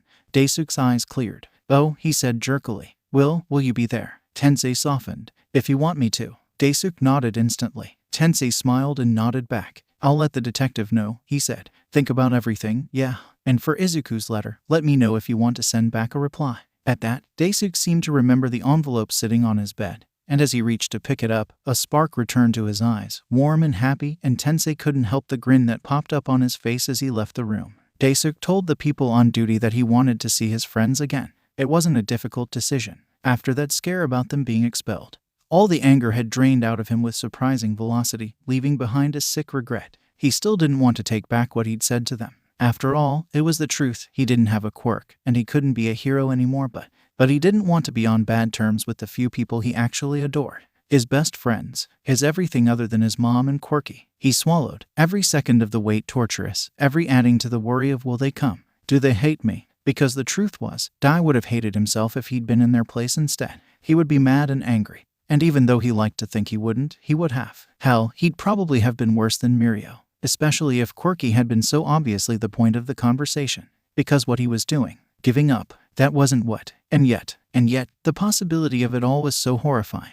The reality of a life without a quirk, without his quirk grated at his very being, made him remember every moment he'd ever used it throughout his life. Every time he'd taken it for granted, every time it had been the only reason he could get into and stay in UA, be a hero. He gasped, not realizing he'd been holding his breath. His heart beat faster, louder. His fists clenched, and his hands began to tremble. Somehow, someway, his lips began to tremble, too, his eyes burning with the telltale signs of tears. No, he told himself, and his voice came out thick. No, it didn't work. So instead, he went blindly through his memories and remembered the one thing that was sure to make him smile. And he pulled up Quirky's letter packed neatly into an envelope, just as polite as the boy himself. And then he forced himself to read, not because he didn't want to, because he so desperately wanted to, but because he had to blink more than once to drive away the fuzziness in his vision and force his hands stable enough for the lines to be readable. Dear Daisuke-san, how are you? I'm sorry I got you kidnapped. I hope you're doing well. It's been a long time since I've seen you, but I kept polishing up my skills like you taught me, and I think I'm pretty good at it.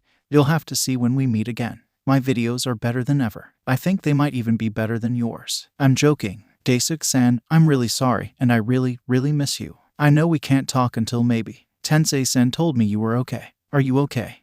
You know, I'm going to shut down analysis in essence. I know it might sound weird since that's how we even met, and I'd never give that up for the world, but I think I need some time to think about what I need to do going forward, so I hope you're okay with that since you contributed so much to many of the videos, too. I really couldn't have done so much without you, Daisuke-san. You're my hero. You're my goal. I love All Might, but I think you might have topped him on my list of personal favorites.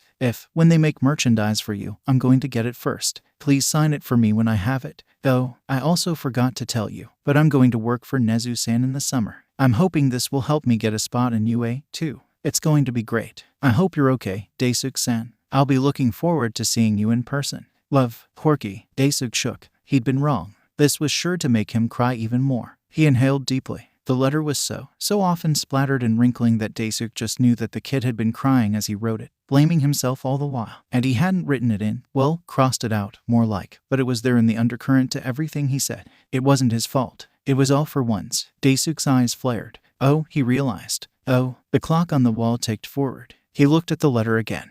And this time, his eyes narrowed in on the one line he'd been told again and again by Ingenium and the police and his mom, and you're my hero. He felt something small but sure begin to build, something stronger than the pain, happier than the hurt. It still wasn't big, and maybe it never would be, but it was there, and that was more than Daisuke could have hoped to have. You're my hero. He smiled. A hero? Huh. Even if he didn't become one, couldn't become one, he was going to stand on his own 2 feet and know that he could be strong, that he had the potential for greatness, that he was a savior to someone he loved and adored. You're my hero. He began to grin, topping the list of Quirky's personal favorites.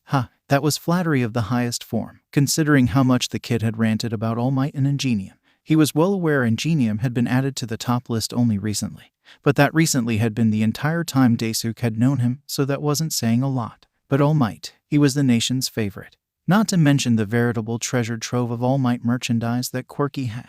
He shook his head and laughed. High praise indeed. The door pushed open, and Mirio peeked inside, looking like a deer in the headlights at Daisuke's easy smile, and even that wasn't enough for him to lose the grin. In fact, it might have fueled it even more. Hey, he said. Mirio entered, Nejire and Tamaki right next to him. Hey, Dai, Tamaki said, sounding tired. How's? He trailed off and rubbed the back of his neck. Nejire pulled on his smile. Having fun. Mirio just swallowed. Daisuke inclined his head and waved the letter. Quirky, he explained. He said he liked me better than All Might. Wow, Mirio said finally. That's high praise. Daisuke nodded eagerly. You've seen his room, then? He asked. Mirio nodded. Overfilled with All Might merch, he continued, this time for the benefit of the other two in the room. It's adorable. Wow, Nejire said. Guess I'm going to have to visit. Daisuke's levity lessened. Probably not yet, he admitted. Ingenium says we have to stay officially out of touch until it's relatively safe again.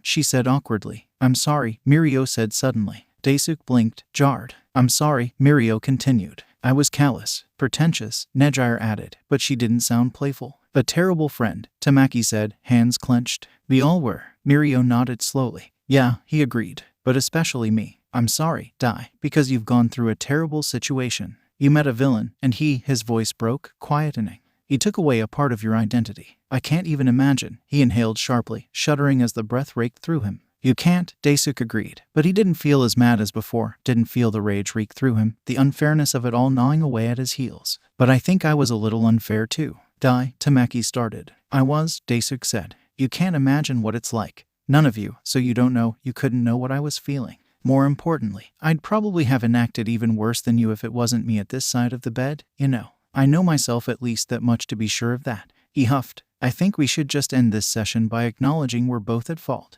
Mirio opened his mouth, then stopped, closing his eyes and hanging his head. Thanks, he said. Daisuke smiled, and yeah, it was probably crooked, but it was a smile. Nejire and Tamaki echoed the sentiment. What are you going to do, then? Mirio asked after a few seconds. And I'm saying you have to be a hero, he added hurriedly, then deflated, rubbing the back of his head. Look, what I am trying to say is that you could be a hero if you wanted to, even without your quirk. You don't have to be, but you shouldn't think you can't at all. He inhaled deeply and turned, panicked, to Nejire. I think I should probably take a break before I ruin this anymore, he told her. Nejire hummed, nodded, and looped an arm through his. Let's go get a coffee, she said. Want anything from the vending machine? She directed the last part at Tamaki and Daisuke. They shook their heads, and then they were the only two left in the room. Tamaki sighed and sagged into the chair next to the bed. I'm sorry, he said, almost miserably. What did I just say? Daisuke asked rhetorically. Tamaki didn't reply and didn't meet his eyes. Daisuke sighed. It hurt, he admitted, when you didn't say anything. I was so angry after that. I didn't want to, he grimaced, but I thought about it, and I realized that it was a bad situation overall. Our tempers were high, and I'd just gotten out of his hold, and he trailed off. I still have time. I'm not deciding just yet, he added. I don't know what I'll do, but thanks for thinking I can still make it. You can, Tamaki said, and though he still looked downcast, his eyes shone with confidence. I believe in you. Daisuke chuckled. You always have. Tamaki smiled. What are best friends for?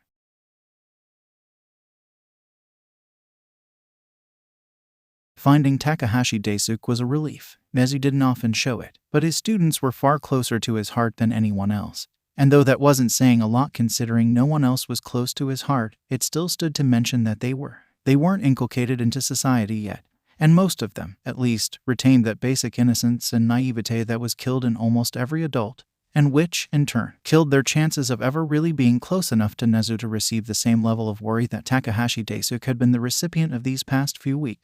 Nezu hummed and powered up his computer, methodically checking the logs and systematically shutting down the search protocols specifically focused on the boy while retaining the ones directed at the villains who had kidnapped him, considering they were still at large. More importantly, they were still at large after having hurt and humiliated his student, no matter that it was not related at all to UA, which meant he was most certainly not letting them go. They messed with him first, and this time he was going to punch right back, albeit in a way that wasn't the same physical violence they knew how to handle. Part of him wondered, though, whether their next attempt would be even more blatant, directed at UA instead of its student. That part of him wanted to see them try and then fail so desperately that they had to scratch the bottom of their barrels in an attempt to salvage something out of nothing because Nezu would not be leaving anything to chance anymore. He felt a small smile curve wickedly on his face and mourned the fact that none of his precious teaching staff were there because they had the loveliest reactions to this particular smile. Then the door pushed open, and some of the exact people he'd been thinking out looked in. Nezu gestured them forward. Kayama was first, with Yamato right behind her, Vlad after him, and Aizawa pulling up the rear, his eyes narrowed and contemplative. We heard, he said by way of greeting. And that was why he kept him around, Nezu thought. Abrasive hard truths. Of course, he told them, then pointed to the small bowl of treats on his desk. Candy. Every single one of them eyed it suspiciously, which was really quite mean if one really thought about it. Nezu, who had laced with a relaxing agent, didn't much mind. Pity, he said instead and went down to business. Takahashi Daisuke has been found. I'll brief all the teachers on the complete situation, but we do need to come up with a reaction before we hold the official meeting. Vlad crossed his arms. In what way? He asked, sounding tired but curious, lacking his usual energy. If he's been found. Because we can't let it happen again. Nezu cut him off. It didn't happen on UA property, Aizawa said carefully, eyeing Nezu with a strangely heavy look. Of course not, Nezu chirped with a sharp smile. But it may have. And regardless of where it happened, Takahashi-kun was still our student, and he deserves peace of mind. You're right, Yamada agreed, looking much more troubled than his co-workers. But then, he always had been one of the teachers who connected with students the most. That was part of the reason Nezu kept him on the roster. We need to make sure this doesn't happen again. Aizawa grunted. Kayama tilted her head. The media isn't exactly pressuring us as much, she agreed. But we need to be on top of that, too. The PR team is handling it, Nezu said, waving a hand dismissively. You can consult with them if you're worried. She nodded instantly. Aizawa sighed, rubbing the back of his neck. And what's the plan for countering these gaps? He asked, his voice tense. For one, Nezu said, I'm looking for a friendly teleportation or warping agent who may be willing to assist us in building a barrier against the warper who grabbed Takahashi-kun.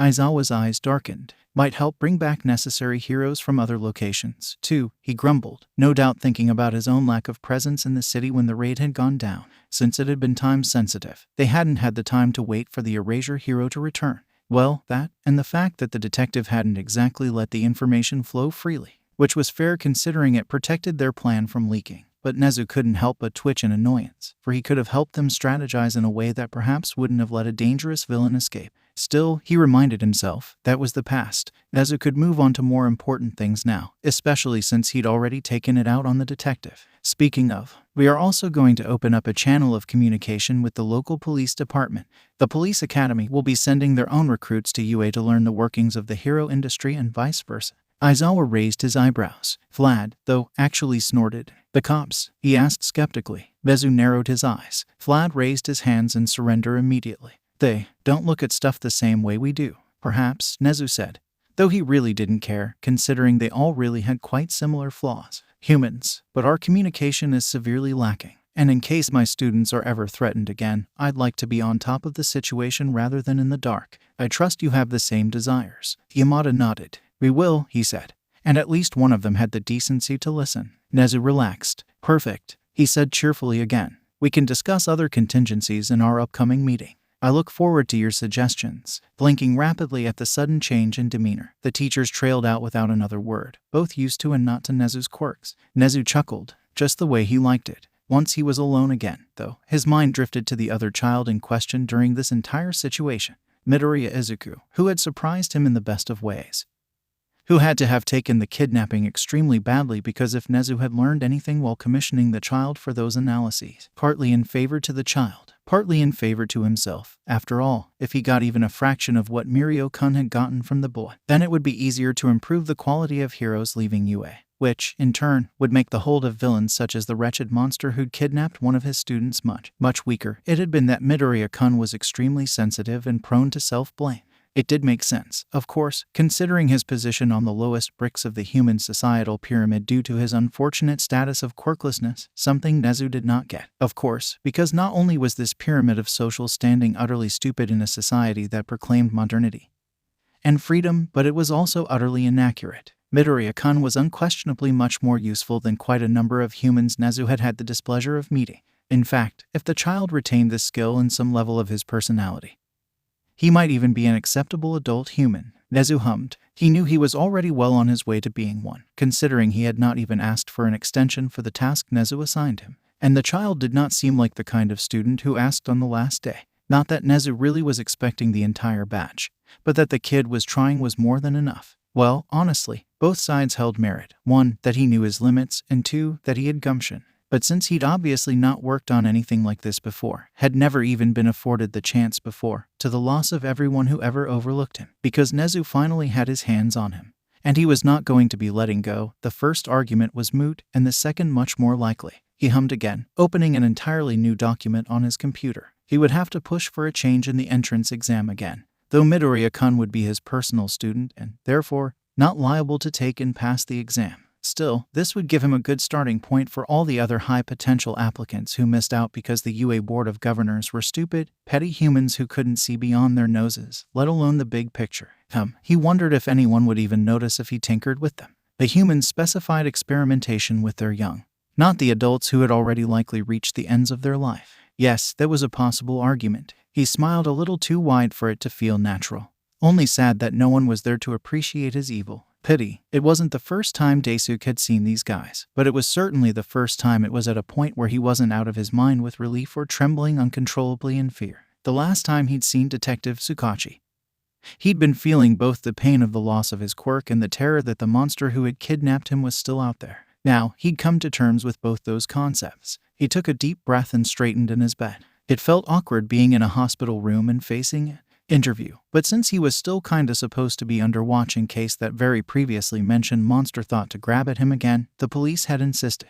Tensei, standing next to him, reached out to place a kind hand on his shoulder, and Daisuke felt himself relax the slightest bit. Having the older man here really did help. Honestly, he hadn't known it would be when he asked, only hoping to push off the situation until he could find the mental strength to deal with it. But when this day had finally arrived, Tensei being there was a relief. Daisuke sent him a tremulous smile, then turned back to Detective Tsukachi and the tall, hunched man at his side, who'd introduced himself as Yagi Tashinori. He didn't look like a detective, but Daisuke didn't really know what detectives were supposed to look like beyond Tsukachi, so he decided to take it as it was. Besides, Tensei wouldn't let the man be here unless he knew who he was, and right now, Daisuke trusted Tensei's decisions. Hell, he was probably the only one he did trust in this room. "Oh, okay," he said out loud. "I'm ready." Detective Tsukachi smiled kindly, holding up a recording device in full view. "This is just a follow-up to get the full details of the situation," he said soothingly. "I know it's been a hard time for you, Takahashi-kun, so please, take all the time you need."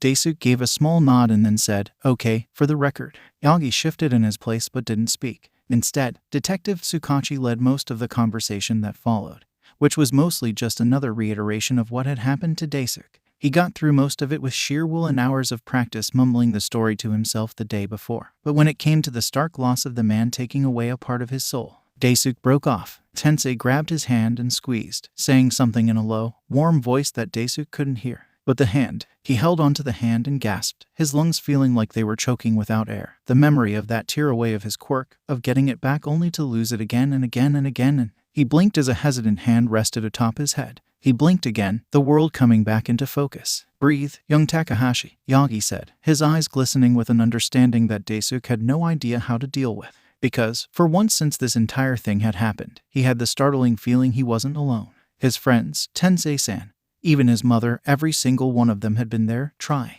But none of them could have understood. None of them knew the horror that he felt every single time he thought of the monster. Every single time he remembered his quirk torn away and the villain's whispered promises and that horrible, horrible voice in the back of his head that told him to give up to this man for there was no other way, no other answer, no other future. But the look in Yagi Tashinori's eyes wasn't pitying or confused or even sympathetic. No, it was understanding. Understanding in a way which made Daisuke think that maybe, just maybe, he'd experienced something like Daisuke had. That he'd met this villain and lived to tell the tale but couldn't without hyperventilating, like Daisuke was doing.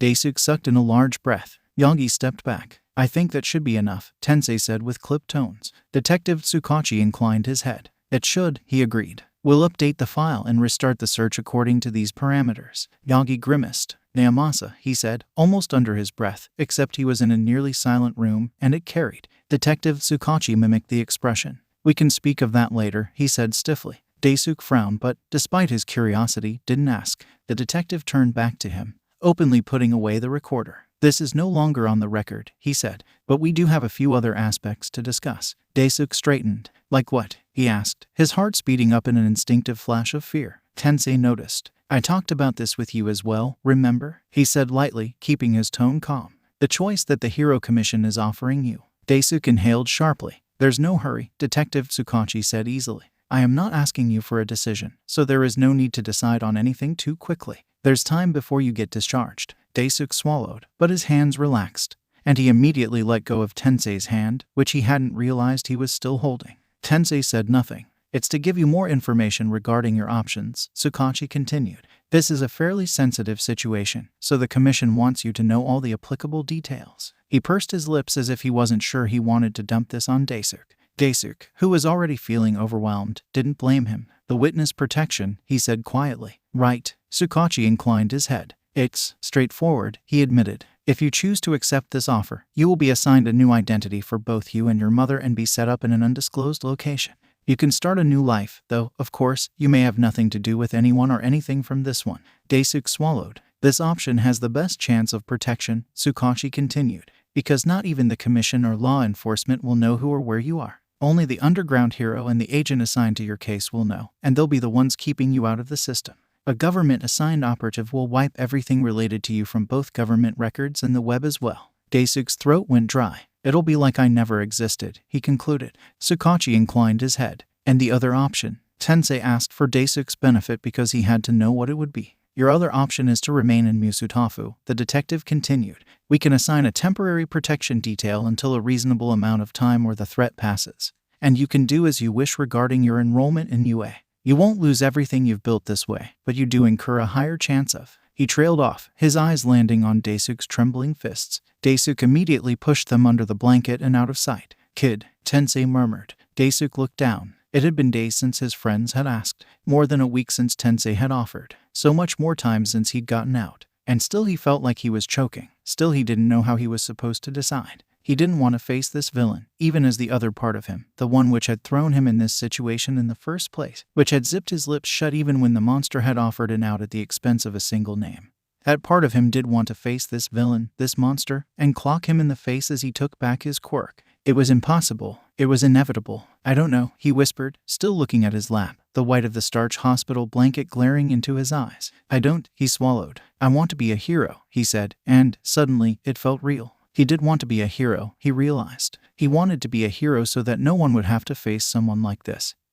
Something like this ever again. He wanted to be a hero so that he wouldn't have to go without seeing Quirky again. He wanted to be a hero so his friends wouldn't be disappointed in him, even though they'd talked it over and they weren't. He wanted to be a hero because that monster had stolen the thought of it away from him. Because he made him cower and tremble and dream of a time where he had a part of his soul and then wake up to a reality where it had been cruelly ripped away. And Daisuk shouldn't step back in the face of that horrible smile which almost tricked him into thinking that all he needed to do. He looked up to all three adults, looking at him with apprehensive expressions. I want to be a hero, he said again. This time, his voice was stable. But, he took a deep breath. I don't know how. Tensei's expression shifted to a sympathy Daisuk didn't want to look at for now. No matter that this was exactly why he'd wanted the hero here in the first place, and, instead, he turned to Yagi, who wasn't. The man was, in fact, looking at him as if he'd had a revelation, his smile self-deprecating and distracted. There hasn't been a quirkless student at UA before, Daisuk continued, just to get the conversation going, drawing on the memories of the facts that Quirky had told him.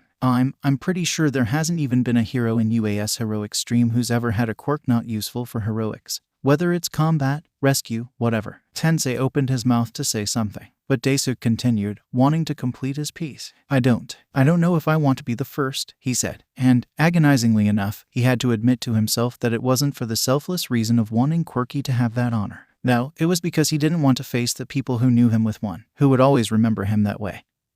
Who would see him with a quirk and know he didn't have it anymore? Who would look at him and see him as less, as pitiable, as loss? Who would look at him with that look in their eyes and he would remember, every single day, of the part of his soul that was gone? Not in UA. Sukachi pursed his lips in thought and Tensei tilted his head. There are other hero schools, he pointed out, but his voice was trailing off, as if part of him knew that wasn't something Daisuk wanted. And then, I may have a solution, Yagi offered, his voice low. Sukachi raised an eyebrow and they seemed to have a silent conversation, only for the detective to acquiesce to whatever they were discussing because Yagi opened his mouth again, addressing Daisuk. If you're amenable, the man said, I have a contact in America who may be willing to sponsor you in a hero school there. Daisuk blinked. I'm sorry. A small smile flickered across Yagi's lips. America may have its shortcomings, he said, but there is certainly a little bit more freedom there concerning the quirkless. In fact, I have heard of a few heroes who preside over the scene entirely with support gear and learnable defense techniques. Sukachi grumbled something under his breath that started with iron, but Yagi was louder. I do not doubt David would be happy to help, and if you're, his eyes flickered to Tensei.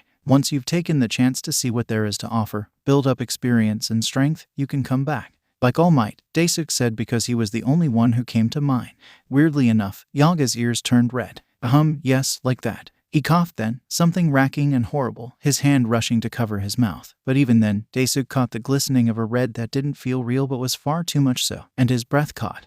The understanding of earlier feeling far more insidious because the monster had taken his quirk from him, and Kami knew what he did to others. If that was the consequence of Yaga's experience with him, then Daisuk. Maybe, Daisuk realized, he'd gotten out of it fairly okay. Yagi waved away the concern of Tensei and Sukachi, his eyes trained on Daisuk. Daisuk looked back, his mind whirling with possibilities and laden with limitations. Everything he chose would have a con, he knew, and nothing he could do would fix it. Not for a long, long while. He took a deep breath. If he wanted to do this, if he wanted to be able to move past everything that monster had inflicted, if he wanted to stop immediately depending on his quirk and then remember he didn't have it and face that instant breakdown that could one day be possibly catastrophic, if he wanted to be able to hold his head up high and return one day, proud of being himself and able to face Quirky without the guilt that the kid would undoubtedly notice and blame himself for, if he wanted to be a hero, Yes, Daisuke said.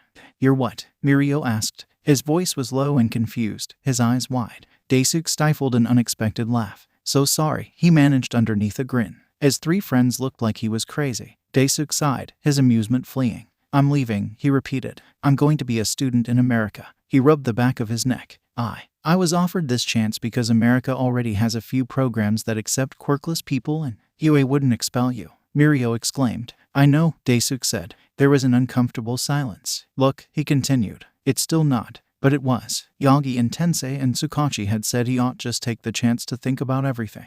To relax, to be able to breathe again before he made a decision. But he could feel it in his bones that this was probably the only way forward for him. He still didn't know that he wanted to be a quirkless hero, true, but he did not want to be a hero at all. He wanted to try either way. And if this chance gave him a way to move onward, he was going to take it. It's still not set in stone, he said instead. But I think this is a good option. Nejire stared at him, biting her lips as her eyes glistened with tears yet again. She said nothing, though, and somehow, even though Daisuke knew she'd hate it if it did, it made him feel worse. I want to be a hero, he said, and at least for now, I don't want to be pathetic. Tamaki's mouth fell open. You're not. I know, Daisuke cut him off. But not everyone's going to see it that way. He snorted. I'm not going to see it that way, he added, irony coloring his tone. Mirio seemed stricken, but instead of exploding or pleading or doing anything to stop Daisuke, he nodded a small, forlorn nod. Okay, he said. Okay. You can do what's best for you. He frowned. You have to do what's best for you. He glanced at Tamaki and Nejire. We'll hold the fort until you're back. Tamaki hunched in on himself. How long? He asked. Daisuke grimaced because he didn't have that answer. Nejire actually sniffed, then, a few tears slipping through her hold. I'll miss you, she said. You were actually cool to hang out with. Daisuke snorted. I was awesome to hang out with, Hado, he teased. Nejire huffed a wet laugh. And you better come back, Mirio said. When you're ready. He pursed his lips. I'm going to be stronger than you can imagine. Oh yeah? Daisuke asked, eyebrows raised. Didn't I mention? I'm going to be taught by All Might's friend. I'll be so opus you won't be able to touch me. Nejire whistled. Whoa, she said. Tamaki began to smile. You're on, he said simply, even as his eyes refused to meet Daisuke's. Daisuke just bit the inside of his cheek and hoped that, no matter how much time passed, one day, things would be fine again. I'm sorry, Tensei said. And he looked genuinely sad. You can't, Daisuke snorted. I know, he said. I kinda expected it. I mean, it's been the whole point of this thing, hasn't it? Tensei didn't look convinced. But Daisuke knew that probably had more to do with how Quirky would have reacted than how he was being. And since Tensei probably had to keep up a more hopeful visage so Quirky could be reassured, it was only to him the older hero could actually be apologetic. He really wanted to see you, he said instead. Daisuke's smile softened, his mind trying to bring up a memory of the kid, even faded and blurred as it was, now, so much time after he'd last seen him. I know, he admitted. The feeling's mutual. He rubbed the back of his neck. I even wrote him a letter if you. Tensei's returning smile was just as soft. Just as sad. You'll be a great hero. You know that, right? Daisuke laughed awkwardly. I'm serious, Tensei said. Quirks don't make hero. And yet still, even though he'd gone over this a million times, discussed this, confirmed this, changed his mind on this, and chosen this, Daisuke wanted to ask, don't they? But he didn't. He wouldn't let himself. Izuku was scouted by Nezu, Tensei said, which Daisuke already knew. And Izuku's also going to get a recommendation for UA when he graduates middle school. Daisuke's eyes flared. Okay, that he hadn't known. He'd expected it, from Tensei, if no one else, but from Nezu. Whoa, he said. The kid impressed him that much. Tensei looked just as proud. Apparently, he said. But he wanted me to tell you that by the time you come back, he's going to be a great hero, too, and, he chuckled. And that you better come back with lots of ideas and new quirks for him to learn about. Teach him about American heroes. That is, Daisuke began to laugh. Only him, he said. Yeah, I think I'm going to have to start my own notebook. Tensei grinned. Should be easy to fill up. Right, with everything I've learned. Daisuke shook his head and trailed off, looking down at his hands, then up, right into Tensei's eyes. Thank you, Ingenium, he said with the most sincerity he could muster. Thank you for everything you've done for me. I don't think I could have managed even half of this without your help, without your support. He swallowed. I don't think I would have been able to keep my friends without you. Tensei's eyes were dark, but warm. And instead of glossing over the claim, like he'd done every other time Daisuke tried to thank him, he just reached out and ruffled Daisuke's hair. Thank you for letting me help, he said. And it was probably the best way he could have said that. Daisuke smiled. Dear Daisuke-san, Tensei-san told me you were going to America. I understand that you have to, but I'm glad you're still going to be a hero. I think you'll be an awesome hero. You're already a hero to me. my request still stands. I want to have your merch first. I'm really sorry that this all happened because of me. Tensei-san told me not to look into anything about this, that it might alert him, so I haven't. But I can't help but think that maybe. I haven't met Mirio-san for a while, either, because Tensei-san said we should be careful. But I can't help but miss you still. Will I ever see you again? Will you come back home? Will you ever come to see me again? I've started working on the quirks that Nezu-sen gave me. They're a lot, so I don't know if I'll even complete them. Plus, with my finals around the corner, I don't even know if I'll be able to do anything. But I'm going to try. You're trying, aren't you? Love, Quirky. Daisuke got the first letter as he started settling in. His mother and he'd finally gotten everything working here in America. Not just scraping by with broken English and tenuous relationships, but ever since David Shield had shown up and introduced Daisuke to his daughter, Melissa Shield, who was Daisuke's age, everything had actually gone much smoother. Daisuke could never replace his old friends back in Japan.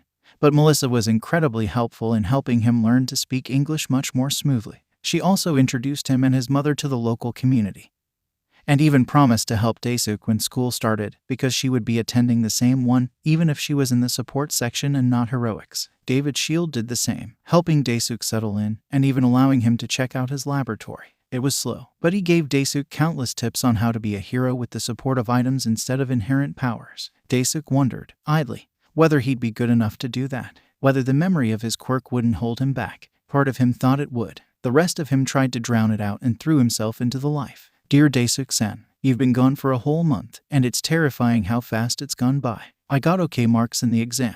I didn't manage to ace them like you said I would. The analyses are going well, though I've only managed to do a few, so I'm behind. I'm thinking of reworking my process, and maybe doing some categorization before working on the rest. There are definitely some similar quirks in the pile, and some mutation quirks tend to have similarities that can be extrapolated onto each other. I'm rambling even in my letters. Mom told me I've started doing that more since you left. I guess I usually ended up talking to you about this stuff back when you were, so I had nothing left to mutter about by myself. Not that that's the only reason I miss you. Anyway, Nezu-sen says I can do it however I wish. He'll only go over the work right at the end, at the deadline. I did come across 1 or 2 quirks that I just couldn't understand, so I've made that pile for later. And Nezu-san says he'll introduce me to the students so I can understand their quirks before I try my hand at analyzing them, so at least there's that. When are you? I wish you could write back, but Tensei-san told me about the problems. I know you probably won't even get these letters until much later, so there's probably no use even writing them, but I miss you, Daisuke-san. Love, Quirky. P.S. Did you hear? All Might took a leave of absence. The whole of Japan's in an uproar, but All Might left before it started in. Endeavor's been promoted to #1 hero by the Hero Commission in the meantime. But I could see him seethe in the interview broadcast. I wonder what happened. Daisuke did, in fact, know All Might took a leave of absence because All Might arrived in America before Izuku's letter did. It was actually a surprise. And he almost walked back out the front door when Melissa invited him in with the excuse that David had something to show him. But All Might spewing blood and deflating into an entirely different person was kinda mysterious enough to get his attention. Of course, at first he was all sure that it wasn't actually All Might, but then he knew exactly what had happened to Daisuke, and David swore up and down his entire career and, well, it was odd, finding out one of the world's best kept secrets and realizing exactly why the villain had captured him, realizing exactly how close to the truth Izuku had hit. Because Daisuke had watched Izuku's analyses with a passion, especially since he'd ended up here and couldn't talk to the boy himself. A little bit of home, he told himself, and that little bit of home had included Wonder, who was, surprise, surprise, and no, for once he was not being sarcastic, All Might's teacher, All Might's predecessor. All Might, Daisuke found, was locked in a decades-old war with the oldest supervillain on Earth. Daisuke was simultaneously awed and horrified. All Might asked, hesitantly, if he wanted his quirk. Dear Daisuke-san, guess what? My idea worked out. The categories are actually working super well, and I'm speeding through the work. I bracketed quirks that were similar and made several piles. Then extracted the ones I couldn't analyze without either seeing them in action, conversing with the quirk holders, and put them aside for later. Once the categories were created, I was able to standardize applicabilities that could be translated from one to the other and didn't have to repeat countless of them while still ending up with similar results. Of course, the unique elements of each quirk have to be analyzed in exclusion, but since the overall skeleton is constructed, it isn't too difficult. I'm not able to go into as much detail as I have for others, but Nezu-san says I am doing fairly well with the limitations I have. Nejire-san gave me a talking to when she realized I pulled a few all-nighters to do this, though. And then she, Mom, and Mirio-san teamed up to get me to sleep on schedule from then on. Oh, I didn't mention, did I? Najire-san and Mirio-san finally convinced Tensei-san that it had been long enough and came to see me along with Tamaki-san.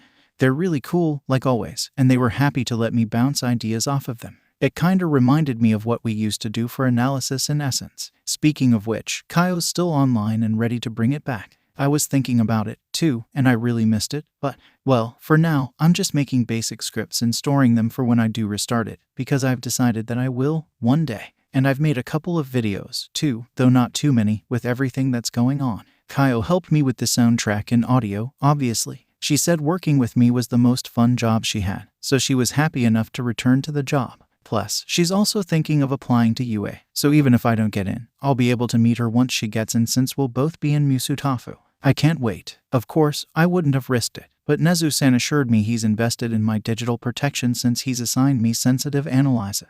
Tensei-san agreed that my work was safe, so I think I've started to relax a little. I was a little worried, but the principal promised me he did it for other hero students, too. After what happened to you, he's lobbying for much greater security for the students, and the opinion is in his favor. The only place he's still being stonewalled is making the sports festival private, but since it's also economically benefiting UA, that's not happening anytime soon. There are other contingencies he's working on, but I guess he's still working on them because he hasn't said much. I heard him mutter something about the police, but he stopped after that, so I'm not really sure. I wonder what he wants to do with the police. Could Detective Tsukachi and Memora be involved? Anyway, for the digital thing, I might actually see if I can learn. I really liked learning graphic design from you, so maybe I'll like other computer-related work, too. Plus, it never hurts to understand more. Maybe I can learn to protect my own things and Nezu-san won't have to waste so much on me. But I also have to start thinking about the politics of heroics according to Nezu-san if I want to understand more about the impacts of All Might not being here. I might have to put the computer thing on a back burner. Oh, and school's starting again, so I have to worry about that, too. I think it'll work out, though.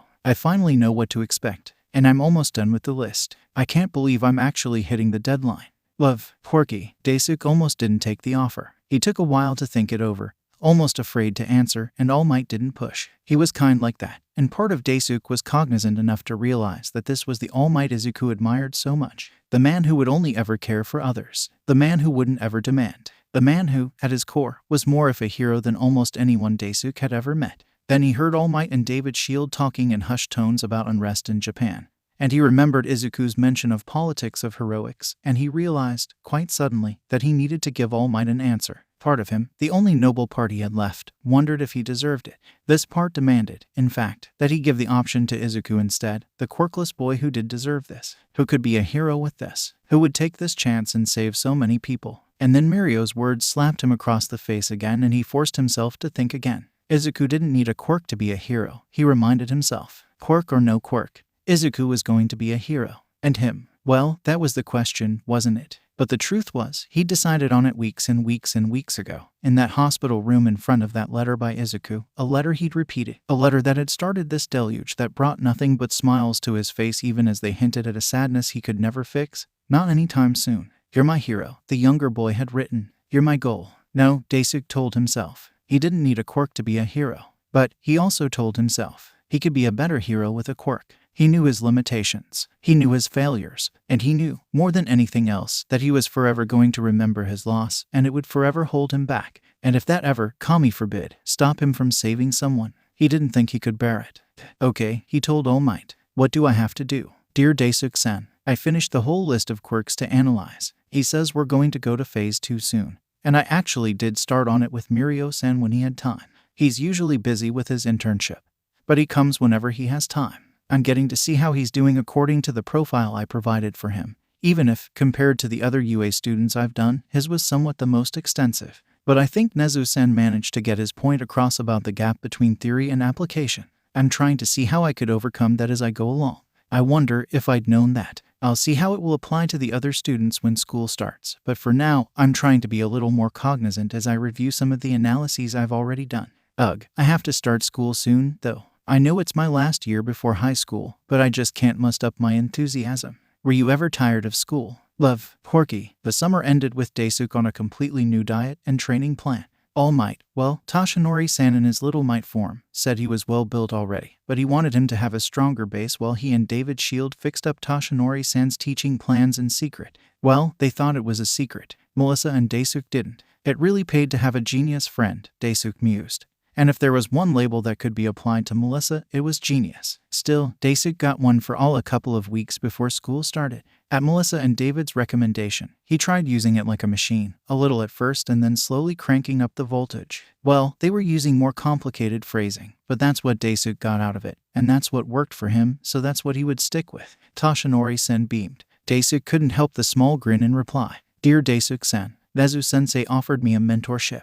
Can you believe it? The principal of UA wants me to study under him. He says he's going to put in a special recommendation for me to get into UA for high school. Mom said I fainted. It was very embarrassing, so please don't tell anyone, but I can't wait to go there. After all, UA is the top hero school in the country, one of the top in the whole world. And more importantly, All Might went here. You went here. Nejiire-san, Mirio-san, and Tamaki-san were super happy for me. They said you'd be really proud, too. And I hope you are, Daisuke-sen, because I really want to make you proud. You're my hero. You will always be my hero. I still don't know what you're doing out there, but I hope whatever kind of hero you become, you're happy with it. Because I'll always see you as one anyway. I can't wait. I still have half a year left until the entrance exam.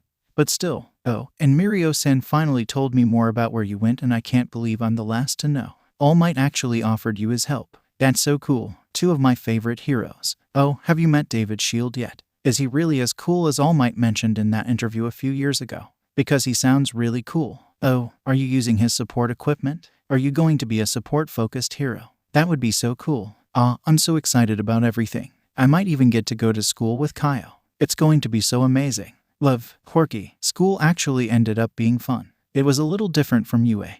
And a lot different if one counted the people, but mostly, Daisuke managed to scrape by pretty well. Unlike UA, there were actually a ton of activities and heroics-related classes that didn't depend on quirks, something which Daisuke was definitely going to suggest to UA when he returned, but it didn't seem to have the same variety in teaching that he remembered UA having. He guessed it was a pros and cons thing. He got the letter from Izuku late one morning, late to school, and only managed to open it in lunch, and then he grinned, something that attracted Melissa, who wrung out a whole explanation from him. When she got to the part about her dad, she smiled brightly and asked if she'd ever get to meet this kid. Daisuke hoped she did. He had a feeling she'd like him. Are you? She asked, as they walked back to class. Proud, I mean. Always, Daisuke said.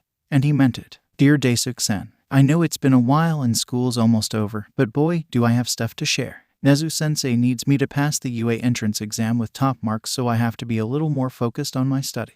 Guess your prediction really might end up coming true if not for the first set of exams. Basically, Nezu-sensei recommended me, but the board told him that it was impossible, especially after they found out I was quirkless. Nezu-sensei was furious, of course, and I think he maybe might have ended up dissecting them if he could have gotten away with it. I wouldn't blame him, of course, with what happened to him before he... Anyway, he managed to make them compromise. Now I just have to be in the top bracket of the theoretical exam. And though I'm exempt from the practical by virtue of the quirklessness and because of the special recommendation, I have to sit an analysis-specific viva with all the board members present, Nezu, and a quirk expert the board will bring in. Nezu-sensei says it's unfair, but he also doesn't seem worried. He said if I could complete all the analyses I did for him, I can pass this test with flying colors. I really hope he's right. Tensei-san, Mirio-san, Nejiire-san, and Tamaki-san are really proud of me. And since I had already been exercising with them for the past year, Tensei-san suggested it, and Mirio-san was really excited about teaching me. Actually, Tamaki-san suggested I join them in the basic combat training so I can start building my profile, because even if I'm mostly an analyst, since if I'm going to be working with hero classes, I might want to know a little so I don't fall behind. Plus, I'm going to be a full-fledged hero someday. Might as well start training now. Oh, they also told me about Eraserhead, who's supposed to be teaching one of the incoming hero classes, and I think I might even go ask him for help in learning how to fight without a quirk, because that's basically what he does, you know? Love, Quirky. Sometimes, Daisuke wondered if this new system he'd joined wasn't better. He was pretty sure that hero schools here had preschools for elementary and secondary levels, training younger kids to prep them for hero schools and, if need be, universities.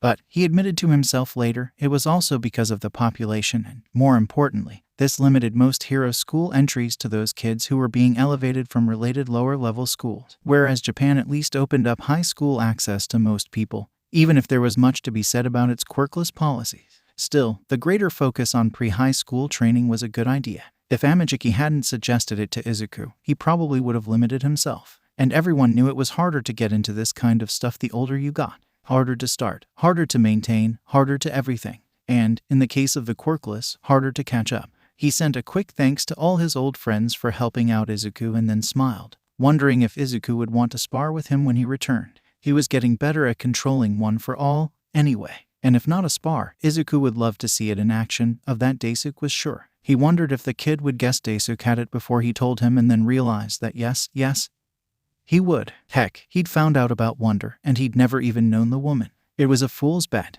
Made him smile, though. Daisuke went through the next few days with a lightness in his tread that even the coming exams couldn't ruin.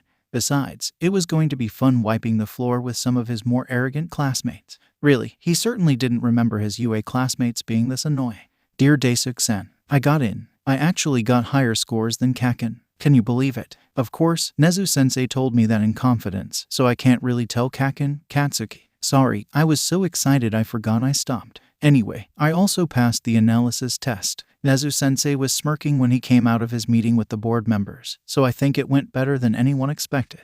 I'm actually going to be attached to the first-year hero classes since they happen to use their quirks more often than non-hero students.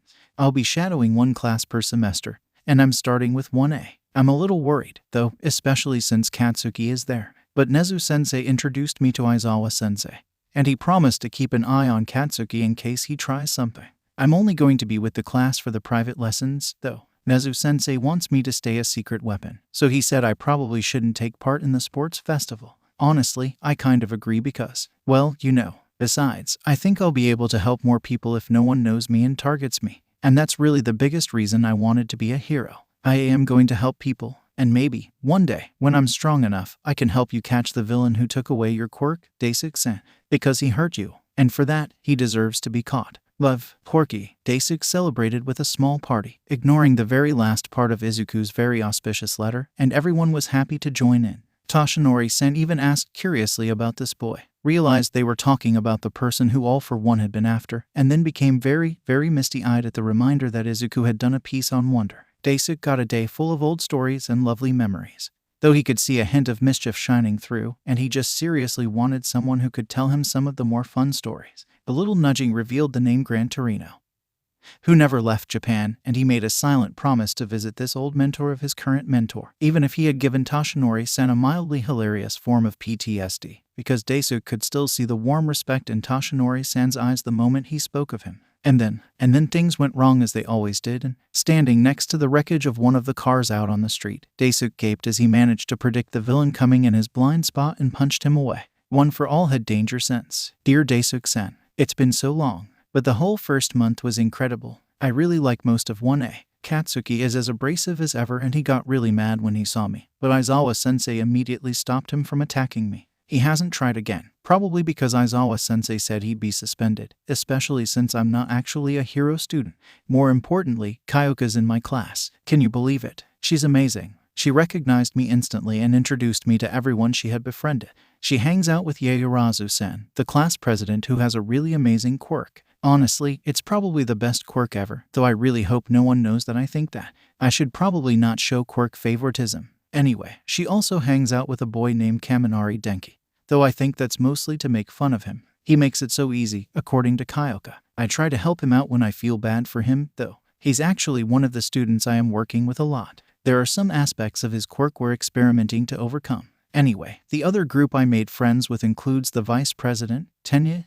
He's actually Tensei-sen's little brother. It was so exciting meeting him, because apparently, Tensei-sen told both of us a lot about the other. He approached me on the first day and he, Tsuyu-chan, and Uraraka-chan are actually my closest friends. I hope we get to stay friends when I have to move to Class 1B. Uraraka-chan actually has a really cool quirk, too. She calls it zero gravity, and it's amazing. Yaoyorozu-san's creation is incredibly wide-ranging, but zero gravity is incredibly versatile and has so many possibilities in its usage. Plus, Uraraka-chan is also amazing herself. She's really nice, and she started in on Katsuki when he tried to interrogate me without a teacher present. Tenya-sen wasn't far behind, too. Anyway, there are a few others I'm not great with. There's this pervert, Minoru Maita. Kyoka told me how he was peeping on the girls, too. And I can't even understand how someone like that will ever be a hero when he can't even respect others. I asked Nezu-sensei about it, and he got really quiet, then told Aizawa-sensei to keep an eye out for his actions. He's on probation for now, but,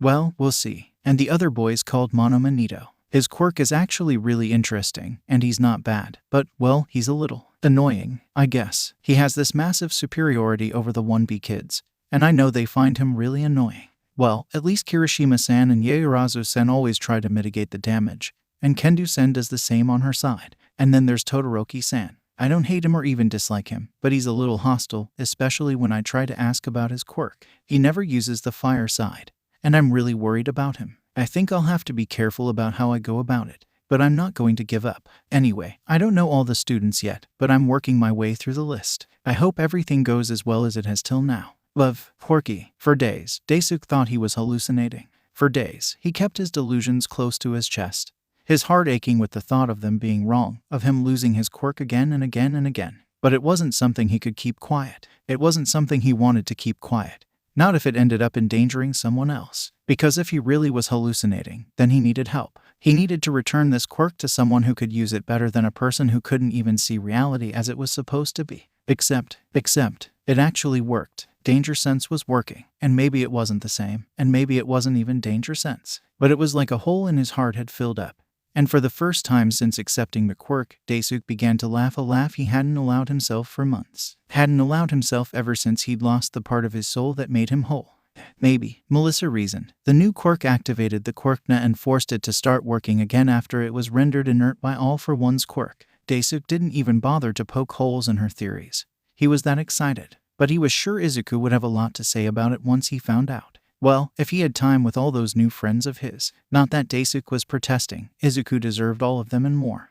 Dear Daisuke-san, the sports festival's coming up. I know I said I won't participate, and I still won't, but I can't wait to see how my friends perform. I'm really excited, you know. Tensei-san's on duty, but he promised he'll watch the recordings, so Tenya-san's not too disappointed. Mirio-san, Tamaki-san, and Nejire-san are coming to watch 1A with me, though, since they already know the class and their activities aren't on that day. After that, Tenya-san, Ochako-chan, and Tsuyu-chan are going to go with me to watch the third years. Mirio-san told me he's really excited to implement all the things we've discussed since I started improving my analyses with Nezu-sensei, and I'm really excited to see him blow away the competition. He's going to be super strong when you come back. In fact, I'm pretty sure everyone's going to be. I hope you've been training, Daisuke-san, because we're definitely going to give you a challenge. There's been a lot more unrest ever since All Might left.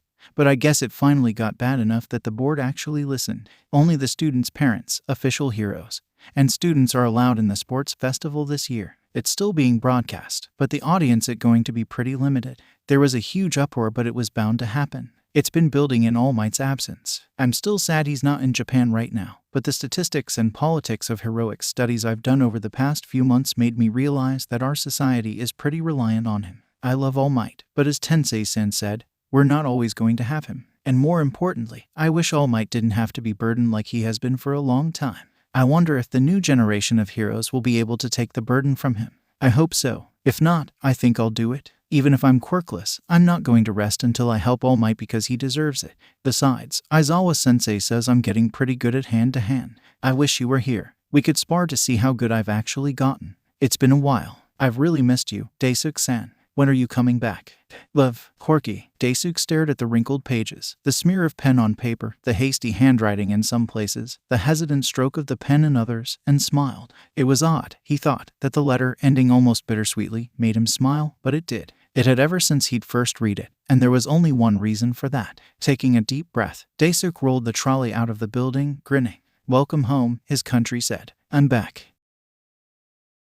Okay, sadly the chapter is over. And if you enjoyed the video, just leave a like and subscribe with post notification, so when the next chapter is ready, you will be notified. Okay, see you in the next video. Bye.